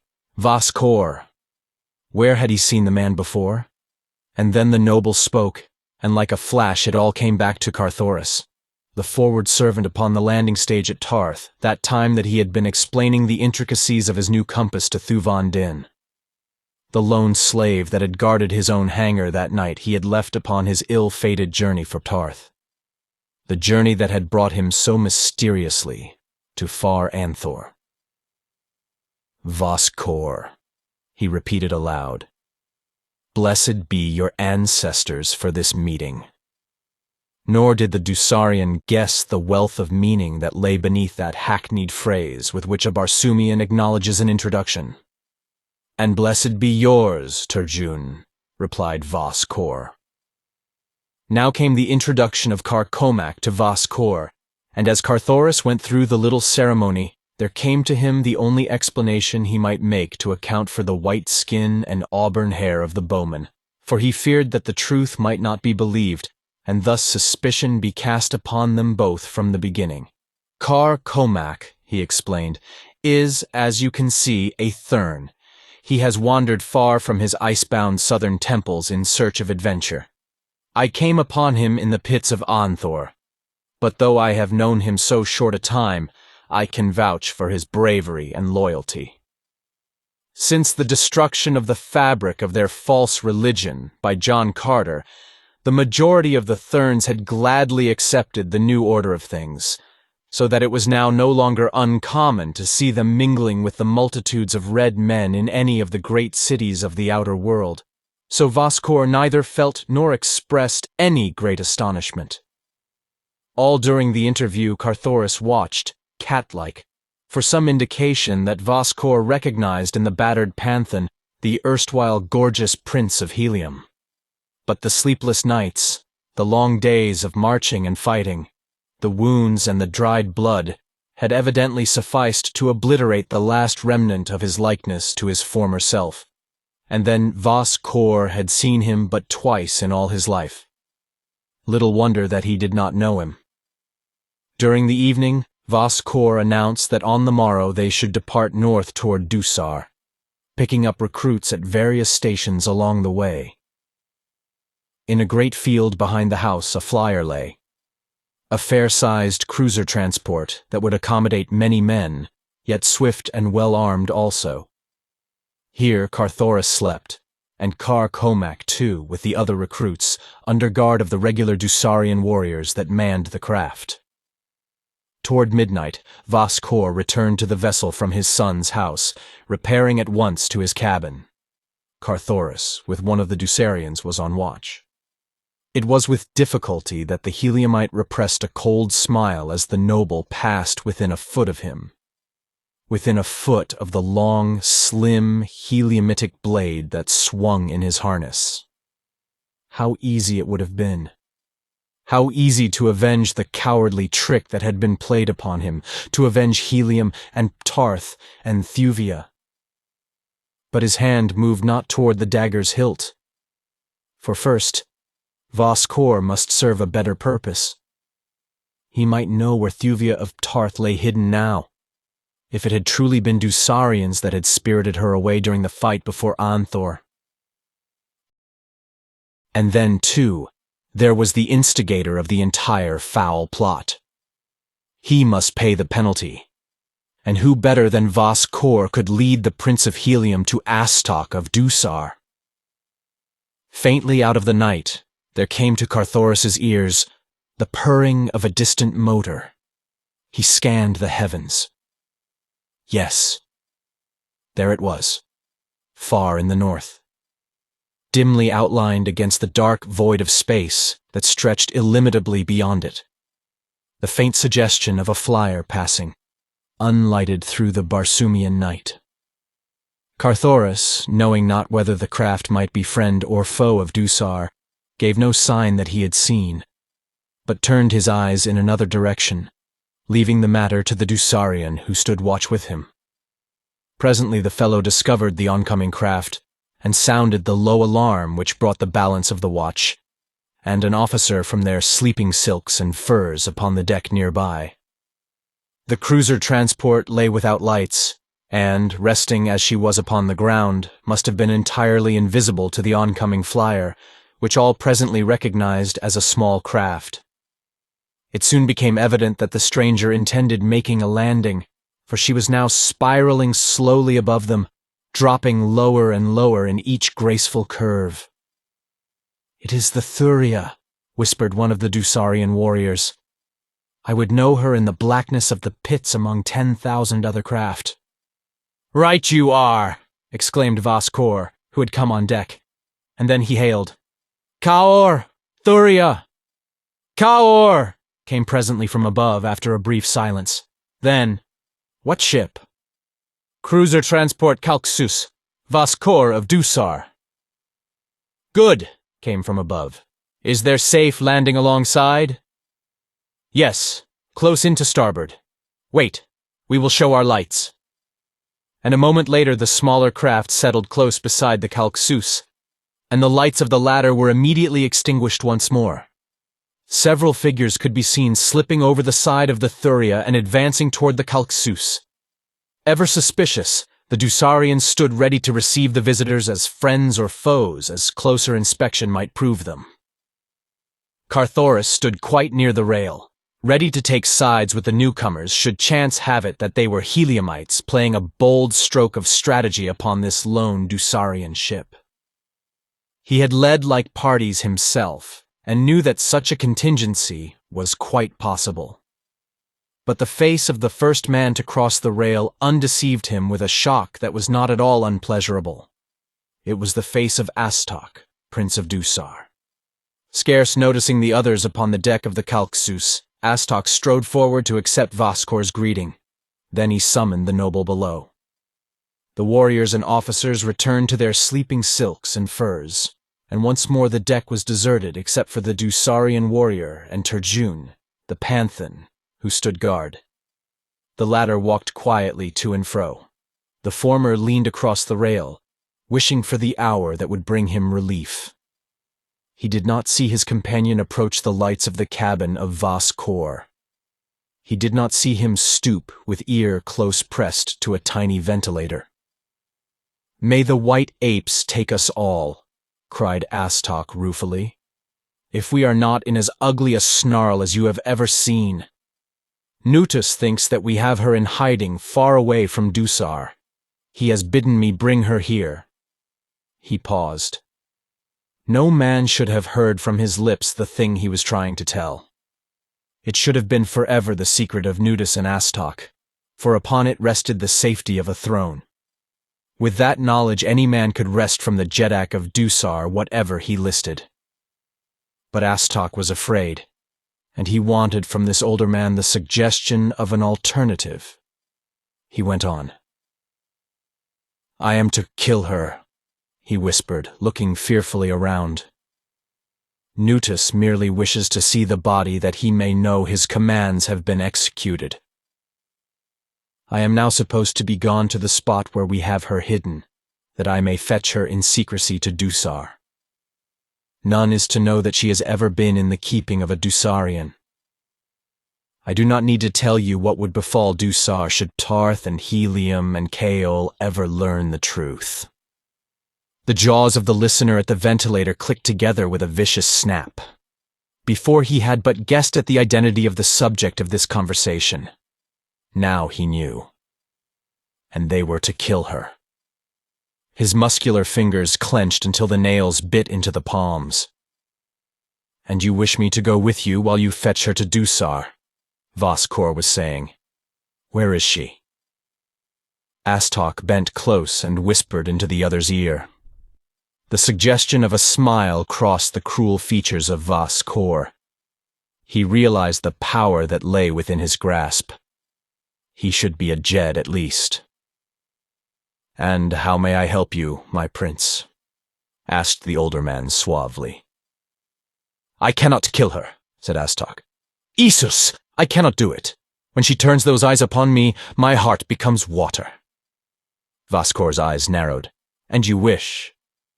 He paused, the interrogation unfinished, yet complete. Astok nodded. "You do not love her," he said. "But I love my life, though I am only a lesser noble," he concluded meaningfully. "You shall be a greater noble, a noble of the first rank," exclaimed Astok. "I would be a Jed," said Voskor bluntly. Astok hesitated. "A Jed must die before there can be another Jed," he pleaded. "Jeds have died before," snapped Voskor. "It would doubtless be not difficult for you to find a Jed you do not love, Astok. There are many who do not love you." Already Voskor was commencing to presume upon his power over the young prince. Astok was quick to note and appreciate the subtle change in his lieutenant. A cunning scheme entered his weak and wicked brain. "As you say, Voskor," he exclaimed, "you shall be a Jed when the thing is done." And then to himself, "Nor will it then be difficult for me to find a Jed I do not love." "When shall we return to Dusar?" asked the noble. "At once," replied Astok. "Let us get underway now. There is naught to keep you here?" "I had intended sailing on the morrow, picking up such recruits as the various dwarves of the roads might have collected for me, as we return to Dusar." "Let the recruits wait," said Astok. "Or better still, come you to Dusar upon the Thuvia, leaving the Kalxus to follow and pick up the recruits." "Yes," acquiesced Voskor. "That is the better plan. Come, I am ready." And he rose to accompany Astok to the latter's flyer. The listener at the ventilator came to his feet slowly, like an old man. His face was drawn and pinched, and very white beneath the light copper of his skin. She was to die, and he helpless to avert the tragedy. He did not even know where she was imprisoned. The two men were ascending from the cabin to the deck. Turjun the Panthan crept close to the companionway, his sinuous fingers closing tightly upon the hilt of his dagger. Could he dispatch them both before he was overpowered? He smiled. He could slay an entire Utan of her enemies in his present state of mind. They were almost abreast of him now. Astok was speaking. "Bring a couple of your men along, Voskor," he said. "We are short-handed upon the Thuvia, so quickly did we depart." The Panthan's fingers dropped from the dagger's hilt. His quick mind had grasped here a chance for succoring Thuvia of Tarth. He might be chosen as one to accompany the assassins, and once he had learned where the captive lay, he could dispatch Astok and Voskor as well as now. To kill them before he knew where Thuvia was hid was simply to leave her to death at the hands of others, for sooner or later Nutus would learn her whereabouts, and Nutus, Jeddak of Dusar, could not afford to let her live. Turjun put himself in the path of Voskor, that he might not be overlooked. The noble aroused the men sleeping upon the deck, but always before him the strange Panthan whom he had recruited that same day, found means for keeping himself to the fore. Voskor turned to his lieutenant, giving instruction for the bringing of the Kalksus to Dusar, and the gathering up of the recruits.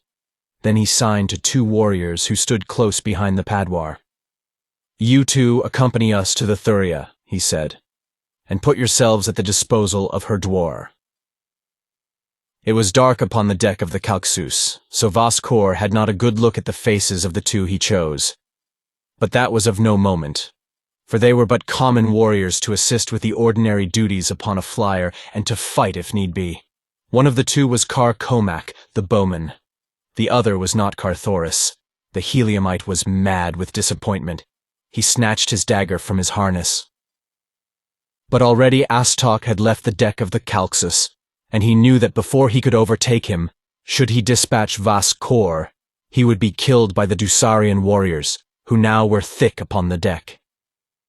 With either one of the 2 alive, Thuvia was in as great danger as though both lived. It must be both. As Voskor descended to the ground, Carthoris boldly followed him, nor did any attempt to halt him, thinking doubtless that he was one of the party. After him came Komak and the Dusarian warrior who had been detailed to duty upon the Thuvia. Carthoris walked close to the left side of the ladder. Now they came to the dense shadow under the side of the Thuvia. It was very dark there, so that they had to grope for the ladder. Komak preceded the Dusarian.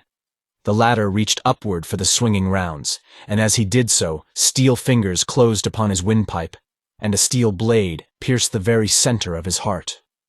Turjun, the Panthan, was the last to clamber over the rail of the Thuvia, drawing the rope ladder in after him. A moment later, the flyer was rising rapidly, headed for the north. At the rail, Komak turned to speak to the warrior who had been detailed to accompany him. His eyes went wide as they rested upon the face of the young man whom he had met beside the granite cliffs that guard mysterious Lothar. How had he come in place of the Dusarian? A quick sign, and Komak turned once more to find the Thuvia's dwar that he might report himself for duty. Behind him followed the Panthan. Carthoris blessed the chance that had caused Voskor to choose the Bowman of all others, for had it been another Dusarian, there would have been questions to answer as to the whereabouts of the warrior who lay so quietly in the field beyond the residence of Halvas, dwar of the southern road. And Carthoris had no answer to that question other than his sword point, which alone was scarce adequate to convince the entire crew of the Thuvia. The journey to Dusar seemed interminable to the impatient Carthoris, though as a matter of fact it was quickly accomplished.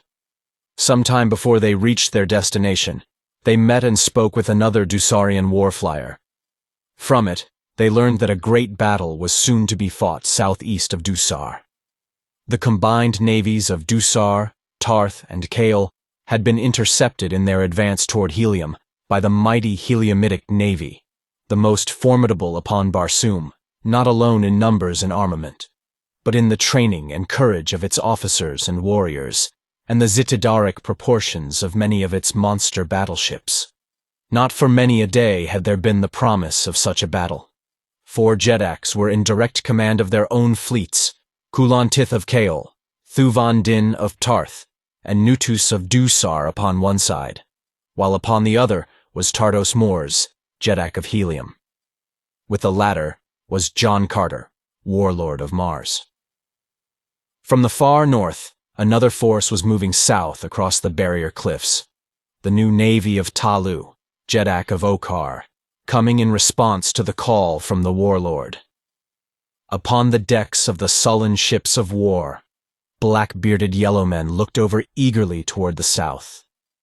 Gorgeous were they in their splendid cloaks of Orluk and apartment fierce, formidable fighters from the hothouse cities of the frozen north, and from the distant south, from the Sea of Omine and the Cliffs of Gold, from the temples of the Therns and the Garden of Issus, other thousands sailed into the north at the call of the great man they all had learned to respect and, respecting, love. Pacing the flagship of this mighty fleet, second only to the navy of Helium, was the Ebon Sodar, Jeddak of the Firstborn, his heart beating strong in anticipation of the coming moment when he should hurl his savage crews and the weight of his mighty ships upon the enemies of the warlord. But would these allies reach the theater of war in time to be of avail to Helium? Or would Helium need them? Carthoris, with the other members of the crew of the Thuvia, heard the gossip and the rumors. None knew of the two fleets, the one from the south and the other from the north, that were coming to support the ships of Helium, and all of Dusar were convinced that nothing now could save the ancient power of Helium from being wiped forever from the upper air of Barsoom. Carthoris, too, loyal son of Helium that he was, felt that even his beloved navy might not be able to cope successfully with the combined forces of three great powers. Now the Thuvia touched the landing stage above the palace of Astok. Hurriedly, the prince and VIII Corps disembarked and entered the drop that would carry them to the lower levels of the palace. Close beside it was another drop that was utilized by common warriors. Carthoris touched Komak upon the arm. "Come," he whispered. "You are my only friend among a nation of enemies. Will you stand by me?" "To the death," replied Komak. The two approached the drop. A slave operated it. "Where are your passes?" he asked. Carthoris fumbled in his pocket pouch as though in search of them, at the same time entering the cage. Komak followed him, closing the door. The slave did not start the cage downward. Every second counted. They must reach the lower level as soon as possible, after Astok and VIII Corps, if they would know whither the two went. Carthoris turned suddenly upon the slave, hurling him to the opposite side of the cage. "Bind and gag him, Komak," he cried. Then he grasped the control lever, and as the cage shot downward at sickening speed, the Bowman grappled with the slave. Carthoris could not leave the control to assist his companion, for should they touch the lowest level at the speed at which they were going, all would be dashed to instant death. Below him, he could now see the top of Astok's cage in the parallel shaft, and he reduced the speed of his to that of the other. The slave commenced to scream. "Silence him!" cried Carthoris. A moment later, a limp form crumpled to the floor of the cage. "He is silenced," said Komak. Carthoris brought the cage to a sudden stop at one of the higher levels of the palace. Opening the door, he grasped the still form of the slave and pushed it out upon the floor. Then he banged the gate and resumed the downward drop. Once more he sighted the top of the cage that held Astok and VIII Corps. An instant later, it had stopped, and as he brought his car to a halt, he saw the two men disappear through one of the exits of the corridor beyond. Chapter 14. Kulan Tith's Sacrifice. The morning of the second day of her incarceration in the east tower of the palace of Astok, Prince of Dusar, found Thuvia of Tarth waiting in dull apathy the coming of the assassin. She had exhausted every possibility of escape, going over and over again the door and the windows, the floor and the walls. The solid ursite slabs she could not even scratch. The tough Barsoomian glass of the windows would have shattered to nothing less than a heavy sledge in the hands of a strong man. The door and the lock were impregnable. There was no escape. And they had stripped her of her weapons so that she could not even anticipate the hour of her doom, thus robbing them of the satisfaction of witnessing her last moments. When would they come? Would Astok do the deed with his own hands? She doubted that he had the courage for it. At heart, he was a coward. She had known it since first she had heard him brag as, a visitor at the court of her father, he had sought to impress her with his valor. She could not help but compare him with another. And with whom would an affianced bride compare an unsuccessful suitor? With her betrothed? And did Thuvia of Ptarth now measure Astok of Dusar by the standards of Kulan Tith, Jeddak of XIII? She was about to die. Her thoughts were her own, to do with as she pleased. Yet furthest from them was Kulan Tith. Instead, the figure of the tall and comely Heliumite filled her mind, crowding therefrom all other images. She dreamed of his noble face, the quiet dignity of his bearing, the smile that lit his eyes as he conversed with his friends, and the smile that touched his lips as he fought with his enemies, the fighting smile of his Virginian sire. And Thuvia of Ptarth, true daughter of Barsoom, found her breath quickening and heart leaping to the memory of this other smile, the smile that she would never see again. With a little half-sob, the girl sank to the pile of silks and furs that were tumbled in confusion beneath the east windows, burying her face in her arms. In the corridor outside her prison room, two men had paused in heated argument. "I tell you again, Astok," one was saying, "that I shall not do this thing unless you be present in the room." There was little of the respect due royalty in the tone of the speaker's voice. The other, noting it, flushed. "Do not impose too far upon my friendship for you, Voskor," he snapped. "There is a limit to my patience." "There is no question of royal prerogative here," returned Voskor. "You ask me to become an assassin in your stead, and against your Jeddak's strict injunctions. You are in no position, Astok, to dictate to me. But rather should you be glad to accede to my reasonable request that you be present, thus sharing the guilt with me. Why should I bear it all?"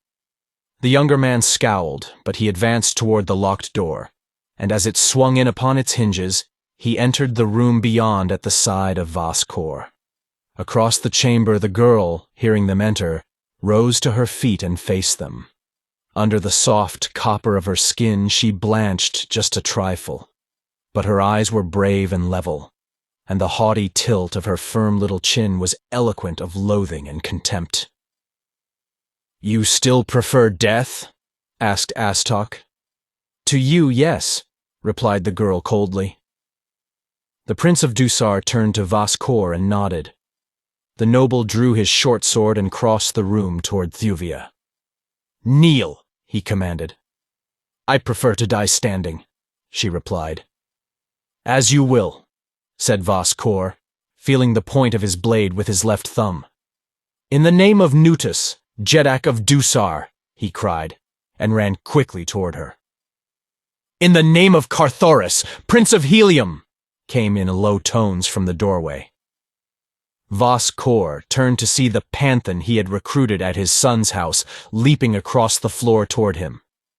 The fellow brushed past Astok with an, "After him, you Kalat." Voskor wheeled to meet the charging man. "What means this treason?" he cried. Astok, with bared sword, leaped to Voskor's assistance. The Panthan's sword clashed against that of the noble, and in the first encounter Voskor knew that he faced a master swordsman. Before he half realized the stranger's purpose, he found the man between himself and Thuvia of Ptarth, at bay facing the two swords of the Dusarians. But he fought not like a man at bay. Ever was he the aggressor, and though always he kept his flashing blade between the girl and her enemies, yet he managed to force them hither and thither about the room, calling to the girl to follow close behind him. Until it was too late, neither Voskor nor Astok dreamed of that which lay in the Panthan's mind. But at last, as the fellow stood with his back toward the door, both understood. They were penned in their own prison, and now the intruder could slay them at his will. For Thuvia of Ptarth was bolting the door at the man's direction, first taking the key from the opposite side, where Astok had left it when they had entered. Astok, as was his way, finding that the enemy did not fall immediately before their swords, was leaving the brunt of the fighting to Voskor. And now, as his eyes appraised the Panthan carefully, they presently went wider and wider. For slowly, he had come to recognize the features of the Prince of Helium. The Heliumite was pressing close upon Voskor. The noble was bleeding from a dozen wounds. Astok saw that he could not for long withstand the cunning craft of that terrible sword hand. "Courage, Voskor," he whispered in the other's ear. "I have a plan. Hold him but a moment longer, and all will be well." But the balance of the sentence, "with Astok, Prince of Dusar," he did not voice aloud. Voskor, dreaming no treachery, nodded his head, and for a moment succeeded in holding Carthoris at bay. Then the Heliumite and the girl saw the Dusarian prince run swiftly to the opposite side of the chamber, touch something in the wall that sent a great panel swinging inward, and disappear into the black vault beyond. It was done so quickly that by no possibility could they have intercepted him. Carthoris, fearful lest Voskor might similarly elude him, or Astok return immediately with reinforcements, sprang viciously in upon his antagonist, and a moment later the headless body of the Dusarian noble rolled upon the Ursite floor. "Come!" cried Carthoris. "There is no time to be lost. Astok will be back in a moment with enough warriors to overpower me." But Astok had no such plan in mind, for such a move would have meant the spreading of the fact, among the palace gossips, that the Tarthian princess was a prisoner in the East Tower. Quickly would the word have come to his father, and no amount of falsifying could have explained away the facts that the Jeddak's investigation would have brought to light.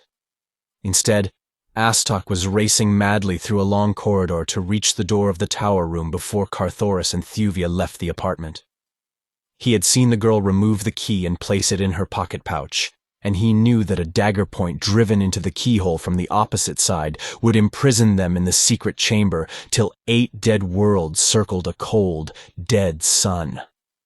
As fast as he could run, Astok entered the main corridor that led to the tower chamber. Would he reach the door in time? What if the Heliumite should have already emerged, and he should run upon him in the passageway? Astok felt a cold chill run up his spine. He had no stomach to face that uncanny blade. He was almost at the door. Around the next turn of the corridor it stood. No, they had not left the apartment. Evidently Voskor was still holding the Heliumite. Astok could scarce repress a grin at the clever manner in which he had outwitted the noble and disposed of him at the same time. And then he rounded the turn and came face to face with an auburn-haired, white giant. The fellow did not wait to ask the reason for his coming. Instead, he leaped upon him with a longsword, so that Astok had to parry a dozen vicious cuts before he could disengage himself and flee back down the runway. A moment later, Carthoris and Thuvia entered the corridor from the secret chamber. "Well, Komak?" asked the Heliumite. "It is fortunate that you left me here, Red Man," said the Bowman. "I but just now intercepted one who seemed over-anxious to reach this door. It was he whom they call Astok, Prince of Dusar." Carthoris smiled. "Where is he now?" he asked.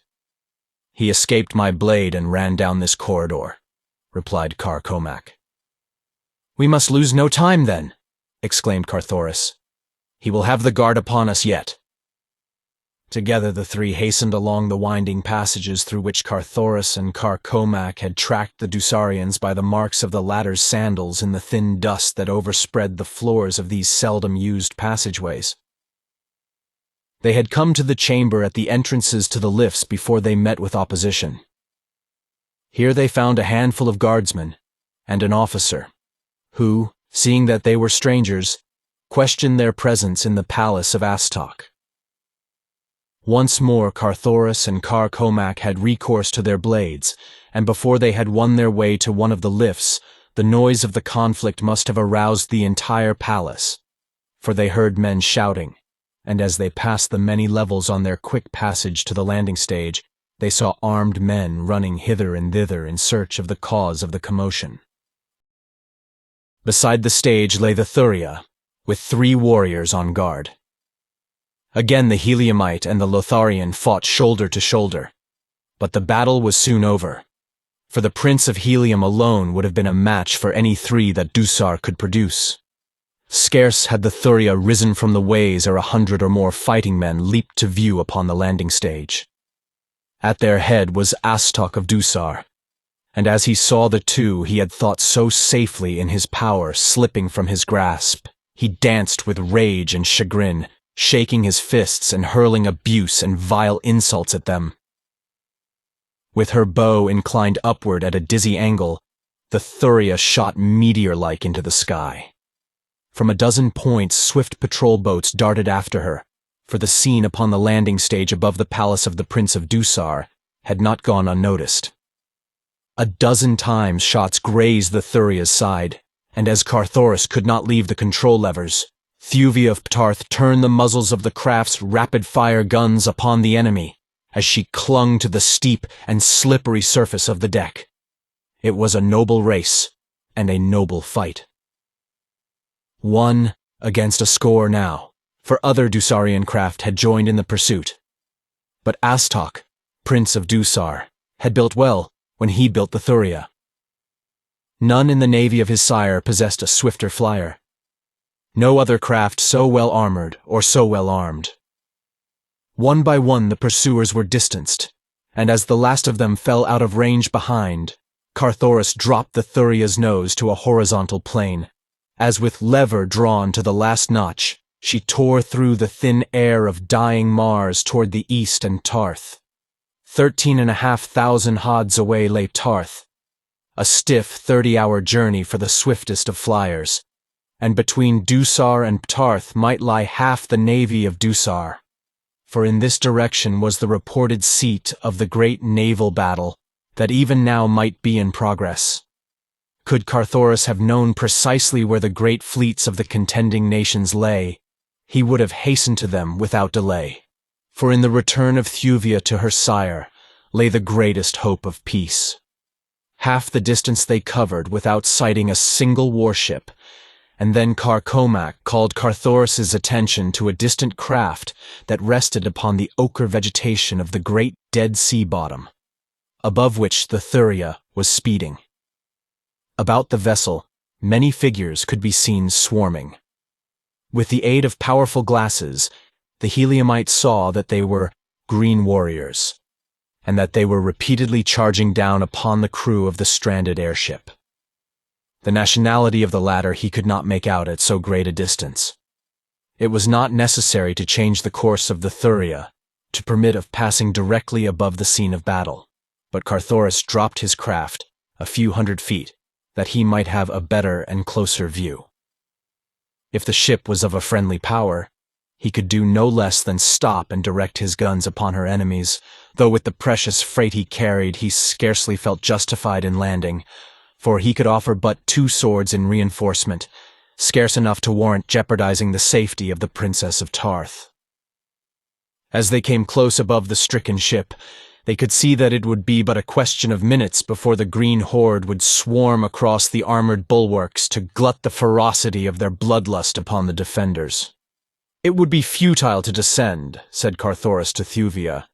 "The craft may even be of Dusar. She shows no insignia. All that we may do is fire upon the hordemen." And as he spoke, he stepped to one of the guns and deflected its muzzle toward the green warriors at the ship's side. At the first shot from the Thuvia, those upon the vessel below evidently discovered her for the first time.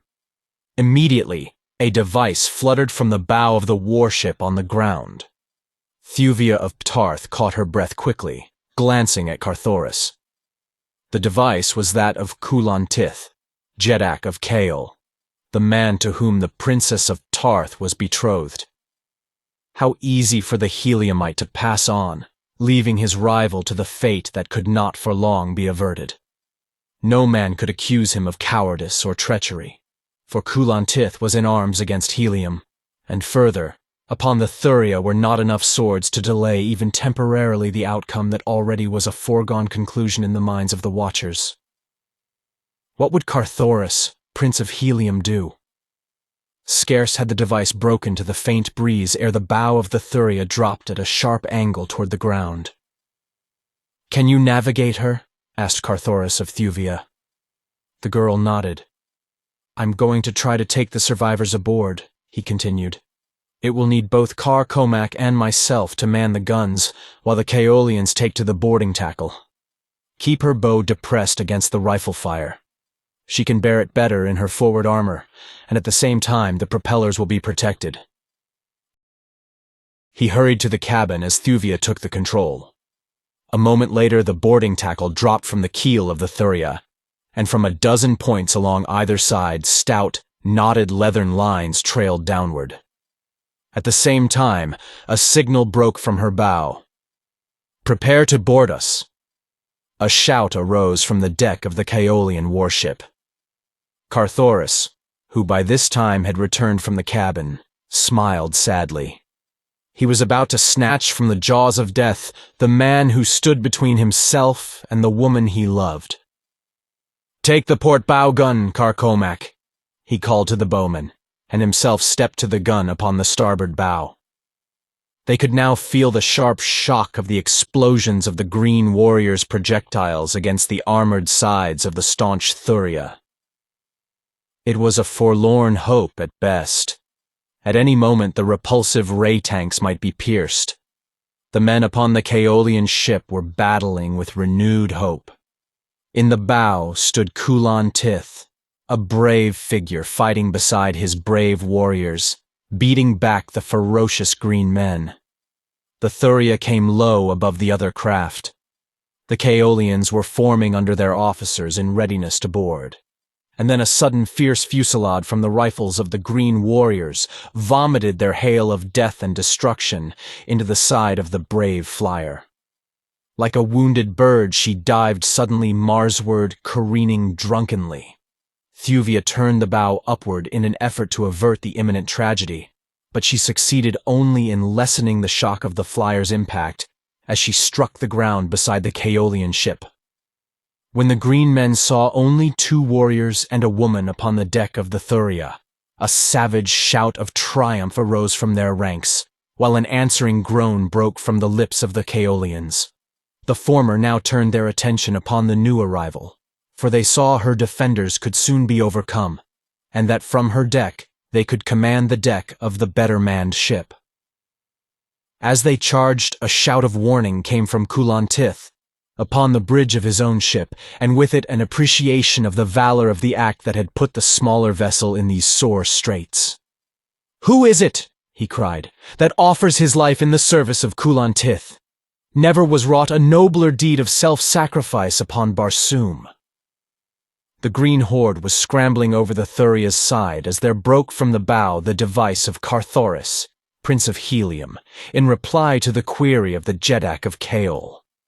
None upon the smaller flyer had opportunity to note the effect of this announcement upon the Kaolians, for their attention was claimed slowly now by that which was transpiring upon their own deck. Komak stood behind the gun he had been operating, staring with wide eyes at the onrushing, hideous green warriors. Carthoris, seeing him thus, felt a pang of regret that, after all, this man that he had thought so valorous should prove, in the hour of need, as spineless as Jav or Tario. "Komak, the man!" he shouted. "Grip yourself! Remember the days of the glory of the seafarers of Lothar. Fight! Fight, man! Fight as never man fought before. All that remains to us is to die fighting." Komak turned toward the Heliumite, a grim smile upon his lips. "Why should we fight," he asked, "against such fearful odds? There is another way, a better way. Look." He pointed toward the companionway that led below deck. The green men, a handful of them, had already reached the Thuvia's deck, as Carthoris glanced in the direction the Lotharian had indicated. The sight that met his eyes set his heart to thumping in joy and relief. Thuvia of Tarth might yet be saved. For from below there poured a stream of giant bowmen, grim and terrible. Not the bowmen of Tario or Jav, but the bowmen of an Audwar of Bowmen, savage fighting men eager for the fray. The green warriors paused in momentary surprise and consternation, but only for a moment. Then, with horrid war cries, they leaped forward to meet these strange new foemen. A volley of arrows stopped them in their tracks. In a moment, the only green warriors upon the deck of the Thuvia were dead warriors, and the bowmen of Komak were leaping over the vessel's sides to charge the hordemen upon the ground. Utan after Utan tumbled from the bowels of the Thuvia to launch themselves upon the unfortunate green men. Kulan Tith and his Kaolian stood wide-eyed and speechless with amazement as they saw thousands of these strange, fierce warriors emerge from the companionway of the small craft that could not comfortably have accommodated more than 50. At last, the green men could withstand the onslaught of overwhelming numbers no longer. Slowly, at first, they fell back across the ochre plain. The bowmen pursued them. Komak, standing upon the deck of the Thuvia, trembled with excitement. At the top of his lungs, he voiced the savage war cry of his forgotten day. He roared encouragement and commands at his battling Utans, and then, as they charged further and further from the Thuvia, he could no longer withstand the lure of battle. Leaping over the ship's side to the ground, he joined the last of his bowmen as they raced off over the dead sea bottom in pursuit of the fleeing green horde. Beyond a low promontory of what once had been an island, the green men were disappearing toward the west. Close upon their heels raced the fleet bowmen of a bygone day, and forging steadily ahead among them, Carthoris and Thuvia could see the mighty figure of Komak, brandishing aloft the Turquoisian short sword with which he was armed, as he urged his creatures after the retreating enemy. As the last of them disappeared behind the promontory, Carthoris turned toward Thuvia of Ptarth. "They have taught me a lesson, these vanishing bowmen of Lothar," he said. "When they have served their purpose, they remain not to embarrass their masters by their presence. Kulan Tith and his warriors are here to protect you. My acts have constituted the proof of my honesty of purpose. Goodbye." And he knelt at her feet, raising a bit of her harness to his lips. The girl reached out a hand and laid it upon the thick black hair of the head bent before her. Softly she asked, "Where are you going, Carthoris?" "With Komak, the bowman," he replied. "There will be fighting and forgetfulness." The girl put her hands before her eyes, as though to shut out some mighty temptation from her sight. "May my ancestors have mercy upon me," she cried, "if I say the thing I have no right to say. But I cannot see you cast your life away, Carthoris, Prince of Helium. Stay, my chieftain, stay. I love you." A cough behind them brought both about, and there they saw standing not 2 paces from them Kulan Tith, Jeddak of XIII. For a long moment none spoke.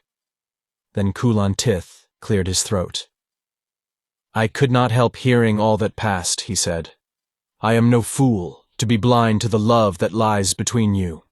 Nor am I blind to the lofty honor that has caused you, Carthoris, to risk your life and hers to save mine, though you thought that that very act would rob you of the chance to keep her for your own.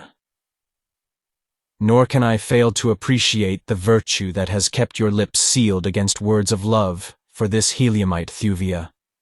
For I know that I have but just heard the first declaration of your passion for him. I do not condemn you. Rather should I have condemned you had you entered a loveless marriage with me. Take back your liberty, Thuvia of Ptarth," he cried, "and bestow it where your heart already lies enchained. And when the golden collars are clasped about your necks, you will see that Kulan Tith's is the first sword to be raised in declaration of eternal friendship for the new princess of Helium and her royal mate." Thank you for listening. If you like our recordings, consider liking this video and subscribing to our channel so you don't miss any more audiobooks.